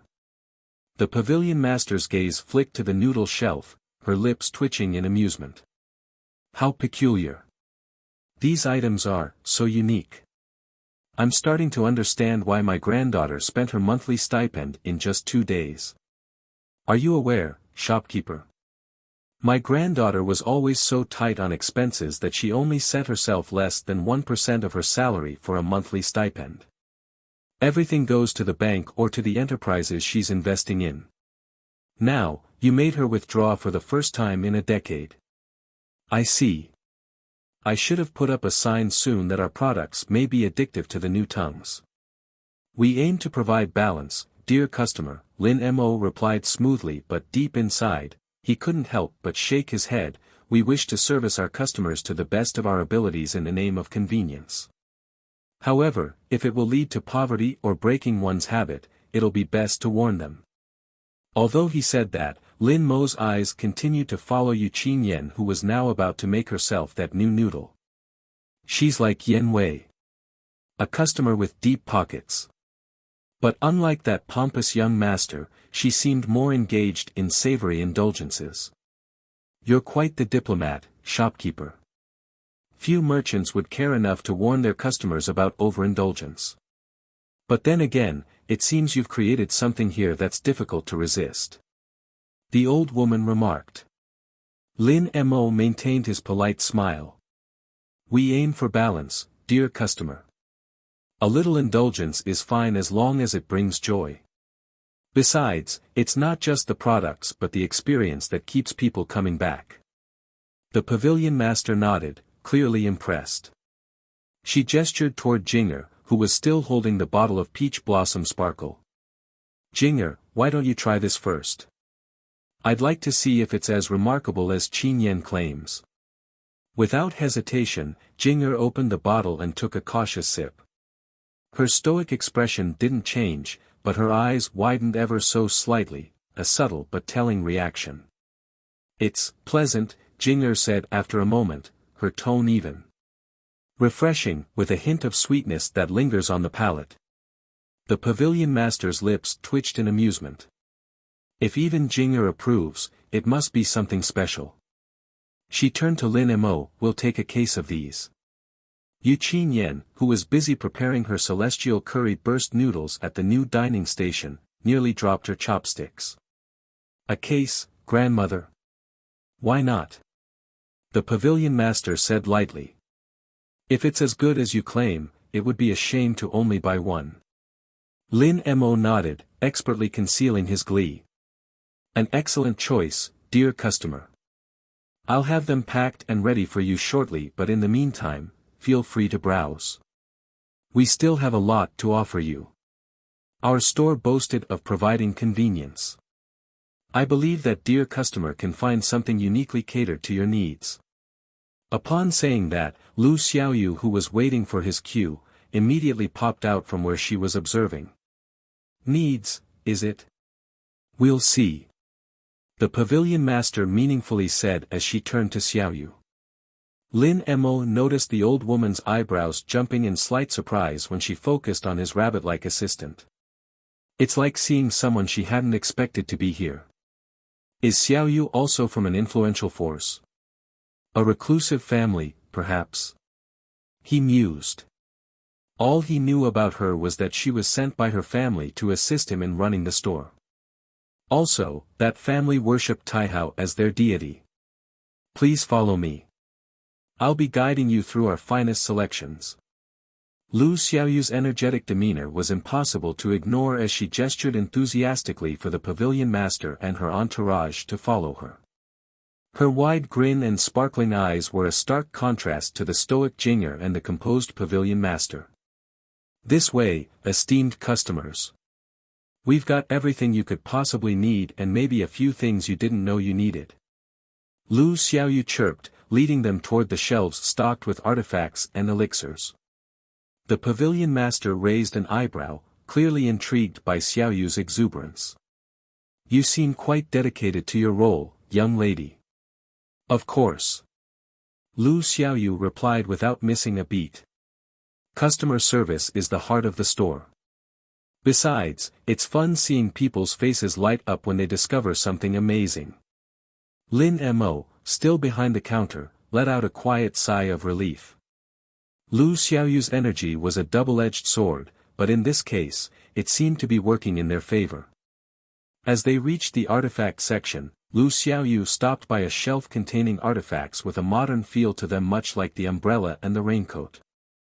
She picked up a pair of small, rectangular devices with a sleek antenna that Su Qi could recognize as a mock-up of a walkie-talkie from the shelf. She held it up with a flourish like an experienced sales lady from Earth. This, esteemed pavilion master, is the Radiant Whisper device. A mid-grade communication artifact that allows instant, private messages over long distances. Its function is no different from a communication crystal, but this artifact's advantage is that its signal cannot be blocked by isolation barriers. The pavilion master's sharp gaze lingered on the walkie-talkies, her fingers brushing against their slick surface. Interesting. If that's the case, I assume this cannot be intercepted as well. Indeed. Its security is top-notch.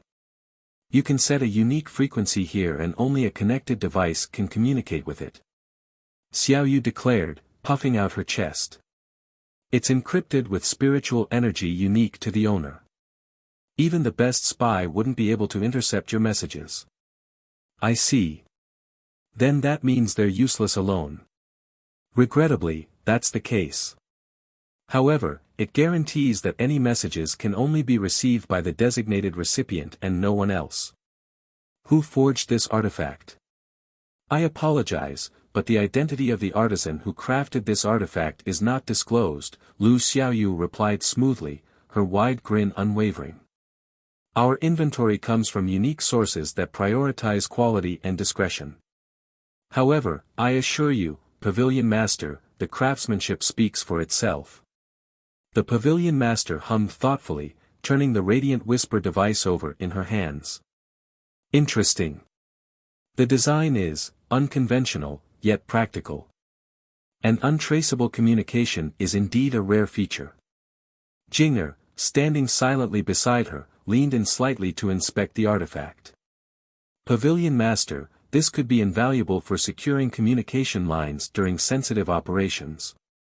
The Pavilion Master nodded, her eyes narrowing slightly. How much for a pair? Lu Xiaoyu beamed, her enthusiasm palpable. 100 spirit stones for a pair. A worthwhile investment for peace of mind and security. The pavilion master raised an eyebrow at the price but said nothing, instead placing the devices in her basket. We'll take one set. Let's continue. For the next few minutes, Lu Xiaoyu continued guiding the pavilion master enthusiastically. Lin Mo watched from the counter, clearly pleased at Xiaoyu's sales pitches. Shopkeeper, your little assistant is improving. Suddenly, Qingyan, who was still waiting for her noodles to cook, approached the counter and stood close to Lin Mo like another interested party, watching over what was transpiring. Is she? She's always that enthusiastic. What about you, Miss Yu?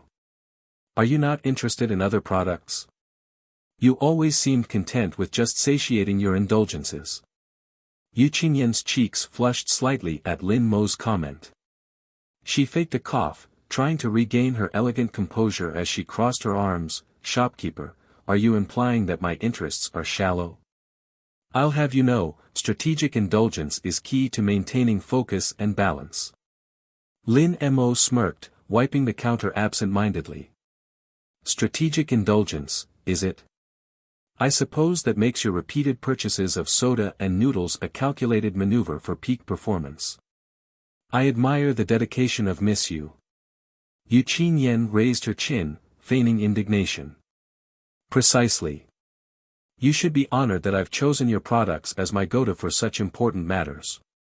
Lin Mo chuckled, shaking his head. Honored indeed. Just don't let your strategic indulgence bankrupt you. Bankrupt? I'll let you know.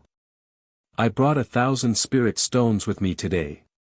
And I'm intending to spend it all. Oh.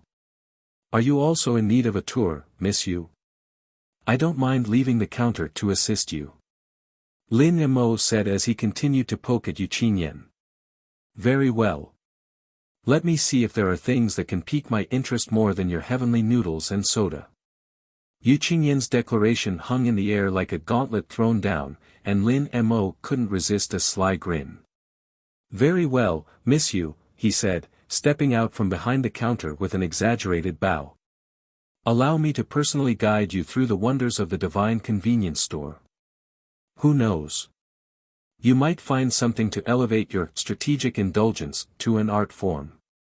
Qingyan arched an eyebrow, trying to maintain her composure. But no matter how annoyed she became at how Lin Mo acted, a faint smile couldn't help but tug at her lips. Lead the way, shopkeeper. Let's see if your store lives up to your confidence. As Lin Mo guided Qingyan through the aisles, he gestured to a shelf filled with peculiar-looking trinkets. They're the ones that didn't have a modern feel to them. They're just regular artifacts that could probably be found in this world. He picked up a small, orb-like device with a glowing core. This is the spirit resonance sphere, he began, holding it up for Qingyan to inspect. An artifact designed for group meditation. It synchronizes the spiritual energy of up to 10 cultivators, enhancing cultivation efficiency during group sessions. It also beats the regular spiritual gathering arrays in its effectiveness. Ideal for sects or small teams out in the wild. Qingyan tilted her head, examining the orb closely. Interesting. Does it have any limitations? It's most effective for cultivators within one realm of each other, Lin Mo explained. Any larger gap in cultivation stages reduces its synchronization efficiency. But for a group of similarly skilled individuals, it's unmatched. Furthermore, this is only usable for at most a year. Any more than that and the effectiveness will drastically lower until it breaks. Qingyan nodded thoughtfully, placing the sphere back on the shelf. Practical. Give me 10 of these. I'll have our disciples test it. How generous. Lin Mo commented as he put 10 of the same artifacts. Because of their functionality, they cost 30 spirit stones each. She already surpassed the record of young Master Yang Wei. Now. Show me something unique. Something that I can use. Unique, you say? Lin Mo's eyes became that of a hawk watching his prey from up above. I think I have just the thing. Let's see if I can push you to spend your 1,000 spirit stones today. Lin Mo inwardly laughed as his mind already drifted to that golden loyalty card waiting to be given to its first owner. Lin Mo led her to a corner where a peculiar display stood, showcasing items that seemed more whimsical than practical. Lin Mo picked up what appeared to be a simple, unassuming foldable fan. "This, Miss Yu, is the Celestial Breeze fan," he said, flicking it open with a dramatic flourish. At first glance, it's just a simple fan. But it creates a gentle breeze infused with calming spiritual energy. Perfect for hot days, stressful situations, or even subtle intimidation. Imagine fanning yourself during a negotiation while your opponent slowly feels their tension double or melt away. He then glanced at the system panel for its price. Price, 10 spirit stones. Not a bad price for its functionality. He mused. Qingyan couldn't suppress a laugh. A fan? Shopkeeper, are you suggesting I weaponize air conditioning? It's not weaponizing, Miss Yu. It's strategizing. The same as how you do your work. Lin Mo said with his professional smile intact. Look at this, it's practical, elegant, and sends a message. Plus, it's only 10 spirit stones. A small price for comfort and style. Qingyan considered it for a moment before placing it in her basket. Fine. I'll take it. But if it doesn't work as advertised, I'll demand a refund. Lin Mo smirked. But of course. However, I assure you won't be disappointed. As their tour continued, Qingyan found herself drawn to more items than she hadn't anticipated she'd be interested in. A set of mystic glow lanterns for ambience during late-night work sessions. A box of spirit-infused tea leaves that promised to sharpen focus. Even a spatial bag in the shape of a modern luxurious purse that women like her found the aesthetic appearance appealing. Each one of them had been sold by Lin Mo's earthly sales pitches that made even Lu Xiaoyu's group not far from them stop to watch. When Lin Mo noticed them looking, he made a sign before winking, making his energetic assistant become more enthusiastic about selling more items for the pavilion master. By the time they returned to the counter, Qingyan's basket was brimming with an assortment of items. By the way, shopkeeper. Don't forget to include a box of Taihao spicy noodles and heavenly dew soda, she said, setting her basket down with a satisfied smile. Understood. Let me get that for you. He stepped away for a moment to get the boxes from the inventory. Qingyan watched in interest, her mind gradually realizing that she had been duped by Lin Mo to a spending spree. But because of her pride, she couldn't back down anymore. She stood before the counter with her arms crossed as she watched Lin Mo drop the 2 boxes next to her basket. Miss Yu, I admire how you embraced the spirit of strategic indulgence. Let me tally up your total. He began ringing up her purchases, noting the sheer variety. From practical artifacts to indulgent snacks, her choices reflected a mix of utility and personal taste. Eventually, Lu Xiaoyu appeared beside him, who had also finished touring the pavilion master and making her pick up items here and there. Upon peeking at the loaded counter, the energetic assistant couldn't contain her joy. Wow, Miss Yu really went all out today. Lu Xiaoyu whispered excitedly. She might actually hit her 1,000 spirit stone goal. Lin Mo suppressed a chuckle as he finished ringing up the last item. Miss Yu, your total comes to 980 spirit stones. Shall I pack these for you? Qingyan blinked, the weight of her purchases dawning on her as Lin Mo calmly recited the total. She glanced at the neatly packed items on the counter, a mix of practical tools and indulgent luxuries. The faintest hint of hesitation flickered in her eyes, but she quickly masked it with a composed smile. 980 spirit stones, you say? She repeated, it seems I've underestimated the allure of your store, shopkeeper. Lin Mo's professional smile didn't waver. It's a testament to your refined taste, Miss Yu. Every item you've chosen reflects a keen eye for quality and utility. But inwardly, he's already feeling ecstatic. Here she was. The store's first golden loyalty card holder. Qingyan narrowed her eyes slightly, sensing the subtle flattery but deciding not to challenge it. Instead, she reached into her spatial pouch and produced a sleek, ornate box. With a flick of her wrist, the box opened to reveal neatly stacked high-grade spirit stones. She counted out the amount with practiced ease. Here. 980 spirit stones.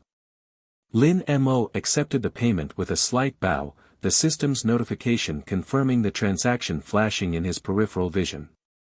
Notice, a customer has reached an accumulated purchase of 1,000 spirit stones. Loyalty card requirement has been met. Issuing of the card is now available to the following customer, Qingyan. Seeing those golden notifications, his professional smile faltered slightly as it revealed his genuine elation. Still, he discreetly swiped them away as he straightened his back and pushed her purchased items to her. Following that, he reached into a drawer beneath the counter, retrieving a small, golden gilded card. "Miss you," he calmly said, holding the card between his fingers with a flourish. "As our most esteemed customer to date, it is my honor to present you with the Divine Convenience Store's first ever loyalty card." Qingyan's eyes widened slightly as she accepted the card. It was beautifully designed with intricate modern patterns that seemed to emanate divine energy. The words Golden Patron were etched elegantly across the top. "Huh? A loyalty card?" "Indeed," Lin Mo said smoothly. "This is our store's way of recognizing our most valuable customers.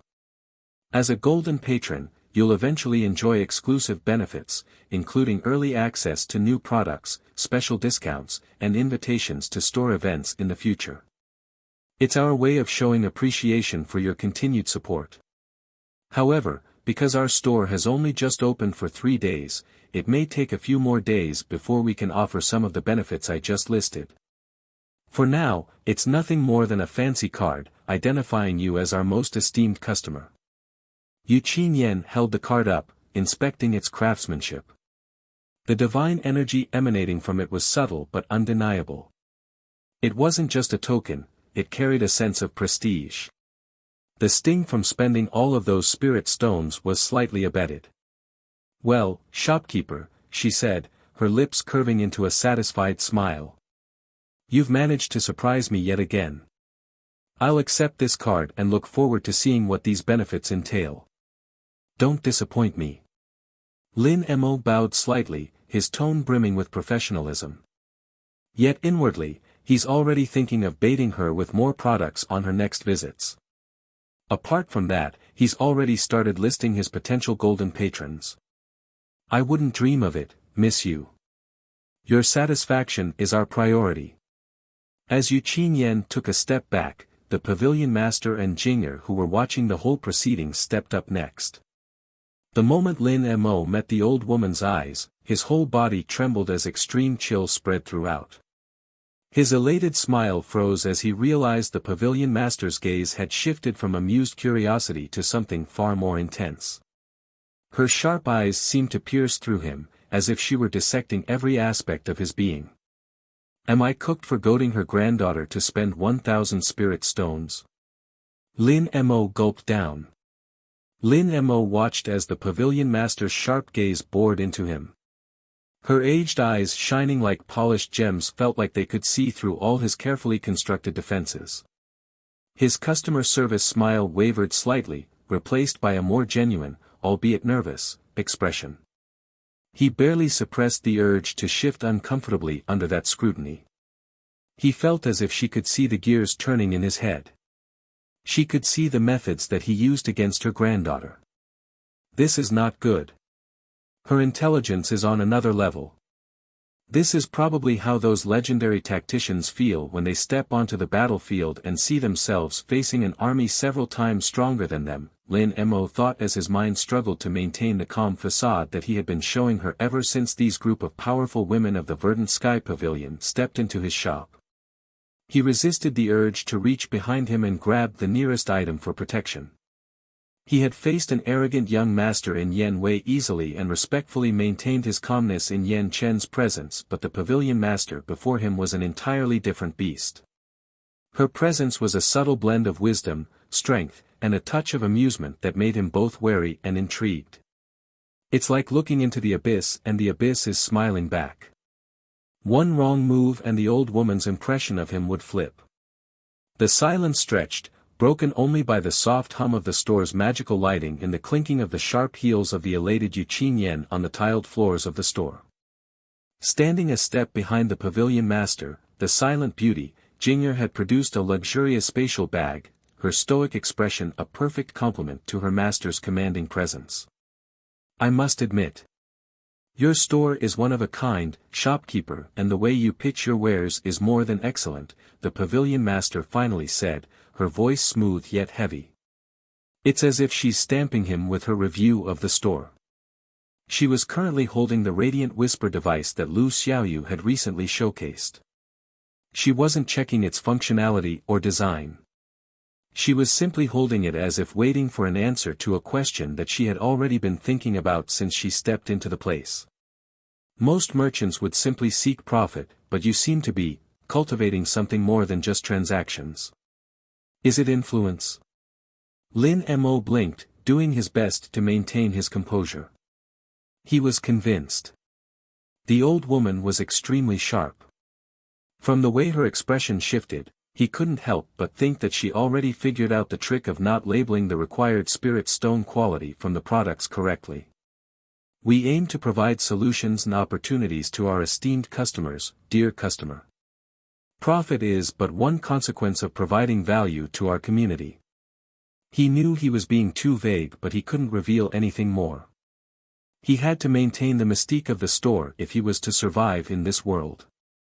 Nevertheless, if they asked him about the owner of the store, he'd no doubt point at Taihao, who was probably watching from wherever he was. The pavilion master's lips twitched in a subtle smile. Indeed. You seem to have a talent for turning even the most mundane of items into objects of desire. My granddaughter was completely enthralled with your store the moment she stepped foot into it. It's like you know what she needs before she even realizes it. Her eyes then narrowed to a slit and her words echoed within his mind rather than through hearing. However, shopkeeper, you may have unique wares, but you shouldn't trick your customers into spending more than the fair price of your products. I'm willing to let it slide today, but can you give me your word that you will change it?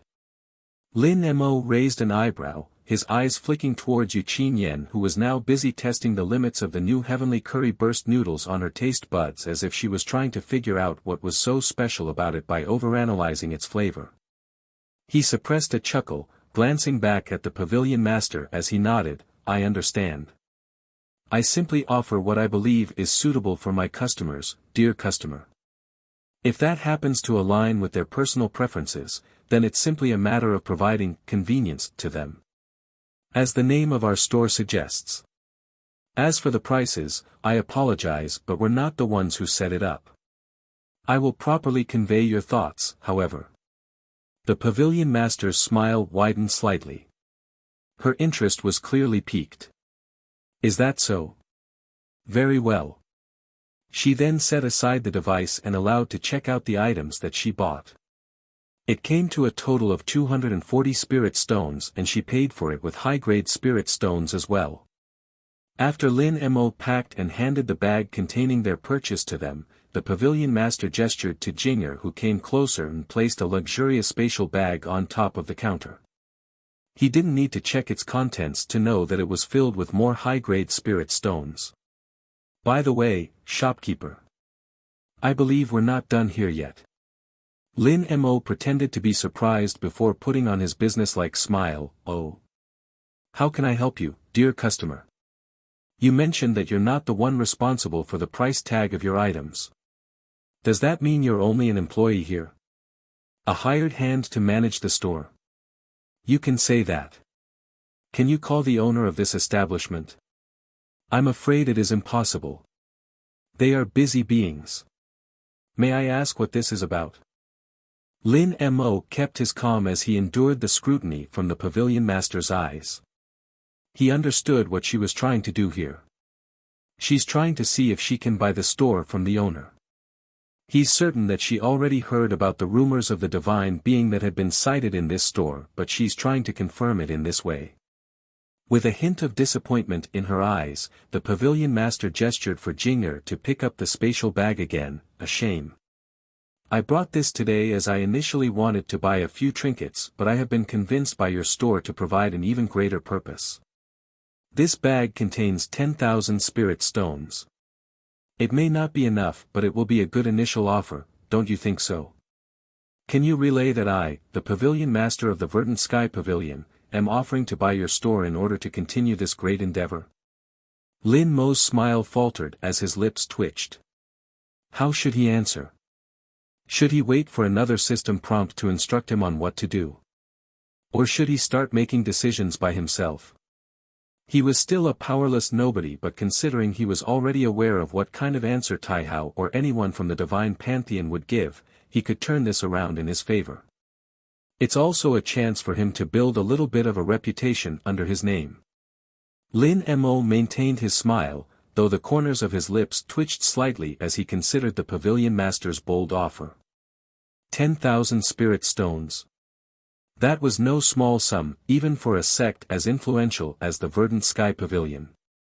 However, her offer was clearly not about the money. Not entirely, at least. It was all a show of her capabilities while probing the background of the establishment itself. Taking a slow breath to maintain his calm exterior, Lin Mo composed himself before responding. Dear customer, he began with a measured and polite tone, I must first express my deepest gratitude for your generous offer. Truly, it's a testament to the value you see in this humble establishment. However, letting the word hang in the air for me moment, Lin Mo properly captured both the pavilion master and Qingyan's rapt attention. It raised their intrigue as their eyebrows gradually lifted. I must regretfully decline. You see, this store isn't just a business, it's a mission. A purpose bestowed upon me by forces far beyond my station. A divine being. And not just one but a whole pantheon of them. Please keep that as a secret. I've only revealed it as an answer to your sincere offer. That aside, my role here is not simply to manage it, but to ensure that it fulfills its unique purpose, providing convenience and solutions to all who step through its doors. Yes. Just like how we've been doing for you, esteemed customers. The pavilion master's eyes narrowed slightly, though there was a flicker of interest in her expression. What a noble sentiment, shopkeeper, but surely even the grandest missions require resources and backing. The Verdant Sky Pavilion could provide both, ensuring this store reaches heights even you may not have envisioned. Lin Mo chuckled softly, shaking his head. That's a tempting thought, dear customer. But this store was entrusted to me with a particular vision in mind. One that doesn't involve allegiance to any sect or organization. To sell it, even to someone as esteemed as yourself, would be to go against that vision. And I'm certain the forces behind this store wouldn't take kindly to such a decision. He leaned forward slightly, lowering his voice just enough to add a touch of mystery. In truth, this store operates on principles that transcend even the most powerful sections. Its true owner, well, let's just say their interests are far-reaching and deeply rooted in maintaining neutrality. The pavilion master's sharp gaze didn't waver, but there was a subtle shift in her demeanor. Despite knowing that it's impossible for her offer to be accepted, she still wanted to squeeze more information from Lin Mo. Alas, the shopkeeper who she thought she could push around after knowing he was merely an employee had stepped up to show his ability to maneuver through words. She leaned back slightly, her lips curving into a faint smile. You're either a very clever merchant or a very loyal steward, shopkeeper. Either way, you've piqued my curiosity even further. Lin Mo spread his hands in a humble gesture. I'm merely fulfilling my duty, dear customer. This store thrives on the trust and satisfaction of its patrons. I couldn't possibly jeopardize that by making a decision that isn't mine to make. However, you're always free to return to our establishment. There will always be something new in our wares every day. The pavilion master studied him for a long moment before finally nodding. Very well, shopkeeper. I'll respect your decision. Temporarily, that is. But should the true owner ever reconsider, do let them know that the Verdant Sky Pavilion would be most interested in supporting this endeavor. A meeting will also be most welcome. Of course, Lin Mo replied smoothly, bowing slightly. Your interest is noted and I will ensure your sentiments are passed along. With that, the pavilion master gestured for Jing'er to retrieve the spatial bag. Qingyan, who had been quietly observing the exchange, finally spoke up, her tone tinged with amusement. Grandmother, how did you not tell me you're going to make that offer? I haven't told you yet, but even the partnership I offered has been declined by the shopkeeper. The pavilion master chuckled softly, turning to her granddaughter. Indeed, Qingyan. It seems this little store has more layers than it first appears. But you're now their first golden patron. Perhaps our pavilion should use you, our hard-working emissary, to establish a closer relationship instead. What do you think of our young shopkeeper there? Qingyan was stumped. What is this? She's just reminding her grandmother. How did it turn into her getting suggestions to cultivate relations with the shopkeeper?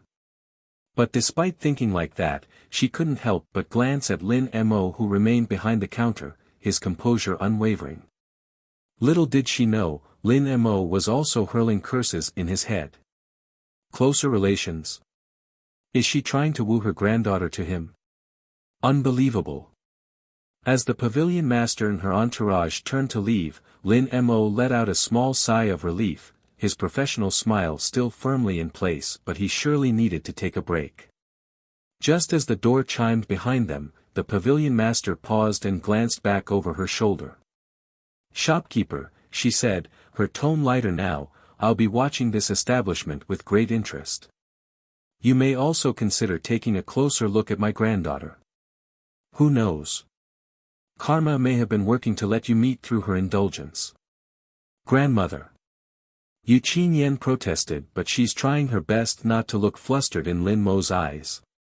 On the other hand, Lin Mo pretended not to hear that last part as he gave a slight bow, his voice calm but with a touch of humor. I wouldn't dream of it, dear customer. After all, the divine convenience store is here to provide for all. Even those who wish to buy the whole thing. The pavilion master let out a soft laugh before finally stepping out, the chime of the door marking her departure. As soon as they were gone, Lu Xiaoyu practically skipped over to Lin Mo, her eyes sparkling with excitement. Boss! You did it! You turned down the pavilion master herself. And you made it sound so noble too. I think she might even respect you now. Lin Mo slumped slightly against the counter, rubbing his temples. Let's hope she respects me enough not to send spies or assassins to figure out more about this place. That's the last thing I need. Lu Xiaoyu grinned, leaning closer. But boss, you have to admit, it was kind of cool. You're not just some shopkeeper anymore. You're a mysterious figure with a purpose. The pavilion master said so herself. Besides, what do you think of Miss Yu? Isn't she a nice prospect for you? Lin Mo chuckled weakly, shaking his head. This little lady, are you my mother now? Let's not get carried away, Xiaoyu. I'm still just a mortal trying to survive in a world of cultivators. Now, let's restock the shelves. We still have a long day before us. He waved his hand, shooing away his energetic bunny assistant before glancing at the current day sale, grinning wildly at its sight. Daily tasks. Attract new customers, completed.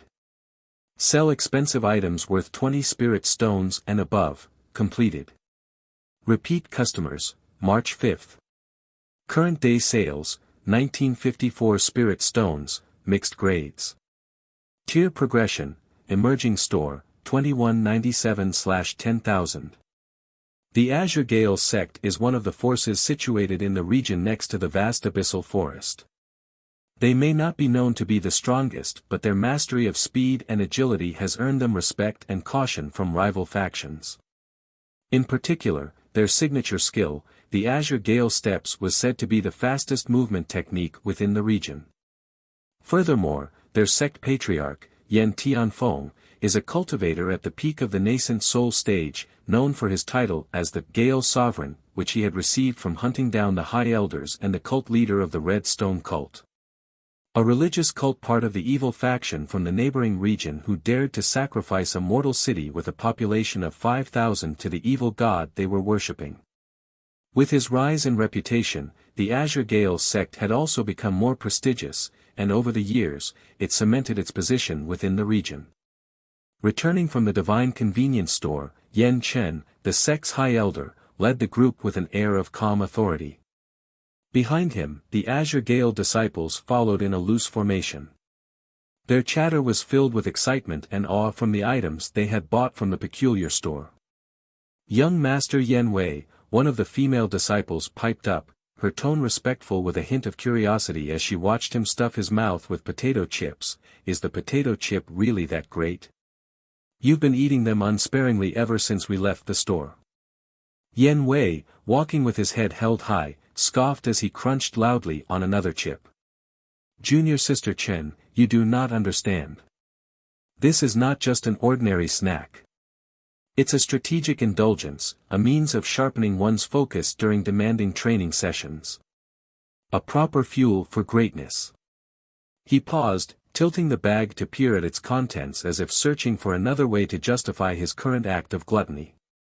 Besides, the salty and savory flavors of these chips are unlike anything I have ever tasted. It is as if they have been created from the mountains itself. Junior Sister Chen exchanged a glance with a fellow disciple, a mix of amusement and skepticism flickering in their eyes.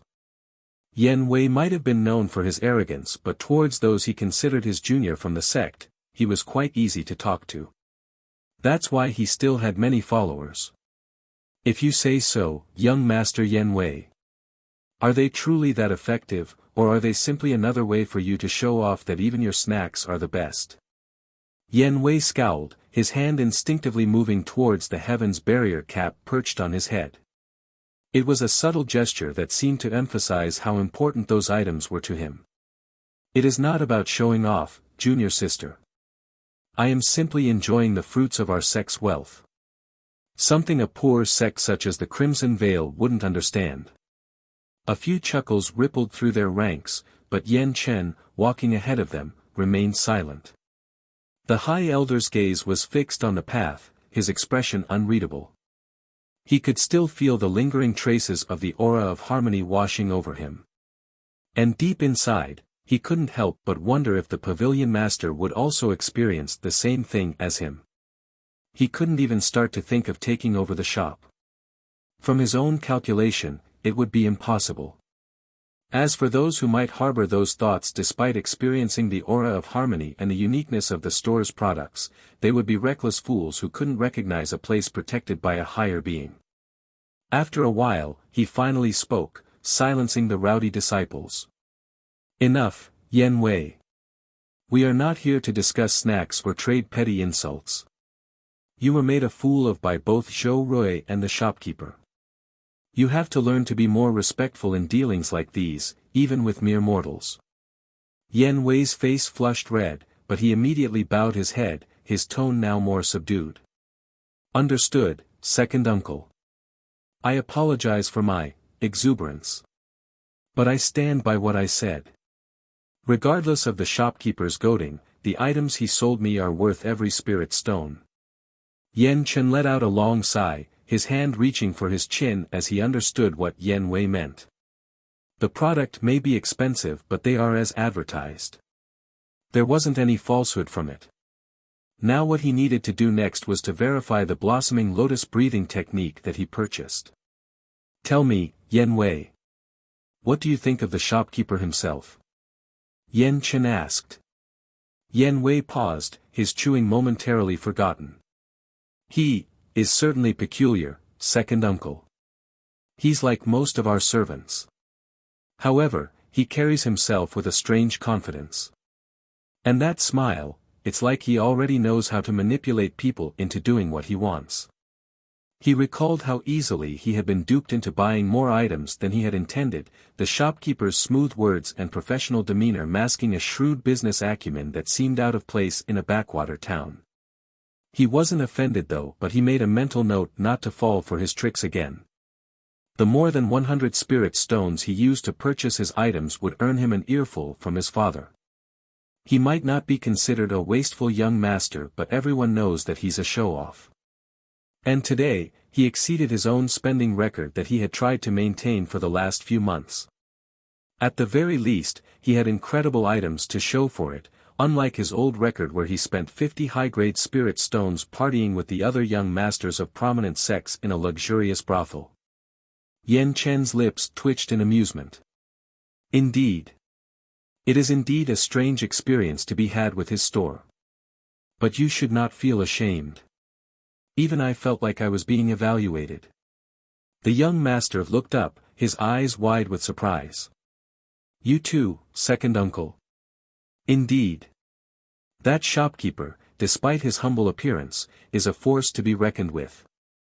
He has a way of making you feel both comfortable and wary at the same time. We should keep a close eye on him in the future, and make contact with him again.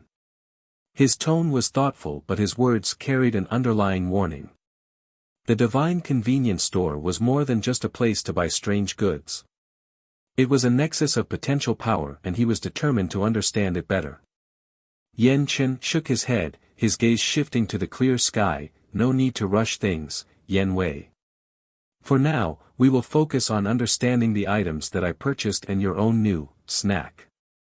And as for that disciple of the Crimson Vale sect, that battle with him, if it were to happen at all, will be in a venue far more suitable than the entrance of a divine establishment.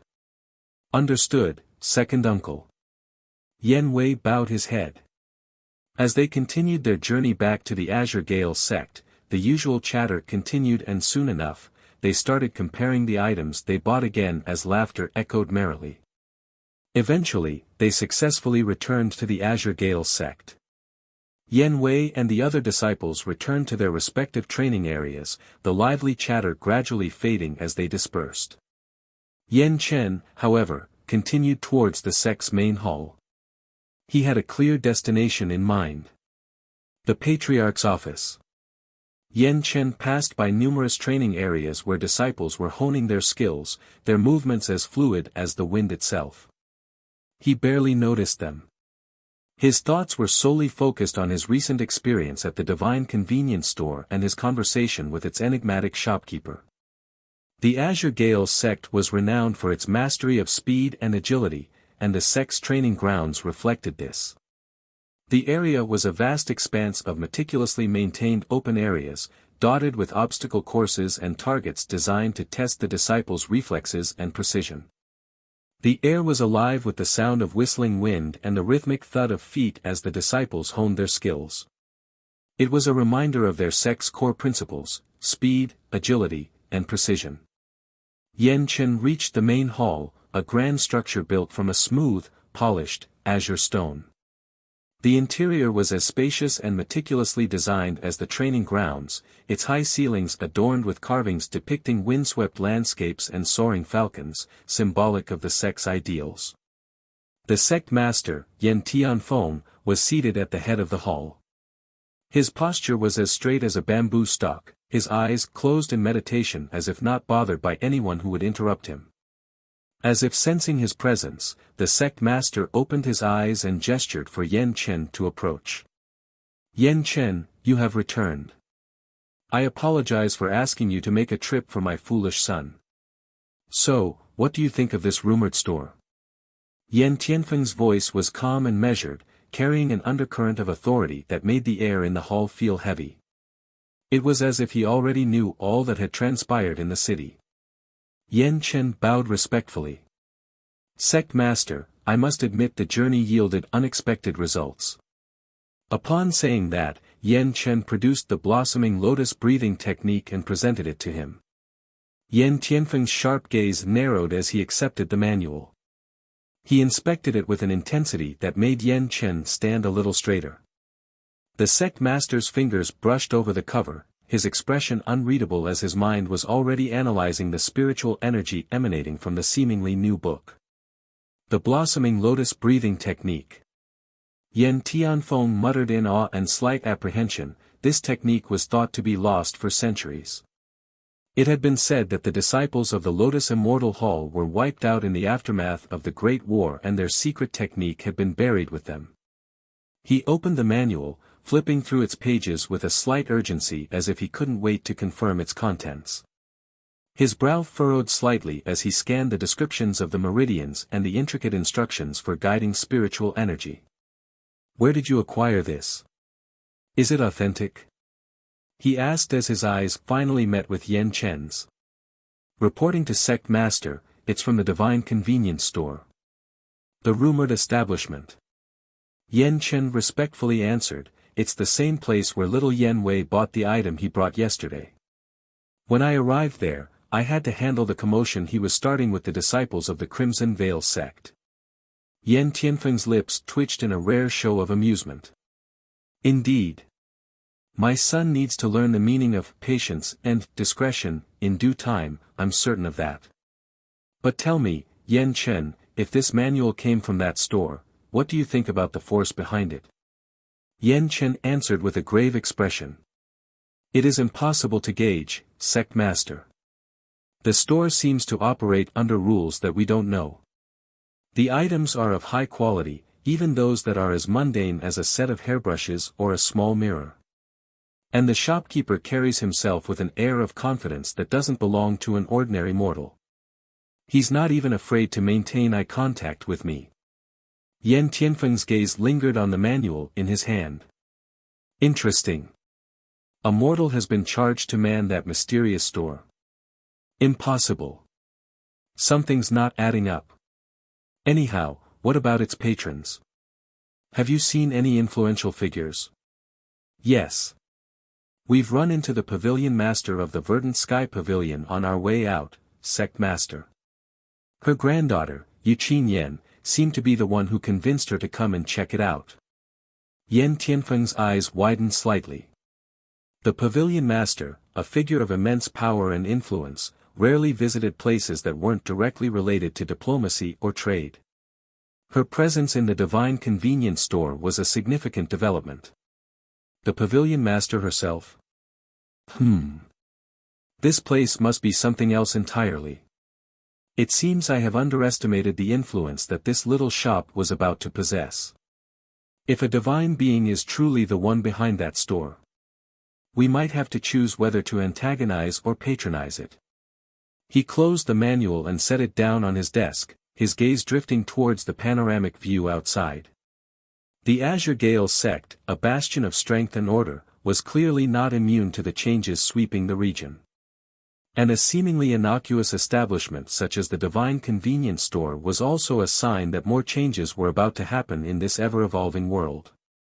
The so-called divine beings are different from normal cultivators. Their origin may not be unknown, but cultivators and mortals alike are vastly different from them. They wielded divine energy which most cultivators believe to be a higher type of energy than the nine heavens spiritual energy. No one knew how they were born except the divine beings themselves, but one thing they could agree on was that, they cannot stay within the realm for too long. At most, they'll be spotted at a certain place but they'll disappear soon after. That's why most of the recorded divine beings have been known to be the subject of worship for mortals and cultivators. For example, the Supreme Sun Church that dominated the Western continent worshipped a divine being only known by the name, Solaris, the Supreme Sun God. Yen Chen, tell me in detail everything that happened within the store and your thoughts on how we should proceed. Understood, Sect Master. But do you want me to take the same actions as the Verdant Sky Pavilion and try to gain control over that store? In all honesty, I can't think of a way for our organization to do that. It's like it's a fortress. Or a place that they will never control. Yen Chen replied, his eyes reflecting his own internal questions about the store. Indeed. The Verdant Sky Pavilion may be powerful and have a bottomless purse, but they cannot simply buy that store, Yen Tianfeng scoffed, his voice as calm as ever, but his aura made the room tremble as he said it. You can't simply buy something that isn't for sale. Instead, we have to focus on understanding it and its potential benefits. If it is as you described, we have to find a way to cooperate with them and not challenge their existence. We cannot afford to offend any higher powers that could threaten our sect. Also, Yen Tianfeng said as he looked back at the manual, his fingers tracing the cover again. I want you to test the authenticity of this manual. The blossoming lotus breathing technique might be old, but its unique effect in balancing the body and the spirit is one of a kind. Good job on purchasing it. Yen Chen bowed deeply. Understood, Sect Master. I shall see to it personally. Shall I include little Yen Wei? Yes. But ensure that it won't cause a backlash when swapping out his breathing technique. Let this be a lesson to him. Yen Tianfeng broke a smile as he thought about his unruly son. Back at the Divine Convenience Store, the next few hours passed uneventfully. A few curious passers-by wandered in, their expressions ranging from wide-eyed wonder to skeptical curiosity. Most were mortals who lacked spirit stones, leaving empty-handed but not before marveling at the store's peculiar wares. Lin Mo leaned against the counter, absent-mindedly flipping through the beginner's guide to cultivation Lu Xiaoyu had convinced him to study. He wasn't making much progress though, as his comprehension seemed to still be lacking, but he's getting there. He knew that after passing this hurdle, it'd be smooth sailing for him afterward. He glanced at the system panel hovering in his peripheral vision, the tally of the day's sales glowing brightly. Daily tasks. Attract new customers, completed. Sell expensive items worth 20 spirit stones and above, completed. Repeat customers, March 5th. Current day sales, 1972 spirit stones, mixed grades. Tier progression, emerging store, 2-215/10-000. Lu Xiaoyu bounded over, her energy seemingly endless despite the long day. Boss. Are you still having trouble? Do you want me to assist you in guiding the spiritual energy to your dantian? Lin Mo lowered the cultivation manual with a sigh, the words seeming to swim before his eyes. This is like trying to understand quantum physics by reading a children's picture book. The idea is clearly laid out, but applying it, it's like trying to catch smoke with a fishing net. Is it possible to assist me? Won't it feel like cheating? It is cheating, yes. And it will be detrimental to your future progress. But hey, better than turning your brain into soup trying to understand the principle all day, right? Lin Mo chuckled, shaking his head as he placed the manual on the counter. You know, for someone who claims to be a cultivation prodigy, you're awfully eager to see me skip all the basic steps. Hey, I'm just trying to be helpful, boss. Besides, it would be hilarious to see you suddenly sprouting wings or summoning a spirit beast after just a day of meditation. Think of all the new customers that would attract. Alright. That's a reach. Maybe I should meditate on a corner and let you handle the counter. Oh. You're right, boss. You have to empty your mind. No wonder you can't guide the spiritual energy to your dantian. It keeps slipping out of your grasp because you're distracted. Lin Mo gestured toward the door to their quarters. All right, oh wise cultivation prodigy. You've convinced me. I'll go and attempt this emptying of the mind, in private. Meanwhile, you have free reign of the store. Don't sell our products cheap even if they plead. I'll be back soon. Lu Xiaoyu clapped her hands together while sporting a wide grin. You got it, boss. I'll hold down the fort and deal with any power-hungry factions showing up while you are trying to achieve enlightenment. Shaking his head, Lin Mo chuckled as he entered their quarters. The soft hum of the aura of harmony gradually faded behind him. He sat on his bed and crossed his legs before taking a deep breath. He closed his eyes, attempting to clear his thoughts as Lu Xiaoyu had suggested. Empty my mind, he thought, trying to visualize a blank canvas. No thoughts, no worries, no Heavenly Dew Soda Cravings. Immediately, images of the peach blossom sparkle soda bottle that the Pavilion master had bought flashed through his mind. The vibrant pink color, the sweet aroma, and the satisfying fizz. It was all too enticing, and he still hadn't gotten a chance to try that particular flavor. He let out a frustrated sigh and shook his head to clear those images. Alright, I have to taste that new flavor later. Let me focus on the nothingness. The void. Once again, he tried to think of something mundane and boring, but his mind couldn't remain empty. Before long, his thoughts drifted to his personal balance that had increased significantly from the morning rush of Crimson Vale and Azure Gale Sect disciples. And it didn't stop at that, it then drifted toward the system again and the not-so-long journey to reach the next tier. A whole 10,000 spirit stones, and they already filled a fifth of it. It won't be long before they reach that. As for the daily tasks, their difficulties were also scaling along with their progress. Ugh. Damn it. No numbers. No system. Just emptiness. He tried again, picturing a vast expanse of nothingness. He shifted uncomfortably, his thoughts continuing to race like a flock of startled birds. He tried to push the thoughts away, focusing all his energy on a single point within his body, his dantian. And finally, he achieved it. With his eyes closed shut, he sensed the spiritual energy around him. Picturing an image as though he was grabbing it by hand, the spiritual energy began to be pulled towards him. The sliver of spiritual energy flowed through his opened energy channel and continued towards his dantian located at his navel. He felt a warm, comforting sensation that resonated deep within him as the first drop of spiritual energy settled within. It felt like a long-forgotten memory coming back. Or maybe, it's just what spiritual resonance feels like. Before long, a soft chime echoed in his mind, and somehow, the divine system also came up to track his progress in cultivation. Cultivation progress, spirit gathering stage, first level. Celestial providence activated, perfect spiritual resonance. Lin Mo's eyes snapped open. A surge of energy coursed through his veins. He could feel the change within him, especially when his celestial providence activated. He felt extreme lightness as his sense of connection to the world around him suddenly bloomed like a sunflower baited by sunlight. Perfect spiritual resonance.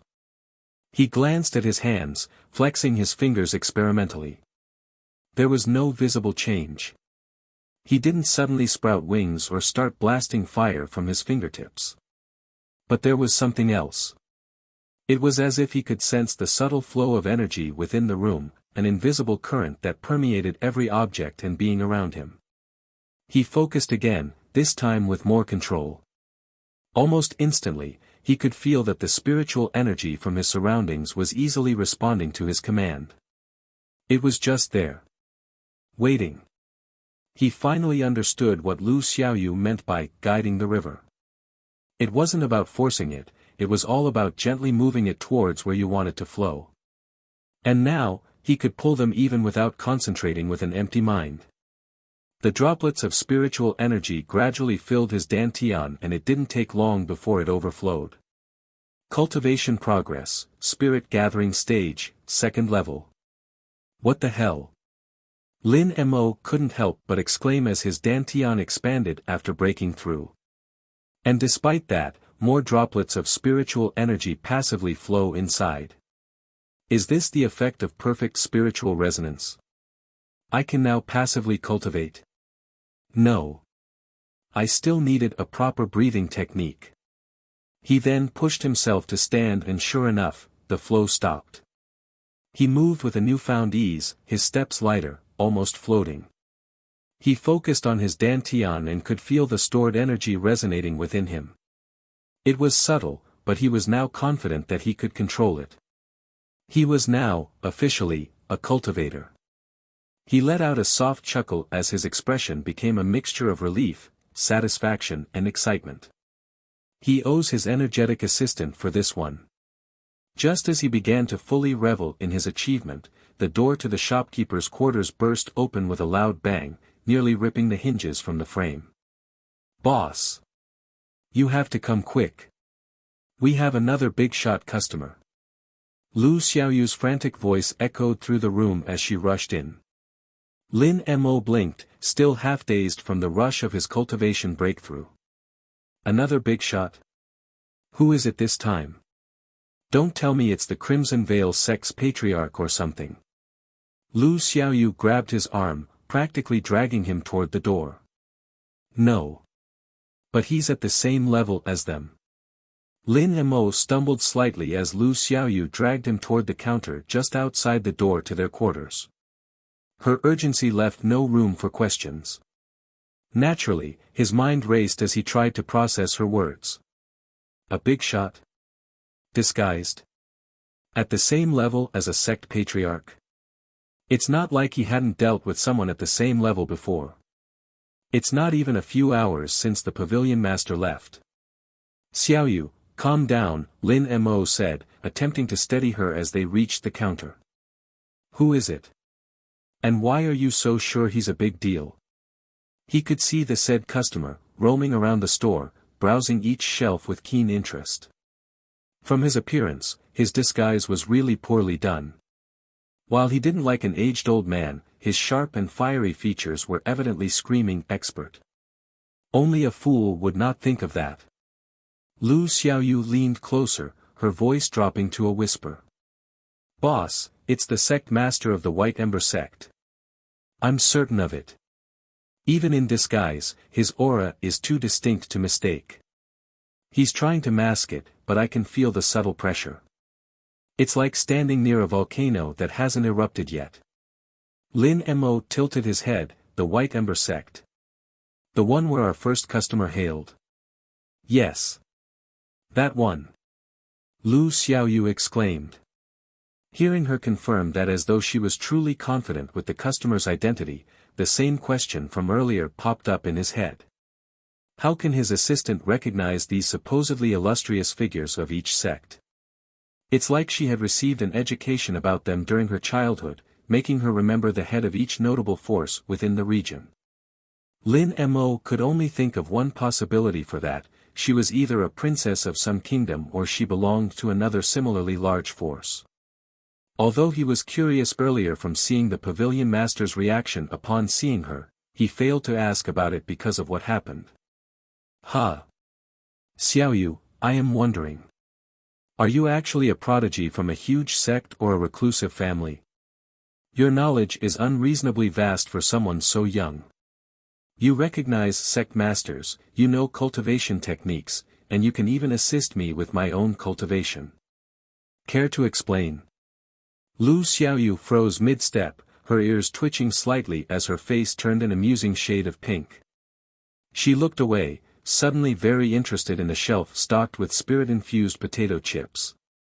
What? Me? A prodigy? Pfft, don't be ridiculous, boss. I'm just a humble assistant sent here to help you run the store. Lin Mo crossed his arms, raising an eyebrow. Humble assistants don't typically recognize disguised sect masters at a glance. Or teach cultivation techniques. Or react like this when asked a simple question. She flailed her arms in exaggerated protest.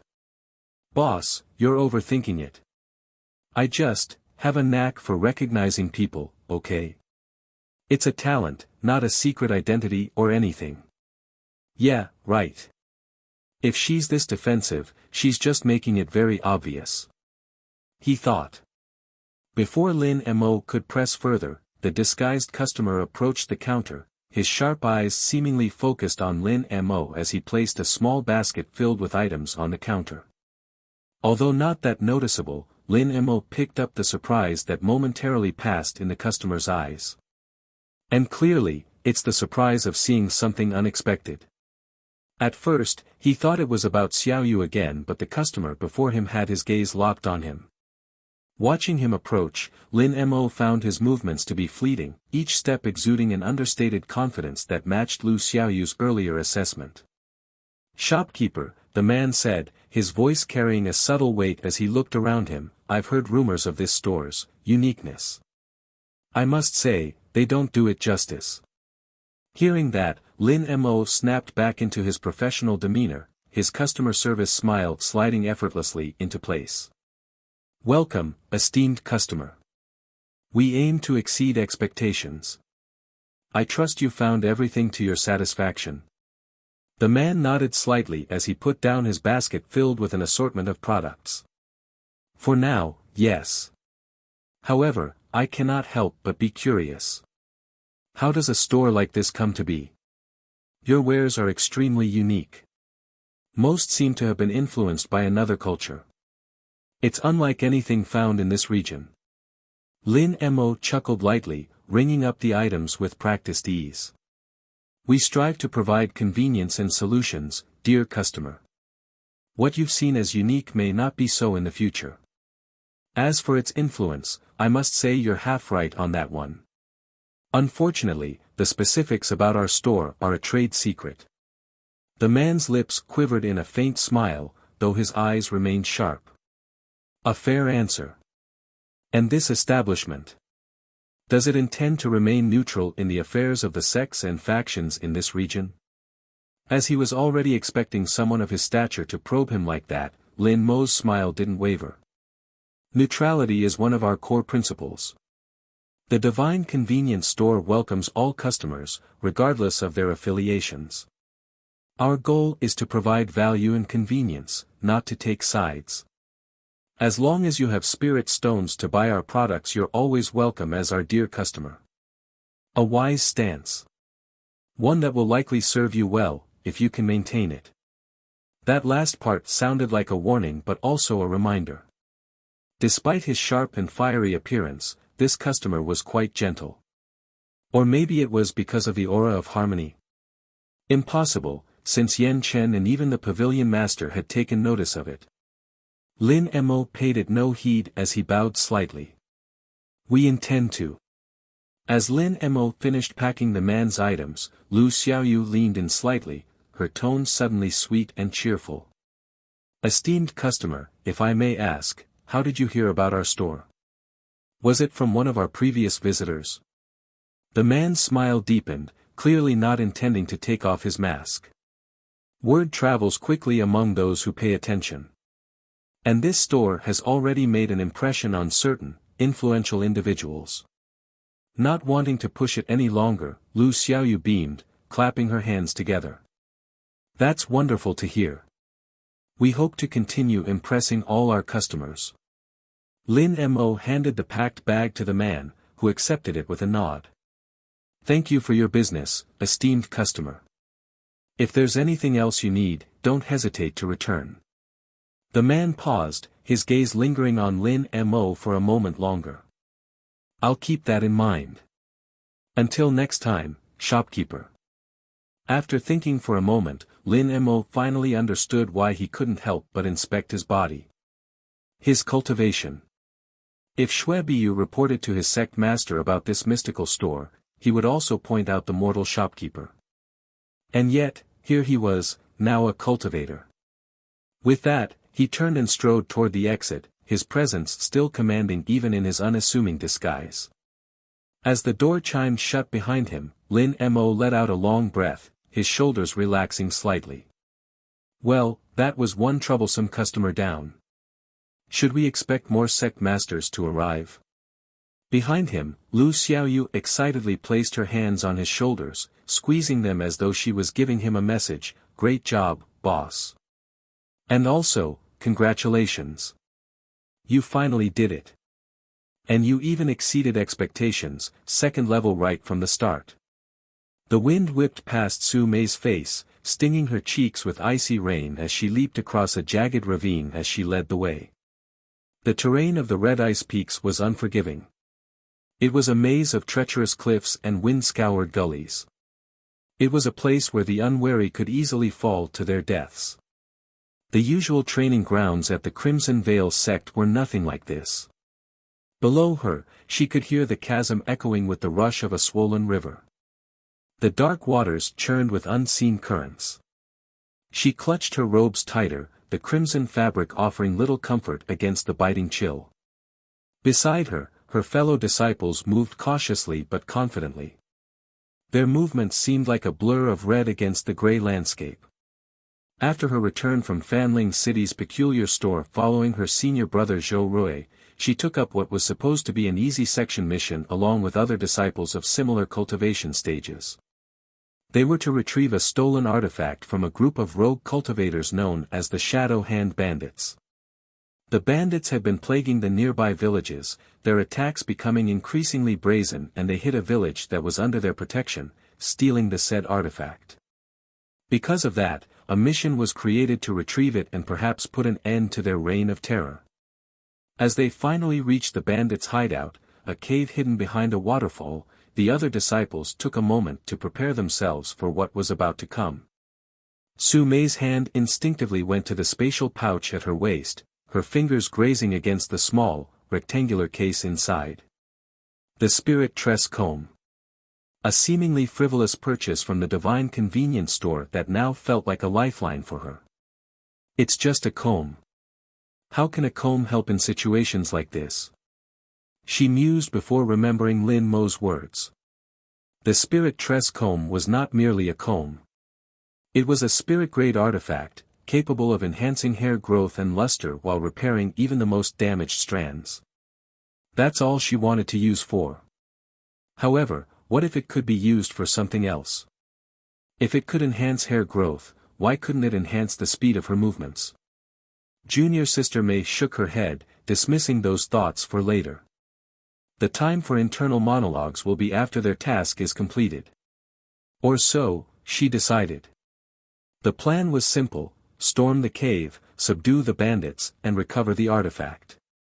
But as they entered the hideout, the group of disciples realized that Shadow Hand bandits had anticipated their arrival. As they passed the waterfall, they found the cave was lit with torches along the way, their flickering flames casting long shadows that made it feel like they were being invited to their funerals. And sure enough, the bandits, clad in dark leather and wielding an assortment of crude weapons, were already positioned strategically, ready to defend their territory. A fierce battle instantly erupted as the clash of steel echoed through the cave. The Crimson Vale disciples, with their superior training and discipline along with their ruthless demeanor, quickly gained the upper hand. They were meticulous and seemingly ready to stain their already crimson-red robes with more blood. But the bandits, desperate for survival, fought with a ferocity that made the task a lot more difficult than anticipated. Su Mei found herself facing a particularly agile bandit who wielded a pair of wickedly sharp daggers. She dodged his attacks, her reflexes honed by years of training, but his movements were faster than most thugs she had faced before. She stumbled back, her foot catching on a loose stone. As she lost her balance, she felt her pouch bump against her side. Once again, she was reminded of the comb and that peculiar wording that she vaguely remembered during the sales pitch of that young shopkeeper. Enhance hair growth and luster, repair even the most damaged strands. If it can repair hair, could it also repair my speed? A desperate idea bloomed in her mind. She had nothing to lose at this point. Making a decision in a split second, she pulled out the spirit tress comb, her fingers closing around its smooth handle. Instead of combing her hair, she ran the comb against her legs, brushing against her skin as though trying to stimulate its effect. To her surprise, she began to feel a faint tingle in her legs as her spiritual energy activated the artifact. A surge of warmth that seemed to spread through her legs. She shifted her weight and felt the subtle but undeniable difference in her muscles. She felt lighter, faster, more agile. It works! Su Mei cheerfully exclaimed. Her seemingly foolish idea saved her from being skewered by her opponent. Regaining her balance, she leaped higher, dodged quicker, and finally, with a well-timed thrust of her sword, she disarmed the bandit, piercing through his arm and shoulder. She felt like a completely different person. The other disciples who'd seen what she did copied her. At least, those who also bought the same comb as her. And because of that, the other bandits began to falter and the Crimson Veil disciples soon subdued them. With only a few left alive, Su Mei had them dig through their treasury, retrieving the artifact and also bagging the accumulated wealth of the bandit group. Most of them happily counted the spirit stones as they wondered about what else they could buy at the divine convenience store tomorrow. As they started to trek back to their sect, she glanced at the spirit tress comb again, her fingers tracing the smooth, cool surface. However, her face soon fell when she noticed the crack on its surface. And no. It's cracked. Is it because I used it for something other than my hair? Su Mei cried out, and just like her, the other female disciples with the same comb wailed upon checking. The other disciples laughed, telling them to just buy a new one. But when they heard its original price, they felt like they got punched in the gut. This is a reminder. We should use the products bought from that store as advertised. A talisman would be cheaper to use. Back at the divine convenience store, the last rays of the setting sun cast long shadows across the interior, painting the shelves in hues of orange and purple. Lu Xiaoyu was humming a lively tune as she restocked the shelf of the spirit tress combs. They were a hit for the female disciples, and even she was tempted to buy one, but with a lack of funds in her personal balance, she's holding off on it. Boss! We're almost out of the spirit tress combs already. Should I put up a limited stock sign to make the next batch look even more valuable? Lin Mo sighed, placing the Shopkeeping 101 book down on the counter. Xiaoyu, we're not running a shady auction house. If we're low on stock, we restock. No need for marketing gimmicks. Lu Xiaoyu pouted, crossing her arms. Boss, it's not a gimmick. It's called strategic scarcity. Makes people want it more. Trust me, it works. Lin Mo chuckled, shaking his head. We're already selling combs that enhance hair. I think the allure is strong enough without any extra theatrics. Are you thinking of raising our prices? Where's the convenience in that? Although it was tempting for him, he couldn't just haphazardly do some sales gimmick. There's the loyalty card feature for that. They could give their patrons a discount. Still, Xiaoyu's idea was worth exploring if he wanted to stop fully relying on the store's suggested prices. Oh. I understand, boss.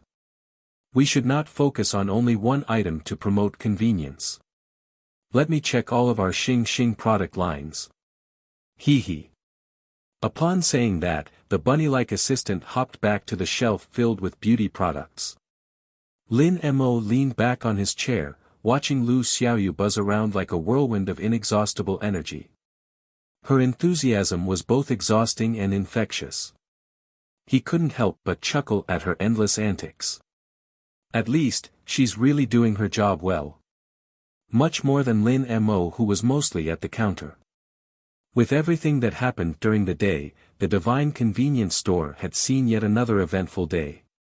And while Lin Mo was physically tired, he felt a deep sense of satisfaction. His cultivation breakthrough, the series of prominent customers, and the steady stream of sales. Those were signs that the store was gaining traction in this strange world. He also began to dabble in more than just being a normal store manager. Once again, while waiting for the next customer to arrive, he checked the current day's progress. Daily tasks. Attract new customers, October 10th, completed. Sell expensive items worth 20 spirit stones and above, May 5th, completed. Repeat customers, March 5th.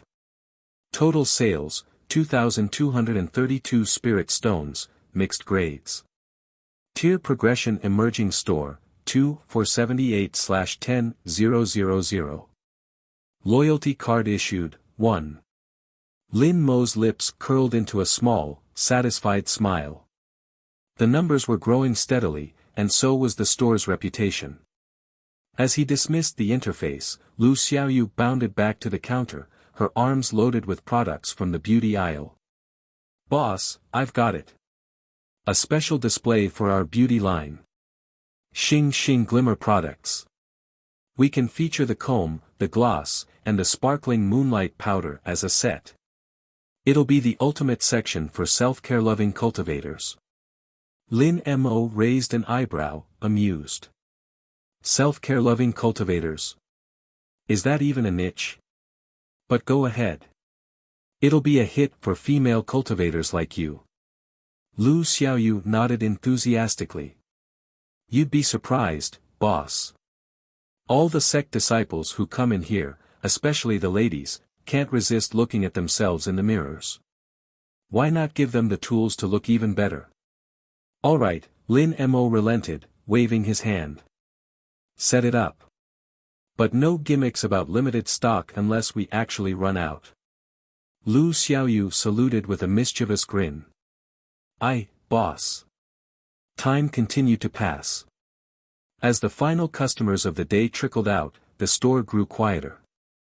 There weren't any big-shot customers that stepped in anymore, but at the very least, a few repeat customers from the other days visited again, which cleared the last of the daily tasks. Repeat customers, May 5th, completed. Other than that, Lin Mo's celestial providence continued to be triggered occasionally, blessing his customers with heaven's favors luck. Reading through those logs was quite amusing despite feeling the sting of leaking his luck to other people. Even Xiaoyu was starting to get envious, saying why couldn't his luck leak to her. Lin Mo simply teased her about that, claiming that since she was already a prodigy, she already emptied his luck from her birth. Her reaction? She jumped at Lin Mo and started clawing at him like a furious cat. As the moon rose high in the night sky, casting its pale glow over Fanling City, the divine convenience store finally quieted. The closing time soon approached. Lin Mo leaned against the counter as he watched Lu Xiaoyu bustling about, adjusting the newly arranged Xing Glimmer products display with the precision of a perfectionist. He couldn't help but praise her in his head as she clearly had a knack on being a store promodizer. She's quite great at arranging them to be really enticing. Boss, look at this. She chirped, stepping back to admire her work. The display sparkled under the store's ambient lighting. A mix of the spirit tress comb, sparkling moonlight powder, and the radiant glow lip gloss. All in all, the set would cost 100 spirit stones. If he applied the real quality needed for it, it would be 100 intermediate-grade spirit stones. Isn't it just perfect? It's like it's calling out to all the self-care enthusiasts out there. I'll buy one myself after I get enough in my balance. It's definitely eye-catching. If this doesn't attract attention tomorrow, I don't know what will. Lu Xiaoyu beamed, clearly proud of her handiwork. I bet we'll sell out by midday. Sure. Sure. If it does sell out before midday, I'll buy you one of the items there. What do you think? Seriously, boss. I love you. You're the best. I'll protect you from thugs from now on. Isn't that your job? Don't sweat the details. Hee hee. The dim lighting inside softened the atmosphere, and the faint hum of the store's mystical mechanisms filled the air. Lin Mo stood by the entrance, staring out at the now empty street. The city of Fanling lay bathed in the warm glow of lanterns, its bustling energy having quieted into a gentle whisper. The day's events played back in his mind: Yan Chen's stoic analysis, Qingyan's indulgent spree, the Pavilion master's piercing gaze as she offered 10,000 high-grade spirit stones, and the visit of the White Ember Sect's disguised sect master. Each encounter had brought something new, something challenging, but also something valuable. I'm getting used to this, Lin Mo muttered to himself, a faint smile tugging at his lips. He turned the signage at the front door to closed. The third day finally ended. The door chime jingled softly near the counter and he turned to see Lu Xiaoyu carrying a small tray with 2 steaming bowls of noodles. She placed them on the counter with a flourish. Dinner time, boss. Spicy Taihao Noodles, rice cakes and soup dumplings, the chef's special. By chef, I mean me. She grinned, hopping onto the stool beside him. Lin Mo took the offered bowl, the rich aroma wafting up to meet him. You mean you used the machine? But thanks, Xiaoyu. I needed this. They ate in comfortable silence, the spicy broth warming them against the cool evening air. The soup dumplings and rice cakes complement each other. Boss, do you think tomorrow Taihao or Lihua will arrive today? Will they evaluate us again? Lin Mo chuckled, shaking his head. Maybe. Maybe not. But we'll have to wait, right? But tomorrow will surely be busy. At this rate, we'll have an emperor or some ancient hermit knocking on our door by the end of the week. Hey, don't jinx it. What if they really show up? Lu Xiaoyu protested, slurping her noodles noisily. Lin Mo smirked, leaning back. If they do, we'll sell them our products like everyone else. No exceptions. They both laughed, the tension of the day melting away as the night settled over the divine convenience store. System notice, Day 3 complete. Evaluation pending. Day 3 evaluation, outstanding. Sales summary, 102 transactions, revenue, 2,286 spirit stones. Rewards, plus 10 spirit stones to personal balance for both shopkeeper and assistant. Tier progression, emerging store, 2532/10,000. Boss, there it is. Lu Xiaoyu exclaimed as she pointed at the system panels that popped up around them. Lin Mo lifted his head and looked around them only to see nothing. I guess not today, he said as he took a look at his new balance. Personal balance, 98 spirit stones. Not bad, he thought, and then he glanced at his assistant who was already jumping in joy. Boss, boss. Look at this. I now have 45 spirit stones. What should I buy with this? You better think carefully about what you want to spend on. I believe there's a reason Taihao is giving us wages like this. He started after gulping down another soup dumplings. Look, we have free meals and accommodations. What do we lack? Oh. Cultivation resources. That and other things, of course. Just don't spend that wastefully like you Qingyan. We're not as rich as her. Got it, boss. With her excitement dimming, she sat back down and resumed chowing down their food. On the other, Lin Mo couldn't help but observe the store. He also had to apply his advice to himself, so he started ranking his needs at the moment. And the first thing that came to his mind was breathing technique. A new day arrived at the divine convenience store and the pair of manager and assistant stepped out from their quarters and into the store, already decked in their striped uniforms. Lu Xiaoyu went around to check the inventory room to see if everything was restocked or whether there was a new product to be placed. Lin Mo, on the other hand, checked the fourth day's daily tasks. Daily tasks. Attract new customers, 0/20. Sell expensive items worth 20 spirit stones and above, 0/5. Repeat customers, 0/10. Not much has changed, but the system must have been thinking that as word of divine convenience store spread to the sects that visited yesterday, more disciples would be curious to visit. Hence, an increase in requirement. Getting 10 repeat customers, however, will be the hardest one. After mulling over it for a while, his eyes then moved to more system messages that flooded in during their sleep.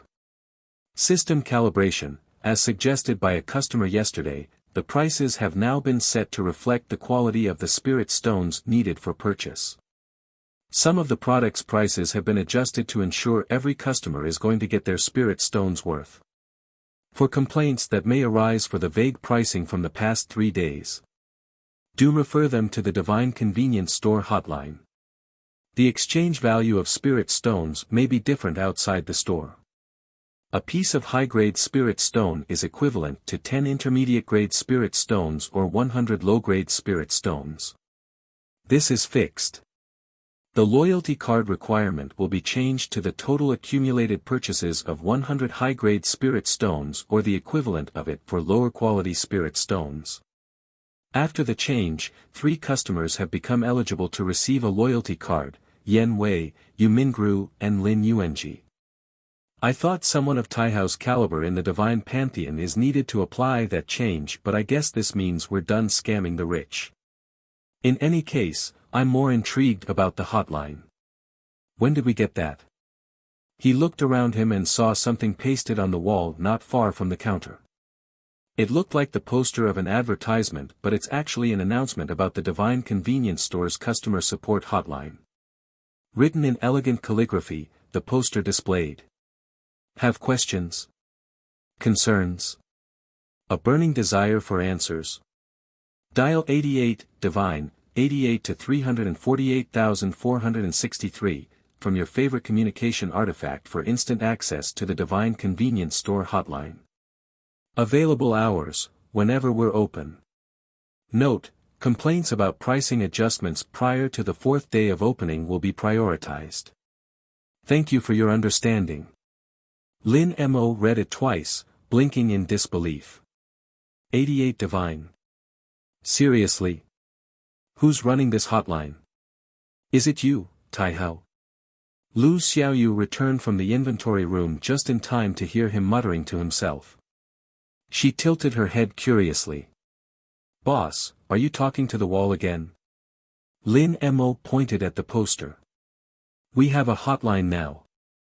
Did you know about this? Lu Xiaoyu skipped over and read the poster, her face turning into a frown as she tilted her head. What's a hotline, boss? Lin Mo facepalmed as she remembered that there wasn't that kind of concept here in the realm of 9 heavens. With a crooked smile, he explained, it's a service that deals with picking up customer complaints, Xiaoyu. It's a concept from my previous world. Taihao or someone from the Divine Pantheon must have brought that up in order to help us deal with them. In any case, a communication artifact should be the same as that walkie-talkie, right? Oh. You mean the Radiant Whisper device, boss? Yes. It's considered a communication artifact, but it's different from the normal ones made from jade crystals. Anyone can input those numbers, but it's hardly reliable unless one knows the exact contact. It was Lin Mo's turn to furrow his brows, right? Telecommunication isn't foreign here. They're just not done through the wires or regulated by a central system like back on Earth. Instead, they rely on spiritual energy and unique frequencies. I wonder who's on the other end of this hotline. Is it automated? Or is there some poor celestial being tasked with taking calls all day? He glanced at the hotline poster again, shaking his head in bemusement. I guess we'll never find out unless we ask Taihao or Lihua when they show up again. Thankfully, it will save us from getting yelled at about how we robbed them blind on day 1. Lu Xiaoyu clapped her hands together, her ears twitching excitedly. Oh. Oh. Boss, if they ever bring the hotline here, can I answer it? I've always wanted to say, thank you for calling the Divine Convenience Store, how may I assist you? Doesn't it sound so professional? Lin Mo flicked her forehead. You don't have to worry about that, you little. You're my assistant, not a call operator. With a pout, Lu Xiaoyu glared at Lin Mo, but she didn't push it anymore. Instead, she stuck her tongue out before running away to continue checking on the other shelves. Sometime later, as there were still a few minutes before the opening time of the Divine Convenience Store, Lin Mo also left the counter and stood in front of the shelf displaying the cultivation manuals. He'd finally taken his first few steps into the world of cultivation, and the feeling of spiritual energy flowing through him was still both exhilarating and bewildering. Now, it was time to choose a breathing technique. He ran his fingers over the spines of the various manuals, the titles sounding more like mystical riddles than instructions. The Soaring Crane's Ascent, the Whispering Willow Flow, the Mountain's Heartbeat Rhythm, and more. Each one seemed to offer a unique path to power. They weren't just manuals of breathing techniques, they also had illustrations, notes and warnings about each of the technique's disadvantages. And most likely, they were all lost manuals. Like the blossoming lotus breathing technique that Yan Chen bought yesterday. He could still remember its details since he skimmed through it. It was described as a manual that sought a balance between the body and spirit. But was that really what Lin Mo needed at the moment? He had always been someone who thought strategically, and that should also apply to his cultivation techniques. "Boss, what are you doing? Are you still thinking of those old books?" Lu Xiaoyu's voice broke his concentration as she hopped closer with her usual boundless energy. Lin Mo sighed, gesturing at the shelf. "I'm trying to choose a proper breathing technique. I can now tap into spiritual energy, and it's time for me to pick something that fits. What do you think? Which one should I pick?" Lu Xiaoyu's eyes widened as she leaned in closer, her gaze darting over the various manuals, each one more foreign to her than the last. That depends on your preferences, boss. Some are for speed, some for strength and others for defense.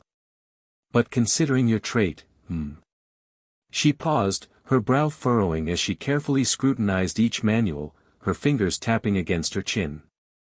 After a while, she snapped her fingers, her gaze turning to a new manual at the very end of the second level of the shelf. Silent Stream Breathing Technique. "This one, boss. The Silent Stream Breathing Technique. This is from an obscure intermediate-grade sect that has only been recorded vaguely in history. I think it's called Profound Stream Sect. It enhances control over the flow of spiritual energy and increases perception of your surroundings. It also allows your body to passively take in spiritual energy while maintaining the speed of your energy cycle. Perfect for someone like you who seems to draw in spiritual energy like a sponge." Hiding how he marveled at Xiaoyu's knowledge, Lin Mo raised an eyebrow, pulling the manual off the shelf. Through the Divine System interface, he was able to read the description that she mentioned. It's also described as a rare technique for those with naturally attuned spiritual core, but Lin Mo didn't know what that meant. All that he knew was that he was given perfect spiritual resonance from the blessing of his celestial providence, heaven's favor. "And how do you know all this?" he asked, studying the illustrations. "This book has the same vibe as the one Taihao gave me." She puffed up her chest as she confidently lied through her teeth. "I've read it yesterday. When you're busy lazing around the counter. Anyway, boss. I thought this would fit you best. The silent stream breathing technique is known for being very subtle, allowing its practitioner to blend in with the environment while passively accumulating spiritual energy. It might even help you mask the effect of your celestial providence.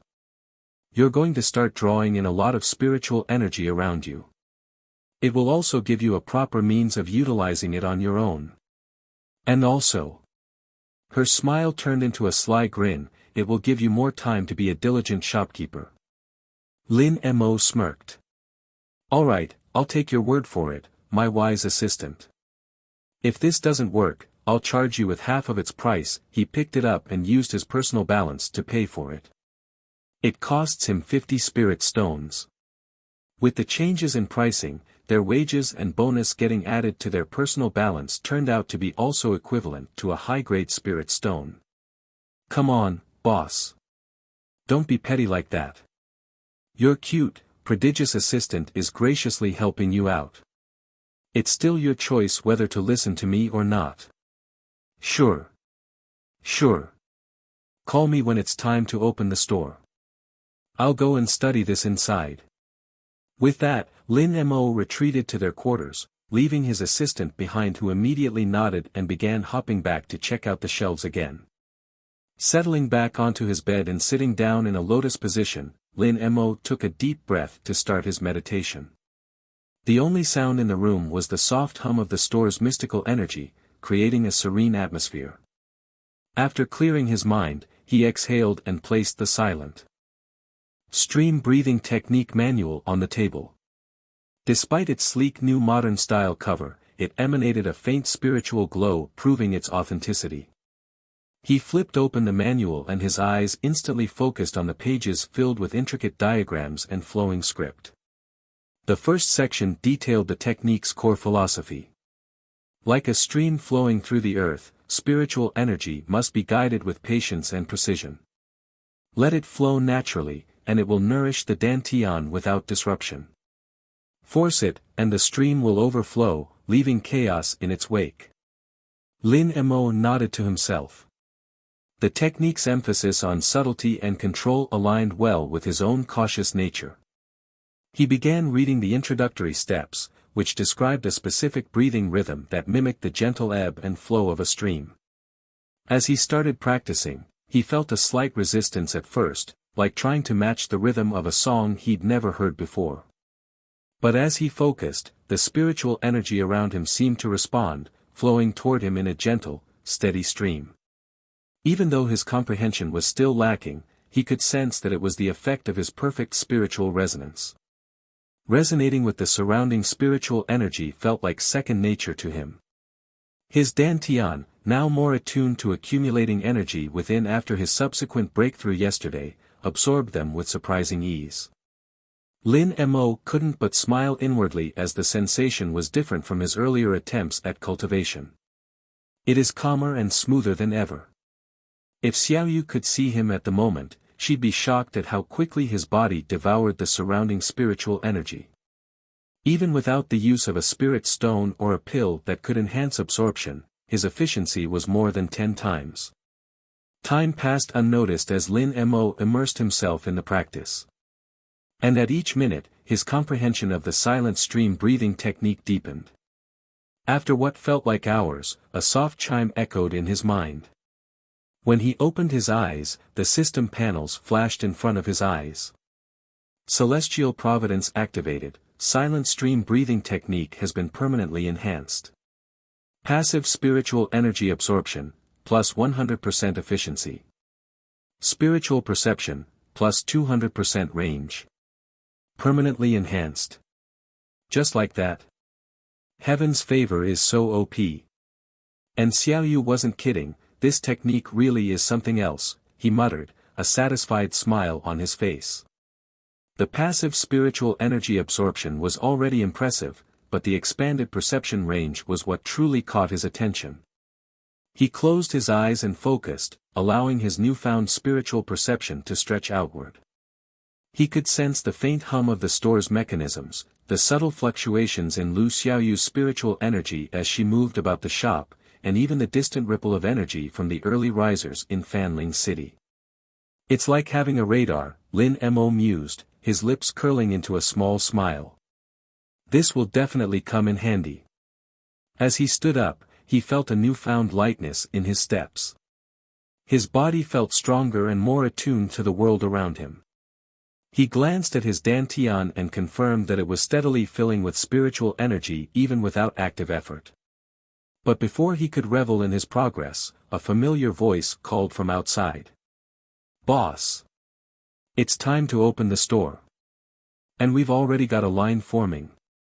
Lin Mo sighed, closing the manual and setting it aside. No rest for the diligent shopkeeper, huh? All right. Let's start this new day and aim for higher sales than yesterday. As if. Rather than higher sales, they'd surely be faced with complaints for the vague pricing for the past 3 days. If Qingyan returned, she would definitely not be happy. Upon stepping out into the store area, he was greeted by the sight of Lu Xiaoyu bouncing excitedly near the counter. "Boss, look!" She pointed outside and sure enough, there was already a line forming, waiting for the signage at the door to be flipped. Seeing that, Lin Mo couldn't help but give them a satisfied nod, how obedient. That'll be 120 low-grade or 12 intermediate-grade spirit stones. Lin Mo with his usual business smile rang up the customer's items. "Thank you, shopkeeper. Your exchange is still baffling but I'm glad your items have become cheaper. I can now buy more of these." The customer, who was a disciple from the Azure Gale sect, happily handed over the spirit stones as his eyes sparkled, lifting a box of spirit-infused potato chips that contained 24 60-gram packs. After the price adjustment, it went down from 2 spirit stones, unspecified quality, to 5 low-grade spirit stones. Lin Mo tried to understand the reasoning for that price, but since he had no idea about the actual economic state of this region of the realm of 9 heavens, he gave up and asked the system for an explanation instead. Apparently, it was adjusted according to the data gathered from the past 3 days. The previous pricing was set roughly without considering the economic impact of the store's unique items because the Divine Pantheon simply wanted to sell them and spread the name of the store. With the Pavilion Master raising the concern on the pricing, the need to regulate the prices is now adopted to the Divine System interface. The system's explanation made sense.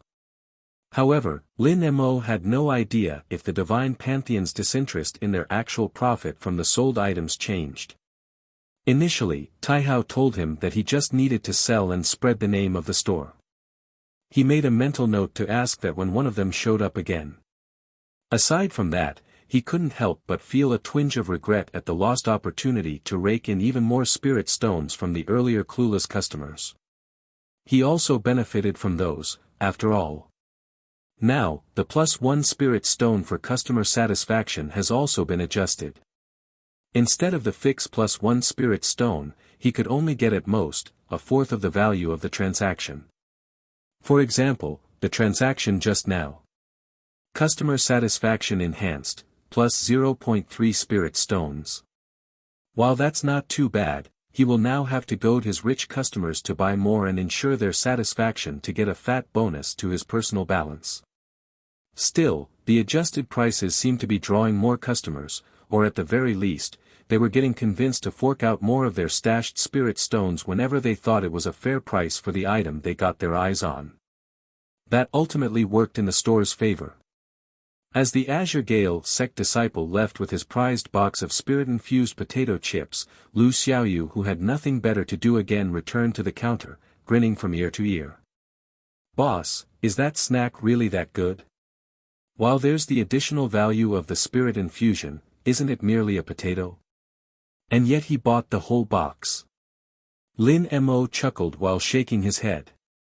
"Why don't you try one for yourself? You'll know why they liked it." "Oh.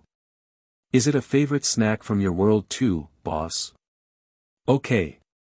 I decided. I'll taste every cheap snack our store is selling. It will be easier to coax more customers into buying them if I recommend them because I can attest to their taste." Lin Mo raised an eyebrow, amused by her sudden enthusiasm. "Sure, Xiaoyu. Go ahead. But remember, you'll have to pay for what you eat. No freebies, even for my prodigious assistant."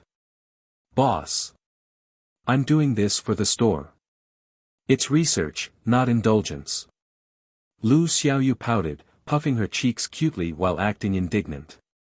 But her cuteness was useless against Lin Mo. With a teasing grin, he said, "Research or not, you still have to pay. Consider it part of your contribution to the store's success." Lu Xiaoyu huffed in disappointment as she walked away. After grabbing a small bag of spirit-infused potato chips from the shelf, the young woman brought it to the counter and paid for it through her personal balance. Stingy boss. "All right. I'll start with this one. Watch closely. I'll give you a detailed review that will convince every customer to buy them in bulk." Lin Mo silently chuckled, neither encouraging or discouraging her, as he watched her tear open the bag and pop a chip into her mouth. The moment the chip touched her tongue, her eyes widened and her ears twitched in delight. Lu Xiaoyu chewed slowly, savoring the flavor, before breaking into an exaggerated gasp. "What is this? Boss. Seriously amazing. It's salty, crispy, and there's this subtle tingle of spiritual energy that makes it so refreshing. No wonder that guy just now looks like he just bought an ancient artifact." Lin Mo smirked while clicking his tongue. "Told you. And that's just one flavor. There are more if you want to continue your research." Lu Xiaoyu's eyes sparkled mischievously as she stuffed another chip into her mouth. "Oh, I will, boss. Just you wait. By the end of the day, I'll be the official snack connoisseur of the Divine Convenience Store." Lin Mo couldn't help but laugh at her antics, her boundless energy lifting the store's atmosphere. Watching her enjoy that snack was also making him curious. He's wondering how different its flavor will be compared to the ones from Earth. The spicy Taihao noodles have quite a distinct taste, but at least, it's not unpalatable to his tongue.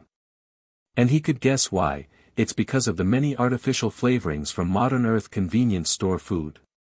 While Taihao or whoever's making them from the divine pantheon could imitate its packaging, they still had to come up with their own mix of seasonings. On top of that, they also added those special effects that were beneficial for the inhabitants of this world. The morning passed in a flurry of activity with a steady stream of customers coming and going.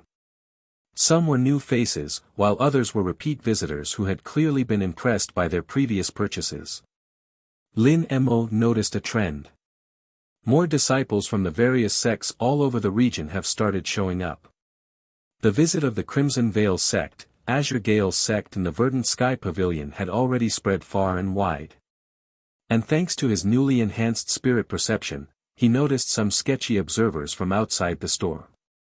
They were watching the activity inside in rapt attention.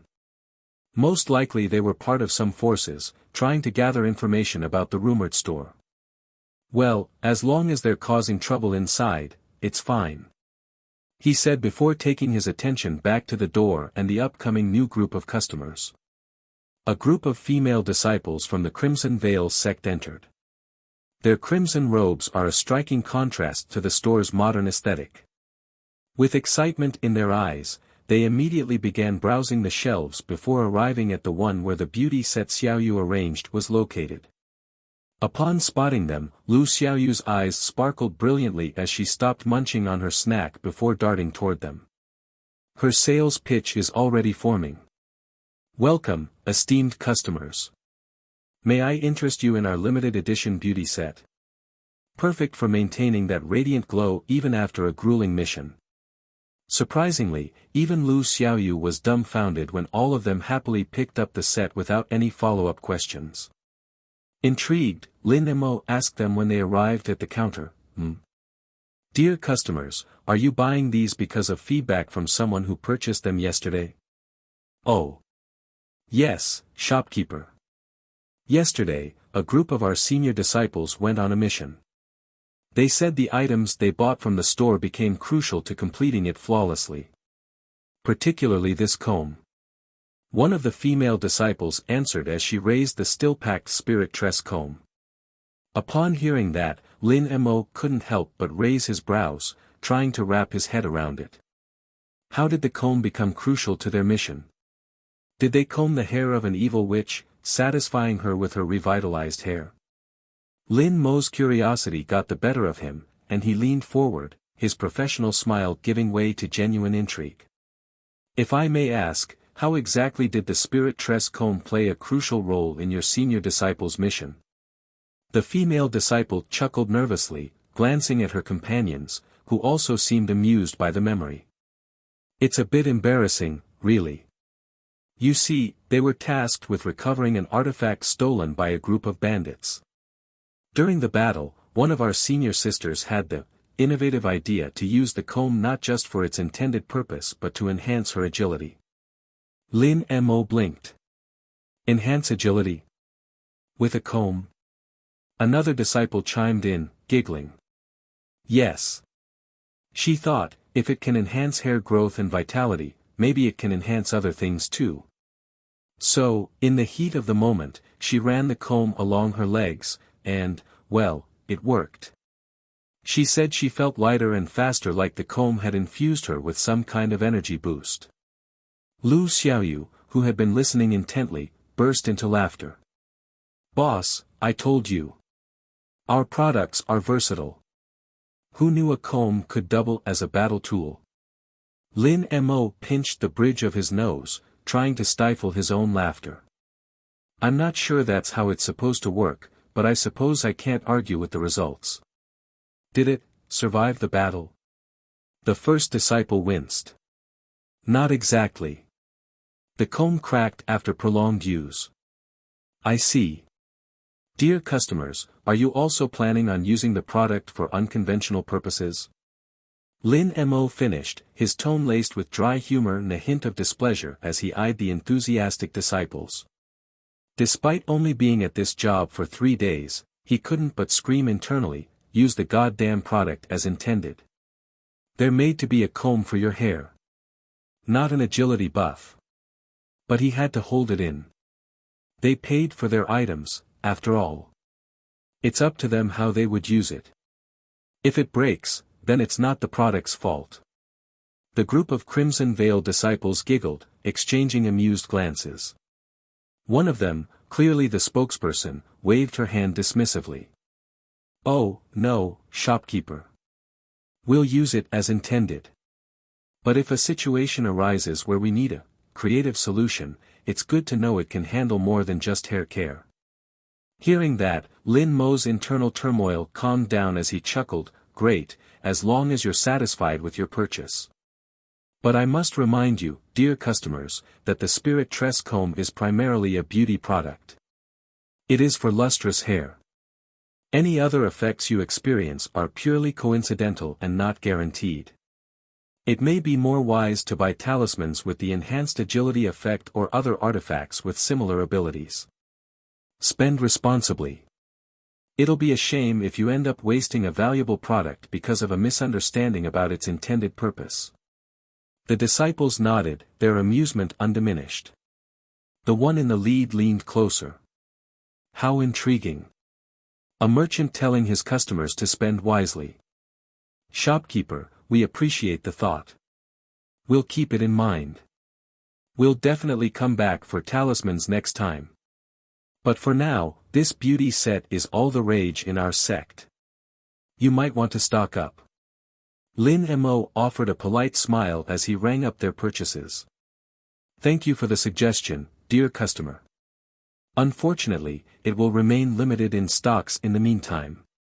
But if it becomes our best seller, I'm certain our supplier will send more stocks. The disciples nodded eagerly, their excitement undeterred as they handed over their payment. As they left the store, their laughter echoed down the street, leaving Lin Mo and Lu Xiaoyu shaking their heads in amusement. Boss, we might need to add a disclaimer to some of our products. Something like, not liable for unintended uses during life or death situations. Lin Mo smirked, pulling out a notepad to jot down her suggestion. Nah. They paid for their items. A disclaimer won't be needed. Let's just hope they're responsible customers. But if they're not, it's a win for us, no? They'll return and buy again. Oh. Boss, I've been enlightened. You're more cunning than you appeared to be. You're still thinking of ripping everyone off. Lu Xiaoyu smirked as she dashed away to rearrange the nearly empty shelf of beauty products. The morning passed in a flurry of activity as more customers came and went. The adjusted pricing and the growing reputation of the store continued to draw in disciples from various sects, their curiosity piqued by the unique wares on display. As the clock ticked closer to midday, Lin Mo checked the system panel to track their progress. Daily tasks. Attract new customers, 12/20. Sell expensive items worth 20 intermediate-grade spirit stones and above, 5/5. Repeat customers, June 10th. Not bad, Lin Mo muttered, nodding in satisfaction as he watched the near-completed daily tasks. Why did he think it would be difficult? Their growing list of customers would be able to draw in more customers. Just then, the door chimed again, and Lin Mo looked up to see a familiar face enter the store. It was Qingyan, her elegant robes flowing as she stepped inside with her usual air of confidence. However, there was a faint edge of irritation in her expression as her gaze landed on Lin Mo. Unlike the previous times, she walked straight to the counter and slammed her palm down. Shopkeeper. We need to talk. Lin Mo's professional smile didn't falter as he greeted her. Miss Yu, welcome back. What brings you here today? Qingyan's eyebrows twitched at his lack of reaction. But she composed herself and crossed her arms together. I heard about your price adjustments. Care to explain why I paid premium prices for items that are now significantly cheaper? Ah, there it was. The dreaded complaint he had been expecting. Miss Yu, I understand your frustration. The price adjustments were made after careful consideration and feedback from esteemed customers like yourself. However, I assure you that the quality of the items you purchased remains unmatched. The prices may have changed, but the value you received was no less than what was promised. Qingyan narrowed her eyes, clearly unconvinced. That's a very diplomatic answer, shopkeeper. But I can't help feeling like I was taken advantage of.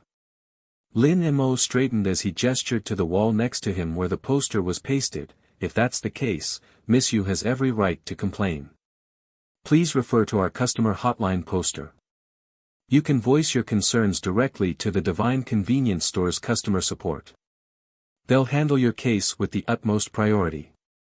Qingyan turned her head to the poster, her expression flickering between confusion and disbelief. A hotline? What the hell is a customer hotline? What a bizarre thing to make. Oh. It's a new initiative, dear golden patron, Lin Mo replied smoothly, maintaining his professional smile and observing Qingyan's minute reactions. It is designed to ensure all our customers feel heard and valued. Rest assured, any grievances will be addressed promptly by our esteemed customer support team. You didn't answer me, shopkeeper. What is a hotline? Oh. I thought you'd be pretty knowledgeable about it, Miss Yu. But basically, it's where you nag if you ever feel taken advantage of. As our first loyalty card holder, I guarantee you'll be satisfied with its service. Nag. Qingyan's lips twitched, annoyed at his almost sarcastic response, but because of the aura of harmony still permeating the store, she easily calmed down. Fine.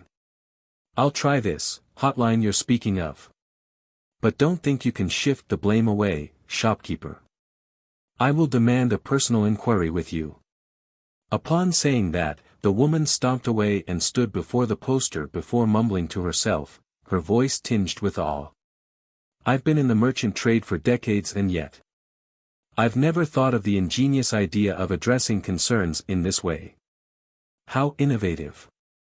In one obscure region within the celestial realm floating above the realm of 9 heavens, the heart of the divine pantheon bustled with activity. Streams of divine energy flowed through its halls as figures could be seen carrying reports, requests, and updates coming from somewhere. Within one of the grand chambers, a peculiar setup had been recently established. A gleaming array of golden communication artifacts. Each one radiating a soft, harmonious glow. Standing before this curious setup was none other than Zhenren Lihua, the custodian of commerce and harmony. Her serene expression was occasionally broken by a small smile as she sifted through the latest report on the Divine Convenience Store that they recently opened. Interesting. A golden patron emerged before someone pointed out the vague pricing of our products. And he says he has no experience in this field. Shortly after, a soft, melodious ringing echoed through the chamber, signaling an incoming call. Lihua's lips curled into a faint smile as she turned to the functionary seated in front of the artifacts, signaling her to pick up the incoming call. This particular functionary was known as Yang Yang. She's a low-ranking servant of the Divine Pantheon who had just been assigned to become a hotline assistant. Her features were sharp and ethereal, her movements precise and efficient, but she possessed none of the radiant grandeur of the divine beings she served. Her work was in the subtle details. She was also a bit of a pushover. She glanced up and nodded respectfully at Zhenren Lihua before reaching for the golden communication artifact. She adjusted her spectacles as though she was preparing her psyche before swallowing nervously, taking a moment to calm down as she accepted the incoming call. Greetings, esteemed customer. This is the Divine Convenience Store customer support hotline. How may I assist you today? With a steady tone, she greeted the customer behind the call with a subtle tremor of anticipation. She wasn't used to talking with people, or even divine beings for that matter. Before she was assigned here, she usually dealt with information. Raw data. Figures. That's her expertise. And now, she has to act like some kind of a call operator for the store. There was a brief pause, followed by a composed but slightly annoyed voice. Yes. I have a complaint regarding your recent price adjustments. My name is Qingyan, a golden patron of your establishment. I demand to know why the items I purchased yesterday are now significantly cheaper. Please confirm that the correct prices of these items have been applied to the recent purchases. Yang blinked, her mind racing to find a suitable response. She had expected queries about malfunctions or missing items, not a direct challenge to the store's pricing policy. This mortal was remarkably bold. Before answering, she glanced at Jinren again as though seeking confirmation. And the response she received was a subtle nod. This kind of complaint was what they were expecting. Sighing internally, Yang put on a professional smile as she forced her voice to remain enthusiastic. At the same time, she pulled up the recent transaction made under the name of the customer and she couldn't help but gawk at the numbers. 980 high-grade spirit stones. For a low-ranking servant like her, that was equivalent to several years of her salary from the divine pantheon.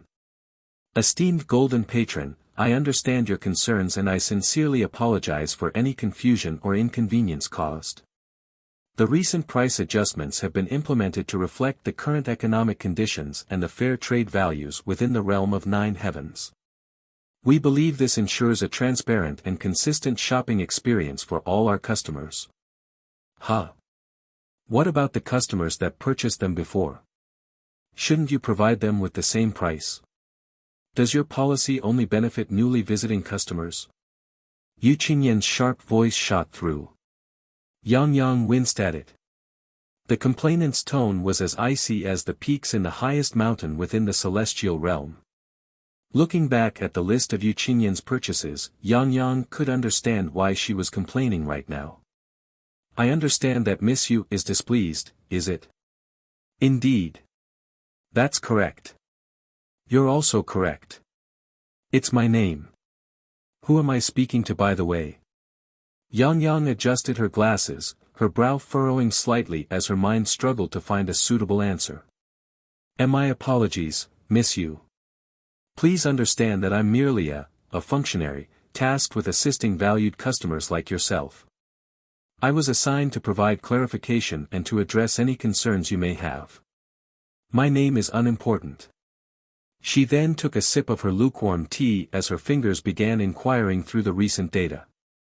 We, at the Divine Convenience Store, value our customers' experiences. After a concern was raised yesterday, the system that's assisting the store has calibrated the prices to create a balance for all of our customers regardless of their time of purchase and wealth. I see, and this explanation is it?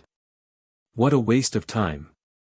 So basically, I'm still stuck with the expensive products I bought earlier and you won't be of any help to me? Yang hesitated as her face paled slightly. She could feel the pressure of the customer's intense scrutiny.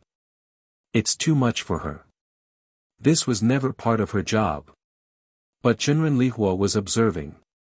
And the problem was, the customer had a point. Does she have permission to decide about the customer's compensation? She has no idea. If I may, dear esteemed customer. The loyalty card you've received will ensure that future purchases are made with more benefits than others, including having priority on limited products.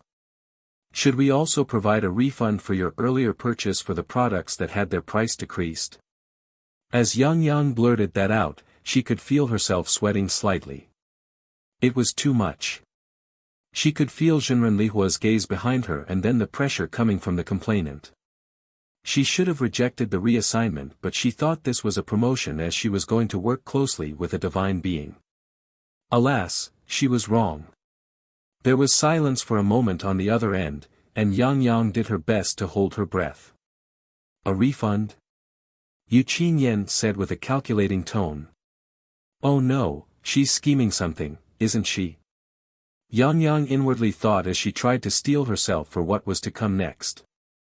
Back at the Divine Convenience Store, Qingyan stepped away from the poster as the glow of her communication artifact dimmed, her expression a mixture of satisfaction and reluctant admiration. Whoever came up with this hotline, they're either a genius or a madman. She muttered, recalling the stuttering voice from the other end. Lin Mo, overhearing her, couldn't help but smirk. I'll take that as a compliment, Miss Yu. What do you think? Did they address your concerns to your satisfaction? Qingyan shot him a look before grinning. You heard it, shopkeeper.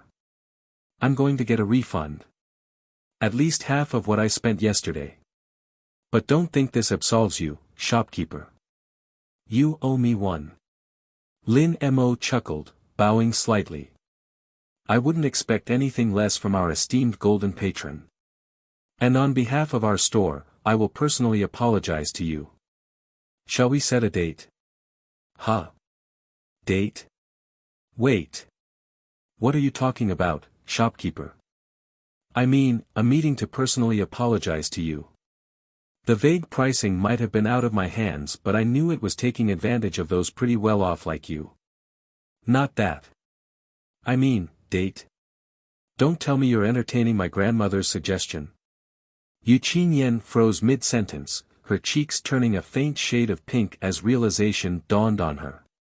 She quickly composed herself, clearing her throat and crossing her arms in a show of defiance. Shopkeeper, let me make one thing clear. I have no intention of indulging in such ridiculous suggestions. My only interest here is in your store's products and ensuring fair treatment as a golden patron.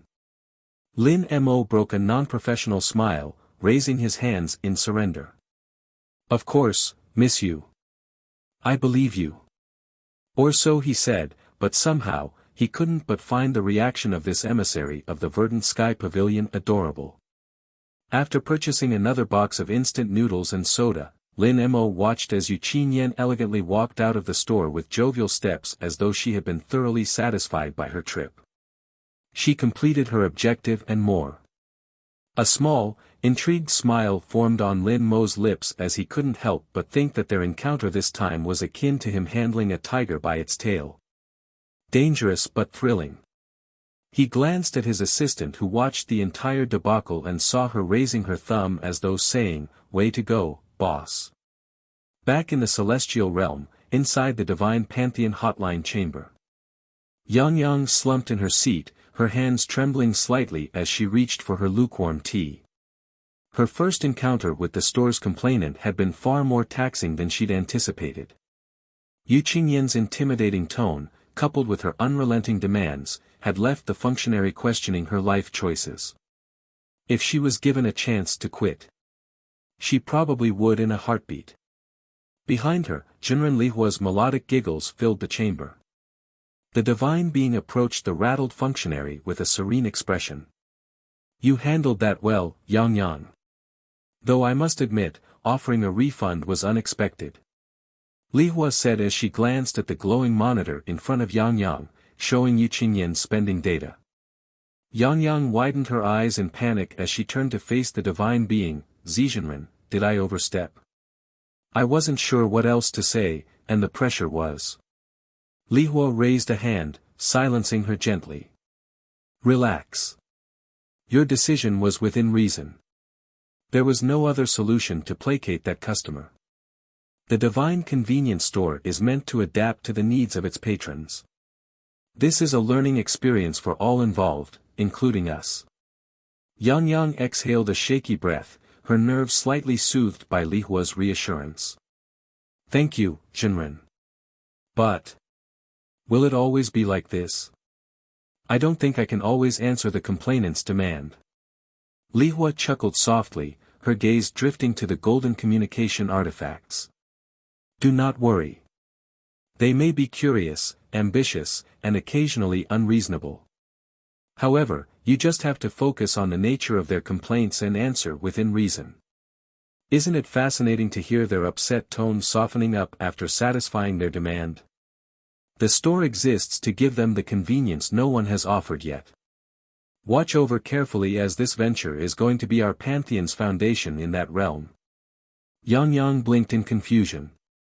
She couldn't understand the meaning behind Jinren Lihua's words. But before Yang could respond, the golden artifact began to glow and chime again, signaling an incoming call. The functionary groaned inwardly, her moment of reprieve cut short. Li Hua placed a comforting hand on her shoulder. Take this one at your pace. You're doing well. Yang Yang nodded hesitantly, adjusting her spectacles as she reached for the artifact.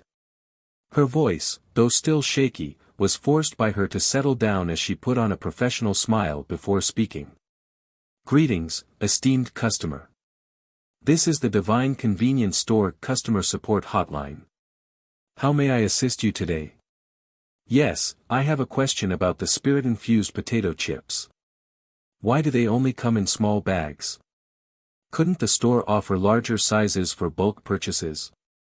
The voice on the other end was gruff and impatient, belonging to an elder from the Azure Gale sect who claimed to have recently bought the snack but found the serving size lacking. Yang Yang blinked, momentarily stunned by the unexpected nature of the query. She expected someone would complain about the adjustment in prices, but here he was, asking about a certain product. She glanced at Jinren Lihua, who waved her hand, which changed the display on the monitor in front of her, showing the data about the product in question. I see. Esteemed customer, your feedback is noted. The store's inventory is curated based on demand and supply dynamics. At the moment it is the only size, but if demands rise, it is not impossible to create the same product with a bigger serving size. I will forward your suggestion to the appropriate department for consideration. The elder grumbled something unintelligible before hanging up, leaving Yang Yang to stare at the artifact in disbelief. Li Hua, who had been silently observing, laughed again, her melodic voice echoing through the chamber. See. Not all calls are as intense as your first. You'll grow accustomed to their quirks in time. Try reading about the store's products, you will need them. If ever you're curious about something, you can also inquire with the shopkeeper. Yang Yang sighed, slumping back in her chair. I hope so, Jinren. Otherwise, I might need a hotline for the hotline. The shopkeeper. What's special about him? Isn't he just a mortal brought by Jinren Taihao to look after the store? Back at the Divine Convenience Store, Lin Mo leaned against the counter, his arms crossed as he watched the steady stream of customers browsing the shelves. The store had been bustling all morning, and the afternoon promised to be just as lively. Lu Xiaoyu skipped over to him, her cheeks puffed with a mouthful of some other snack. She's still in her ongoing taste testing of the store's snacks. Boss, guess what? I overheard one of the customers saying they're coming back tomorrow to bring their sect elders. Lin Mo raised an eyebrow, his professional demeanor slipping into a sly grin. Sect elders, huh? There's that one elder from the Azure Gale sect earlier who bought the chips. It's getting popular and the store's reputation is spreading faster than I thought. Lu Xiaoyu giggled, swallowing her snack. Maybe we should ask Taihao and Lihua for more variety. Everyone's getting obsessed with them. I'll make a note, Lin Mo replied, his gaze drifting to the system panel. Daily tasks. Attract new customers, 18/20. Sell expensive items worth 20 intermediate-grade spirit stones and above, 5/5, completed. Repeat customers, September 10th. The progress was promising, and Lin Mo couldn't help but feel a sense of accomplishment. The store was thriving, and with each passing day, he was becoming more adept at navigating the quirks of his role. Not only that, he started his journey in cultivation and he could feel his head getting lighter, allowing him to think more clearly. There should be a reseller by now, right? He thought as he recalled those who bought those cheap items in bulk. Qingyan was one thing, but she wouldn't deal with reselling products. If anything, she's probably handing out those items she bought, intriguing more potential customers. In a way, she's becoming one of the greatest propagators of the store's influence. As he flipped the system panel away, the door chimed, signaling another customer's arrival. Lin Mo straightened, his professional smile returning as he prepared to greet them. Welcome to the Divine Convenience Store. How may I assist you today? In the inner training grounds of the Azure Gale sect, Yan Chen stood at the edge of a tranquil courtyard, observing the group of disciples sparring under the dappled sunlight filtering through the towering bamboo. Their movements were crisp and their mastery of the azure gale steps was evident in their speed and agility. Yet, his attention was fixed on one figure standing apart from the others. The disciple in question, Fan Hui, was a promising talent in the sect. Though not the strongest, his meticulous approach to cultivation and steady temperament made him an ideal candidate for Yan Chen's current task. In his hand, Yan Chen held the blossoming lotus breathing technique. It's the manual he had purchased from the divine convenience store. While he could already attest to its authenticity, it still needed to be verified by having someone practice it. It was a breathing technique that could go hand in hand with their azure gale steps. If it was proven to be more beneficial compared to their current foundational cultivation technique, it could elevate the strength of their sect. He had already given the manual to Yen Wei, as ordered by the sect master. He memorized it right away the moment he realized it was the technique that his second uncle had bought from that store. However, the result would still have to wait as it wasn't easy to switch foundational cultivation techniques, especially for someone like Yen Wei, who was approaching the foundation establishment stage. Fan Hui, on the other hand, could still smoothly switch it out because of his lower cultivation of the spirit gathering stage. Fan Hui, Yan Chen called out, his voice echoing through the inner training hall. The young disciple immediately ceased his practice and approached, bowing respectfully. "High Elder, this disciple greets you." Yan Chen nodded at his gesture before handing him the manual. "This is the blossoming lotus breathing technique. Study it and practice it as your new breathing technique. It is said to balance the body and spirit, enhancing both cultivation speed and overall harmony of your body. I want you to study and practice it. Report any noticeable changes in your cultivation." Fan Hui accepted the manual with reverence, his eyes flickering with curiosity. "I will not disappoint, High Elder." Yan Chen nodded. "I'll give you 3 days. If you encounter a problem, look for me right away. Do not rush the process. Focus on understanding the technique's essence." Fan Hui bowed deeply, clutching the blossoming lotus breathing technique manual with both hands. His eyes gleamed with determination, though a trace of apprehension lingered in his expression. "Thank you for entrusting me with this, High Elder. I will do my best to meet your expectations," he said earnestly. With his hands clasped behind his back, Yan Chen pleasantly nodded before handing him a pouch. "Good. Here are spirit stones and spirit replenishing pills to assist you. Don't use them sparingly. If your result is beyond satisfactory, the sect will reward you with more resources." As he accepted the pouch, excitement filled his chest. Bowing his head further, Fan Hui's grip on the manual tightened slightly. "I understand, High Elder. I will give it my utmost focus." As Fan Hui turned to leave, Yan Chen's gaze lingered on him for a moment. The High Elder's expression remained calm, but his thoughts were turbulent. This was not just a test of the technique. It was a test of the store's authenticity. If the blossoming lotus breathing technique yielded significant results, it would affirm the divine convenience store's value to the sect. Even if the store couldn't be bought, its products alone could provide the Azure Gale sect with another avenue to bolster its current strength. In the middle of Fanling City, the City Lord Palace could be seen as an imposing structure standing higher than most establishments around it. Within the palace's inner chambers, City Lord Wei Xian sat in quiet contemplation, his fingers tapping rhythmically on the armrest of his intricately carved chair. He's a man with an imposing figure, but his graying hair and weathered face reflected the years of his leadership and experience. He had been appointed as the city lord for 10 years and his influence within the whole city had been solidified when he led the defense of the city against the monster wave from the abyssal forest in his first year of tenure.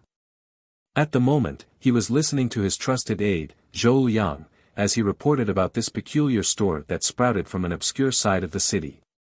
Zhou Yang, a middle-aged man with a lean build and a meticulous demeanor, stood before the city lord with a scroll in hand. My lord, this so-called divine convenience store continues to draw attention. As of now, disciples from several prominent sects have been seen entering and leaving the establishment, all of them carrying peculiar items outside. Yesterday, a confrontation had been cited between the Crimson Vale sect and Azure Gale sect, but instead of an explosive conflict, they were reported to have been coaxed into switching their form of competition to whoever can spend the most within the store. Hearing that, Wei Xian's brows furrowed as his fingers paused mid-tap. The divine convenience store. It seems to be more than just a merchant's venture. What of the items they sell? Have our people learned anything of their nature? Zhou Liang nodded, unrolling the scroll to reveal detailed accounts. Yes, my lord. The items range from common-looking snacks to high-grade artifacts and cultivation manuals.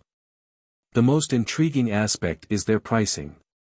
Initially, the prices were exorbitant, but they've recently been adjusted to reflect a more balanced market value. By recently, I mean today. Wei Xian leaned forward, his interest piqued. Adjusted pricing?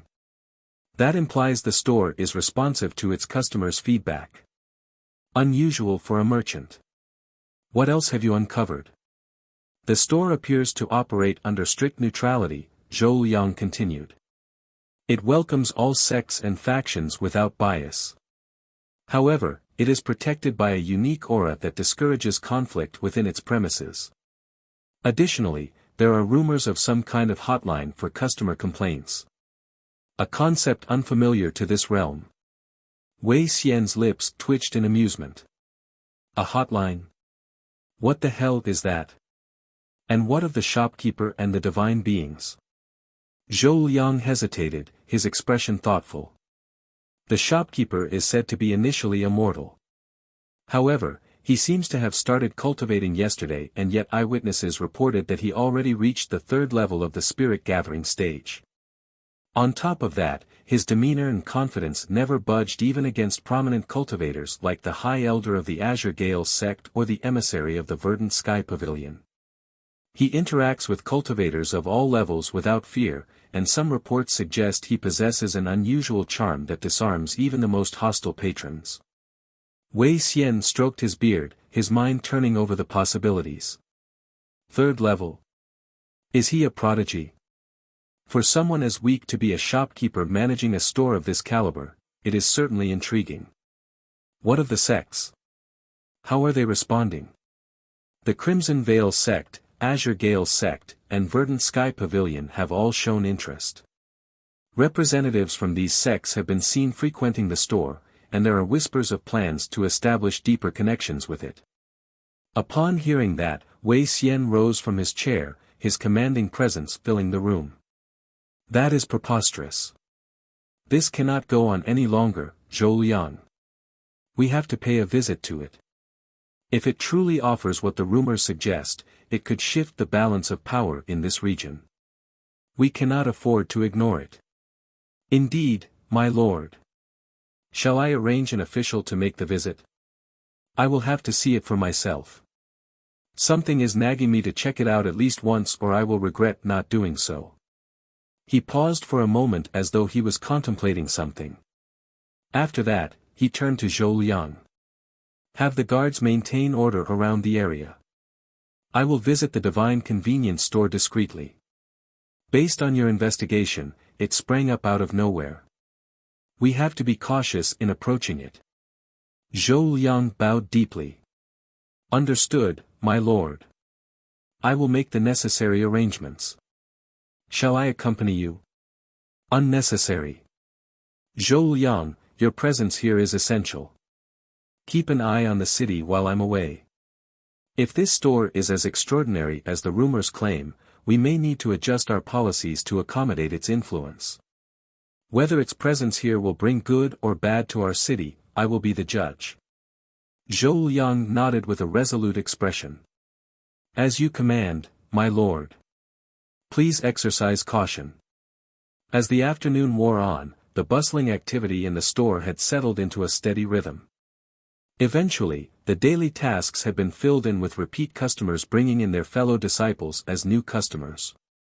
Furthermore, curious citizens of the city had also started checking out the store.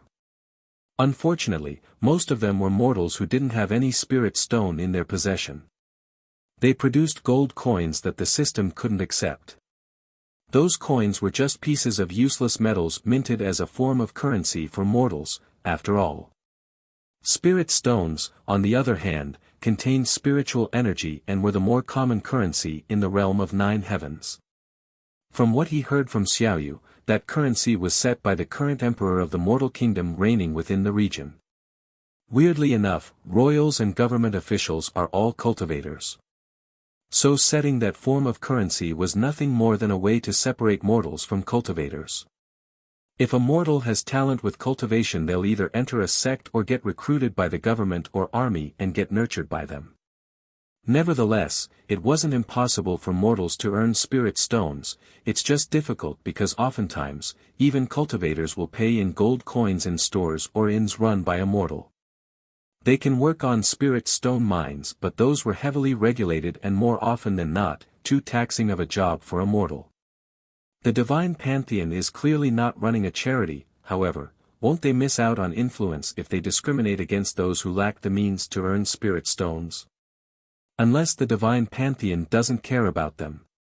Lin Mo mused as he while away his time, silently feeling. Lin Mo remained leaning against the passive effect of his silent stream breathing technique as he waited for the customers inside the store to finish browsing. Suddenly, the system chimed as it seemingly accepted his thoughts as an inquiry. System inquiry, serving mortals. Spirit stone is the common currency of the realm of 9 heavens. While mortals lack the means to cultivate or produce spirit stones, their inclusion in the divine convenience store's target audience has been noted. The system can implement a barter system, allowing mortals to trade valuable resources, rare herbs, or other items of interest in exchange for store credit. This feature is currently under evaluation and will require shopkeeper approval to activate. My approval? This system is becoming more mysterious. Lin Mo blinked at the sudden notification. A barter system. That was an interesting proposition. He had seen how eager the mortal customers were to purchase the items in the store, but their lack of spirit stones always left them disappointed. Only a few could pick something and leave with it. Boss, you're spacing out again, Lu Xiaoyu's cheerful voice broke his thoughts as she appeared beside him, holding a small jar of what looked like a jar of honey. It's the spirit honey. Another product that. Xiaoyu thought it was a snack. She's scooping it up with a spoon and at each mouthful, a comically elated expression would show on her face. What's on your mind? Thinking of ways to squeeze more spirit stones out of the customers. Lin Mo smirked, shaking his head. Not this time, Xiaoyu.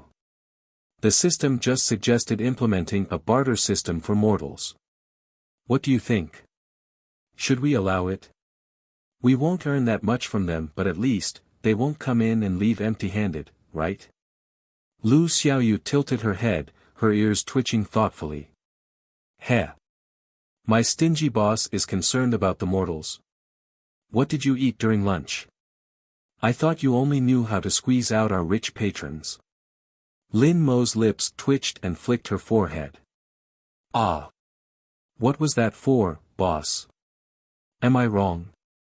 Yes. Who are you calling stingy?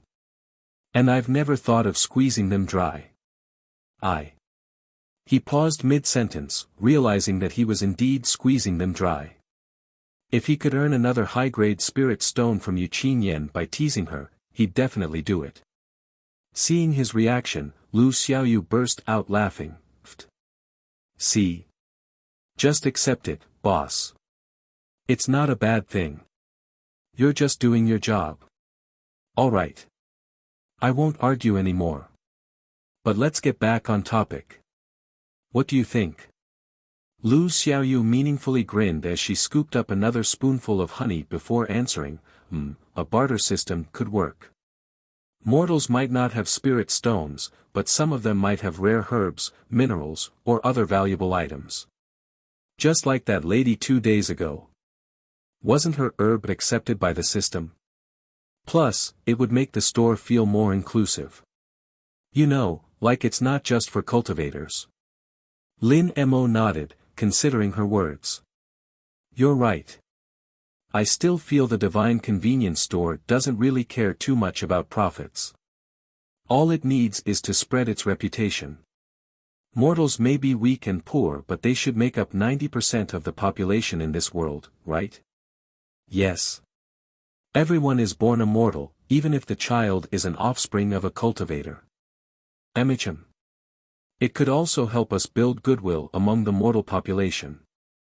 Sure, the system can evaluate the value of what they're offering. Scamming this store by bartering useless things will be impossible. Upon saying that, the system chimed again, filling up the details of the barter system. Lin Mo couldn't help but wryly smile as read it. Somehow, he couldn't help but think that someone was operating the system behind the scenes, listening and observing them. Barter system features. Automatic valuation. The system will assess the value of offered items based on their rarity, quality, and market demand. Exchange rates. Bartered items will be converted into store credit, usable for purchases within the store. Fraud prevention. Items deemed counterfeit or of insufficient value will be rejected.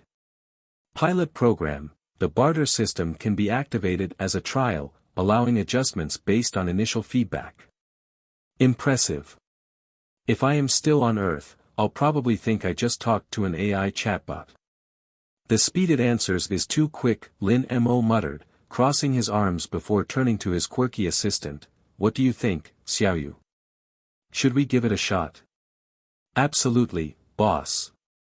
Imagine the look on the mortals' faces when they realize they can finally buy something from here. Plus, it might bring in some interesting items we wouldn't normally get. Alright, let's do it. System, activate the barter system as a trial. Barter system activated, trial phase, 3 days. The system will be adjusted after the trial period. Notification, a new sign has been added near the entrance, informing customers about the barter system. Sure enough, a new sign materialized near the store's entrance. Written in elegant script, it read. No spirit stones. No problem. Mortals can now trade valuable resources for store credit. Ask the shopkeeper for details. Lin Mo and Lu Xiaoyu checked it out and immediately made the young woman laugh while holding her stomach before patting Lin Mo on the back. Boss, good job. This girl. Are you making fun of me? Of course not. I'm thoroughly impressed by my boss. Only you will come up with this kind of idea. Upon saying that, she dashed back inside the store, leaving behind her merry giggling.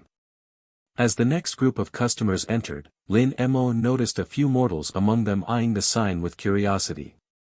One of them, a young man carrying a small pouch, hesitantly approached the counter. Shopkeeper, he began, his voice tinged with nervousness. I saw the sign.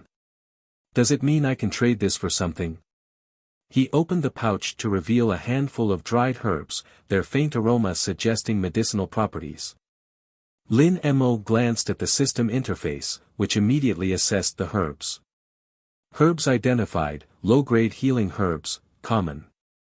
Value, a bundle of 3 stalks is equivalent to 1 low-grade spirit stone. Lin Mo smiled at the young man. Yes, you can. These herbs are worth 1 low-grade spirit stone per 3 stalks. Looking at how many you have. That's enough to buy a small snack or the cheapest pills we have in stock. What would you like? The young man's eyes widened in disbelief. Really? I can actually buy something. Lu Xiaoyu noticed it bounded over again, her energy was still seamless. Yup. Go ahead and browse. I'll help you pick something. As the young man eagerly explored the shelves, Lin Mo couldn't help but shake his head. The barter system might be a bit of extra work, but it was already proving its worth. Maybe this will work out after all, he muttered to himself, watching as the mortal customers began to approach the counter with newfound hope. Not long after, the door chimed as a new customer entered the store. It was a man with an imposing aura around him. Just looking at him reminded Lin Mo of those brawny generals from the Warring States era. He's not like the usual cultivators who were wearing their sect robes instead, he's decked in full armor as though he was charging into a battlefield. Who is this new customer? Lin Mo wondered as the man stepped further into the store, his gaze clearly taking in the modern interior of the store. The armored man strode into the store, his boots clicking against the polished floor with a weight echoing authority. His broad-shouldered frame was accentuated by the black and silver armor he wore, radiating a faint spiritual energy. His presence immediately drew attention, and even Lu Xiaoyu, who was always excited to welcome a new customer, paused mid-step to glance at him. Lin Mo straightened his back, his professional smile sliding into place as he observed this new customer. Although he didn't recognize him right away because of his bigger frame, Lin Mo recalled him as another figure to watch out for. His earlier assessment was correct, this man wasn't just a warrior. He exuded an air of leadership, someone accustomed to giving orders and having them followed without question. Upon taking a few steps inside, the man stopped, his sharp eyes scanning the shelves and the products displayed on them. His eyebrows furrowed and shook as he was clearly intrigued by what he was seeing. But ultimately, he frowned, dissatisfaction forming on his face. After a moment, he turned and approached the counter, his eyes naturally locking on Lin Mo. He instantly felt the pressure from this new customer's gaze. It was heavy and suffocating. However, it didn't feel hostile. Most likely thanks to the aura of harmony. "Shopkeeper," the man started. His voice was expectedly deep and grating. "Do you know who I am?" Lin Mo's smile didn't falter, though inwardly, he was clicking his tongue. He could tell that he was demanding recognition and perhaps, a show of respect. "City Lord Wei," Lin Mo greeted, inclining his head slightly. Not much as a bow but enough to show that respect. "Welcome to the Divine Convenience Store. How may I help you? Please feel free to browse, we have a lot of wares that may cater to your needs." Wei Xian's lips curved up in a faint smile, his sharp eyes narrowing slightly as he studied Lin Mo. He recalled Zhou Liang's report about the shopkeeper. He indeed looked ordinary yet, he had this unshakable form as if he was unafraid of someone stronger than him. Is he that confident to be protected by the divine being behind him? The city lord mused. "You know who I am, yet you don't seem the least bit intimidated." "Interesting." Lin Mo maintained his professional smile, his tone as calm as ever. "We treat all our customers equally here, city lord. Whether they're mortals, sect leaders, or city officials, everyone is welcome to browse and shop at their leisure." Wei Xian scoffed, "Equal treatment, is it? You opened a store in this obscure spot in my city. Have you asked for permission?" Lin Mo's professional smile didn't waver, but his thoughts raced as he carefully crafted his response. "City Lord Wei, your concern is valid. However, the Divine Convenience Store operates under unique circumstances. While we didn't explicitly seek your permission, I assure you our presence here brings no harm to your city. Quite the opposite, in fact." Wei Xian crossed his arms, his imposing figure casting a long shadow over the counter. "No harm, you say? My city is abuzz with talk of your store. Sect disciples started coming and going, disrupting the traffic of our city gates, casting doubts and fears on my citizens." He leaned forward slightly, his sharp gaze locking onto Lin Mo. "Tell me, shopkeeper. What exactly is the aim of this store? A divine being backs you and I can sense that something is interfering with my impulse inside here, preventing me from getting too worked up. It's strange. Will you be responsible if those cultivators wreaked havoc over disagreements outside your store?" Lin Mo chuckled lightly, maintaining his calm demeanor and ignoring most of the questions. He had no idea how to answer him, after all. Those were concerns that had to be addressed one by one. It's not something he, as a mere shopkeeper brought from another world, could easily solve. The store's aim is simple, city lord. Convenience. We provide quality goods to anyone who walks through our doors, be they mortals or cultivators. As you may have noticed, we also offered the barter system for the less fortunate. It is an extension of that goal. After all, shouldn't everyone have access to convenience? Convenience, you say? And yet, you seem to be running the most inconvenient operation for those who can't afford your prices. Lin Mo wryly smiled. What is he getting out? What's inconvenient about it? City Lord. Inconvenience is not welcome in our store. Mortals may be different from cultivators, but do they also have to be discriminated against by creating a new set of currency for them? We're adapting, just as your city has adapted to the presence of this store. Surely, you can appreciate the value of innovation. Wei Xian's eyes narrowed, his expression unreadable. After a moment, he let out a low chuckle, the sound reverberating through the store. You're clever, shopkeeper. I'll give you that. But cleverness alone doesn't earn trust. Lin Mo inclined his head slightly. Trust is earned through action, City Lord. I invite you to explore our wares and see for yourself the value we bring. Perhaps you'll find something that piques your interest. That's not what I'm concerned about, shopkeeper. It's the very presence of your store in my city. Soon, not only the surrounding sects and forces who show up to visit your city. Conflicts may arise. Seeing as there's only you and that little assistant of yours here, you also lack the means to secure your surroundings. You do not expect we will provide you security, do we? Especially when you're merely an establishment that just sprouted out of nowhere. Lin Mo's smile didn't falter, though inwardly he sighed. The city lord's concerns were valid. The divine convenience store had indeed become a focal point of attention. Its growing influence is already disrupting the public security of Fanling City. Just yesterday, if conflict broke out between the Crimson Vale Sect and Azure Gale Sect disciples, the destruction they could cause would be devastating. The store wouldn't be able to extricate itself and avoid responsibility. After all, their conflict originated from the store. City Lord Wei. Your concerns are understandable, and I appreciate your vigilance in maintaining order in your city. However, I assure you that the store's operations are self-contained. Outside, the actions of our patrons are beyond our direct control, but we encourage peaceful resolutions and fair trade. Wei Xian crossed his arms, his imposing figure still radiating authority. Encouragement isn't enough, shopkeeper. When conflicts spill into the streets, it's my guards who must intervene, my people who are affected. What guarantee do I have that your store won't become a liability? Lin Mo's mind raced as he considered his response. He couldn't promise absolute control over the actions of others, but he needed to reassure the city lord. And that's when he thought of a solution. Maybe not perfect, but it would solve this city lord's concern. City Lord, if any of our store's patrons caused a disturbance in the streets after their visit, I will impose a ban on them from returning to the store. Not just the individual but also the faction they belong to.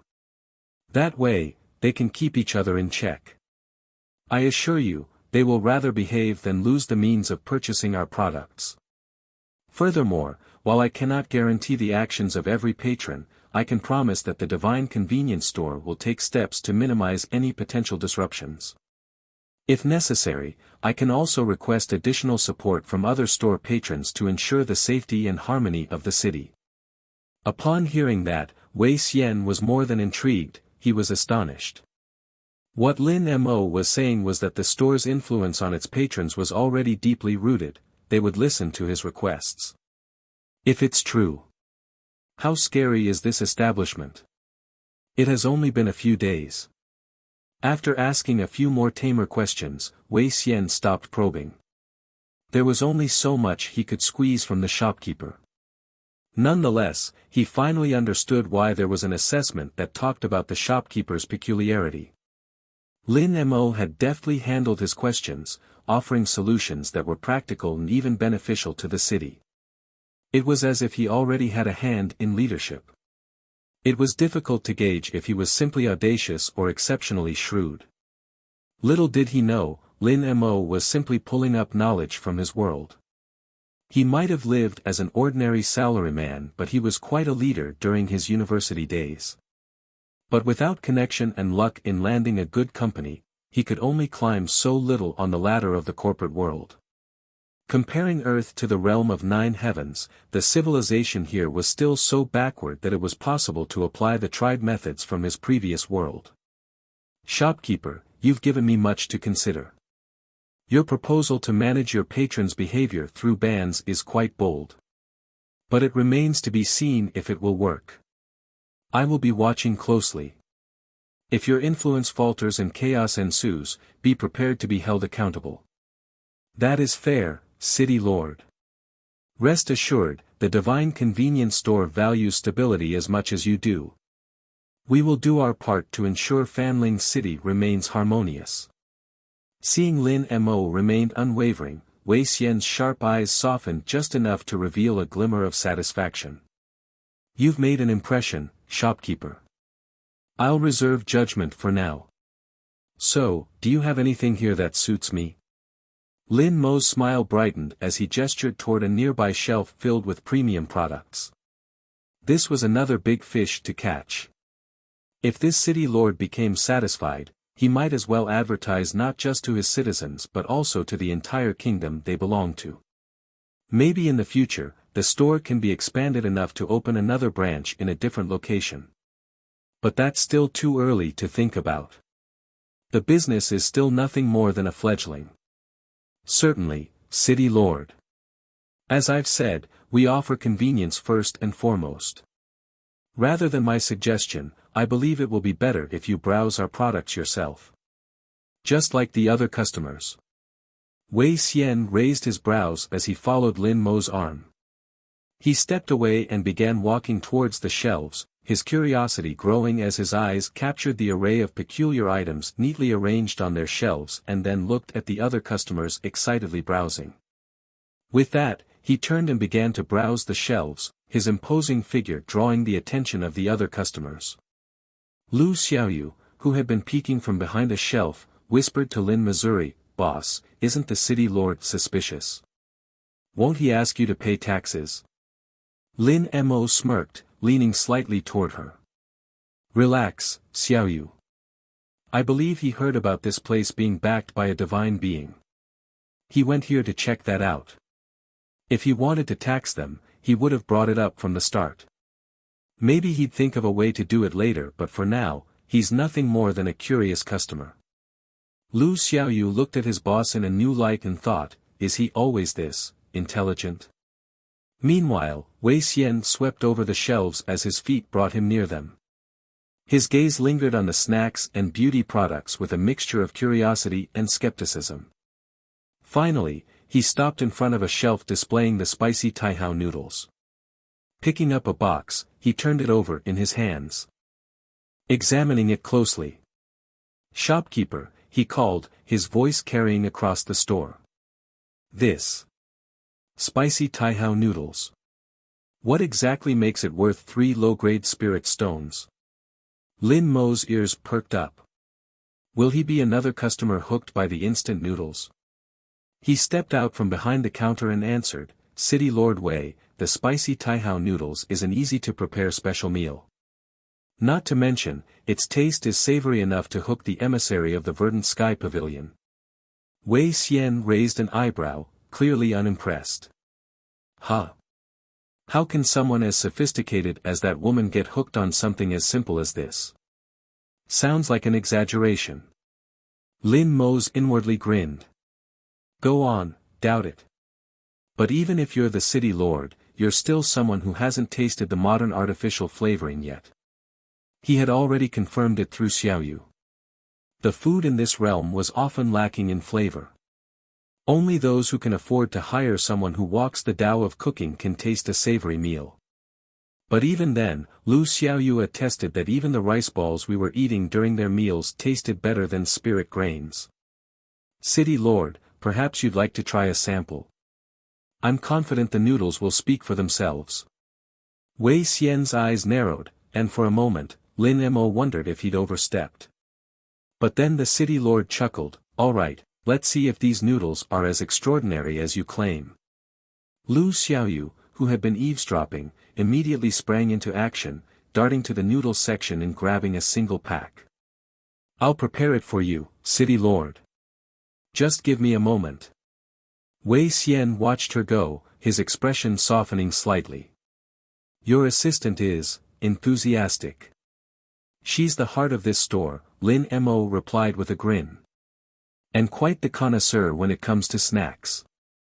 Minutes later, Lu Xiaoyu returned with a steaming bowl of noodles, the rich aroma wafting through the store. She placed it on the counter with a flourish, beaming proudly. "Here you go, city lord. The spicy Taihao noodles, ready to impress." Wei Xian eyed the bowl skeptically before picking up the chopsticks and taking a cautious bite. The moment the noodles touched his tongue, his eyes widened slightly. The flavor was bold and complex, a perfect balance of heat and umami. As he swallowed, he felt a faint surge of energy, a subtle but undeniable boost to his vitality. Wei Xian set the chopsticks down, his expression carefully neutral as he regarded the bowl. For a moment, Lin Mo thought he might dismiss it entirely. But then the city lord reached for the chopsticks again, taking another, larger bite. How is this possible? This rich flavor is compressed from that small packet. Wei Xian admitted, his tone grudgingly appreciative. And there's a hint of spiritual energy infused into the broth. Lin Mo's professional smile broadened, but inwardly he was celebrating. Another convert to the power of instant noodles. "I'm glad it meets your approval, city lord. It's a popular item for a reason. Convenient, delicious, and with a touch of spiritual enhancement. Perfect for cultivators on the go." Wei Xian nodded, setting the bowl down with a faint smile, looking like a tamed bear, indeed. "Its price is justified. But what about your other items? I heard you adjusted your prices recently. Isn't it due to selling your products at an expensive rate?" "Regarding that, city lord, it is because we're still testing the waters from the past few days. If you wish to know more, please refer to the hotline, someone will patiently explain it to you." Upon saying that, he pointed to the poster. And once again, the imposing figure of the city lord bounded over there, his face switching between different expressions. Lin Mo and Lu Xiaoyu watched him from the side, whispering to themselves. "Boss, you found a great use of that hotline. But I'm curious. Who's behind it?" "I don't know. I haven't tried checking yet, but whoever they are, I'll give them a thumbs up. They're extremely helpful. You know what? I should have referred him to the hotline from the start. In the end, even someone like a city lord is nothing but a customer to us." Lin Mo shook his head before ringing up the next customer.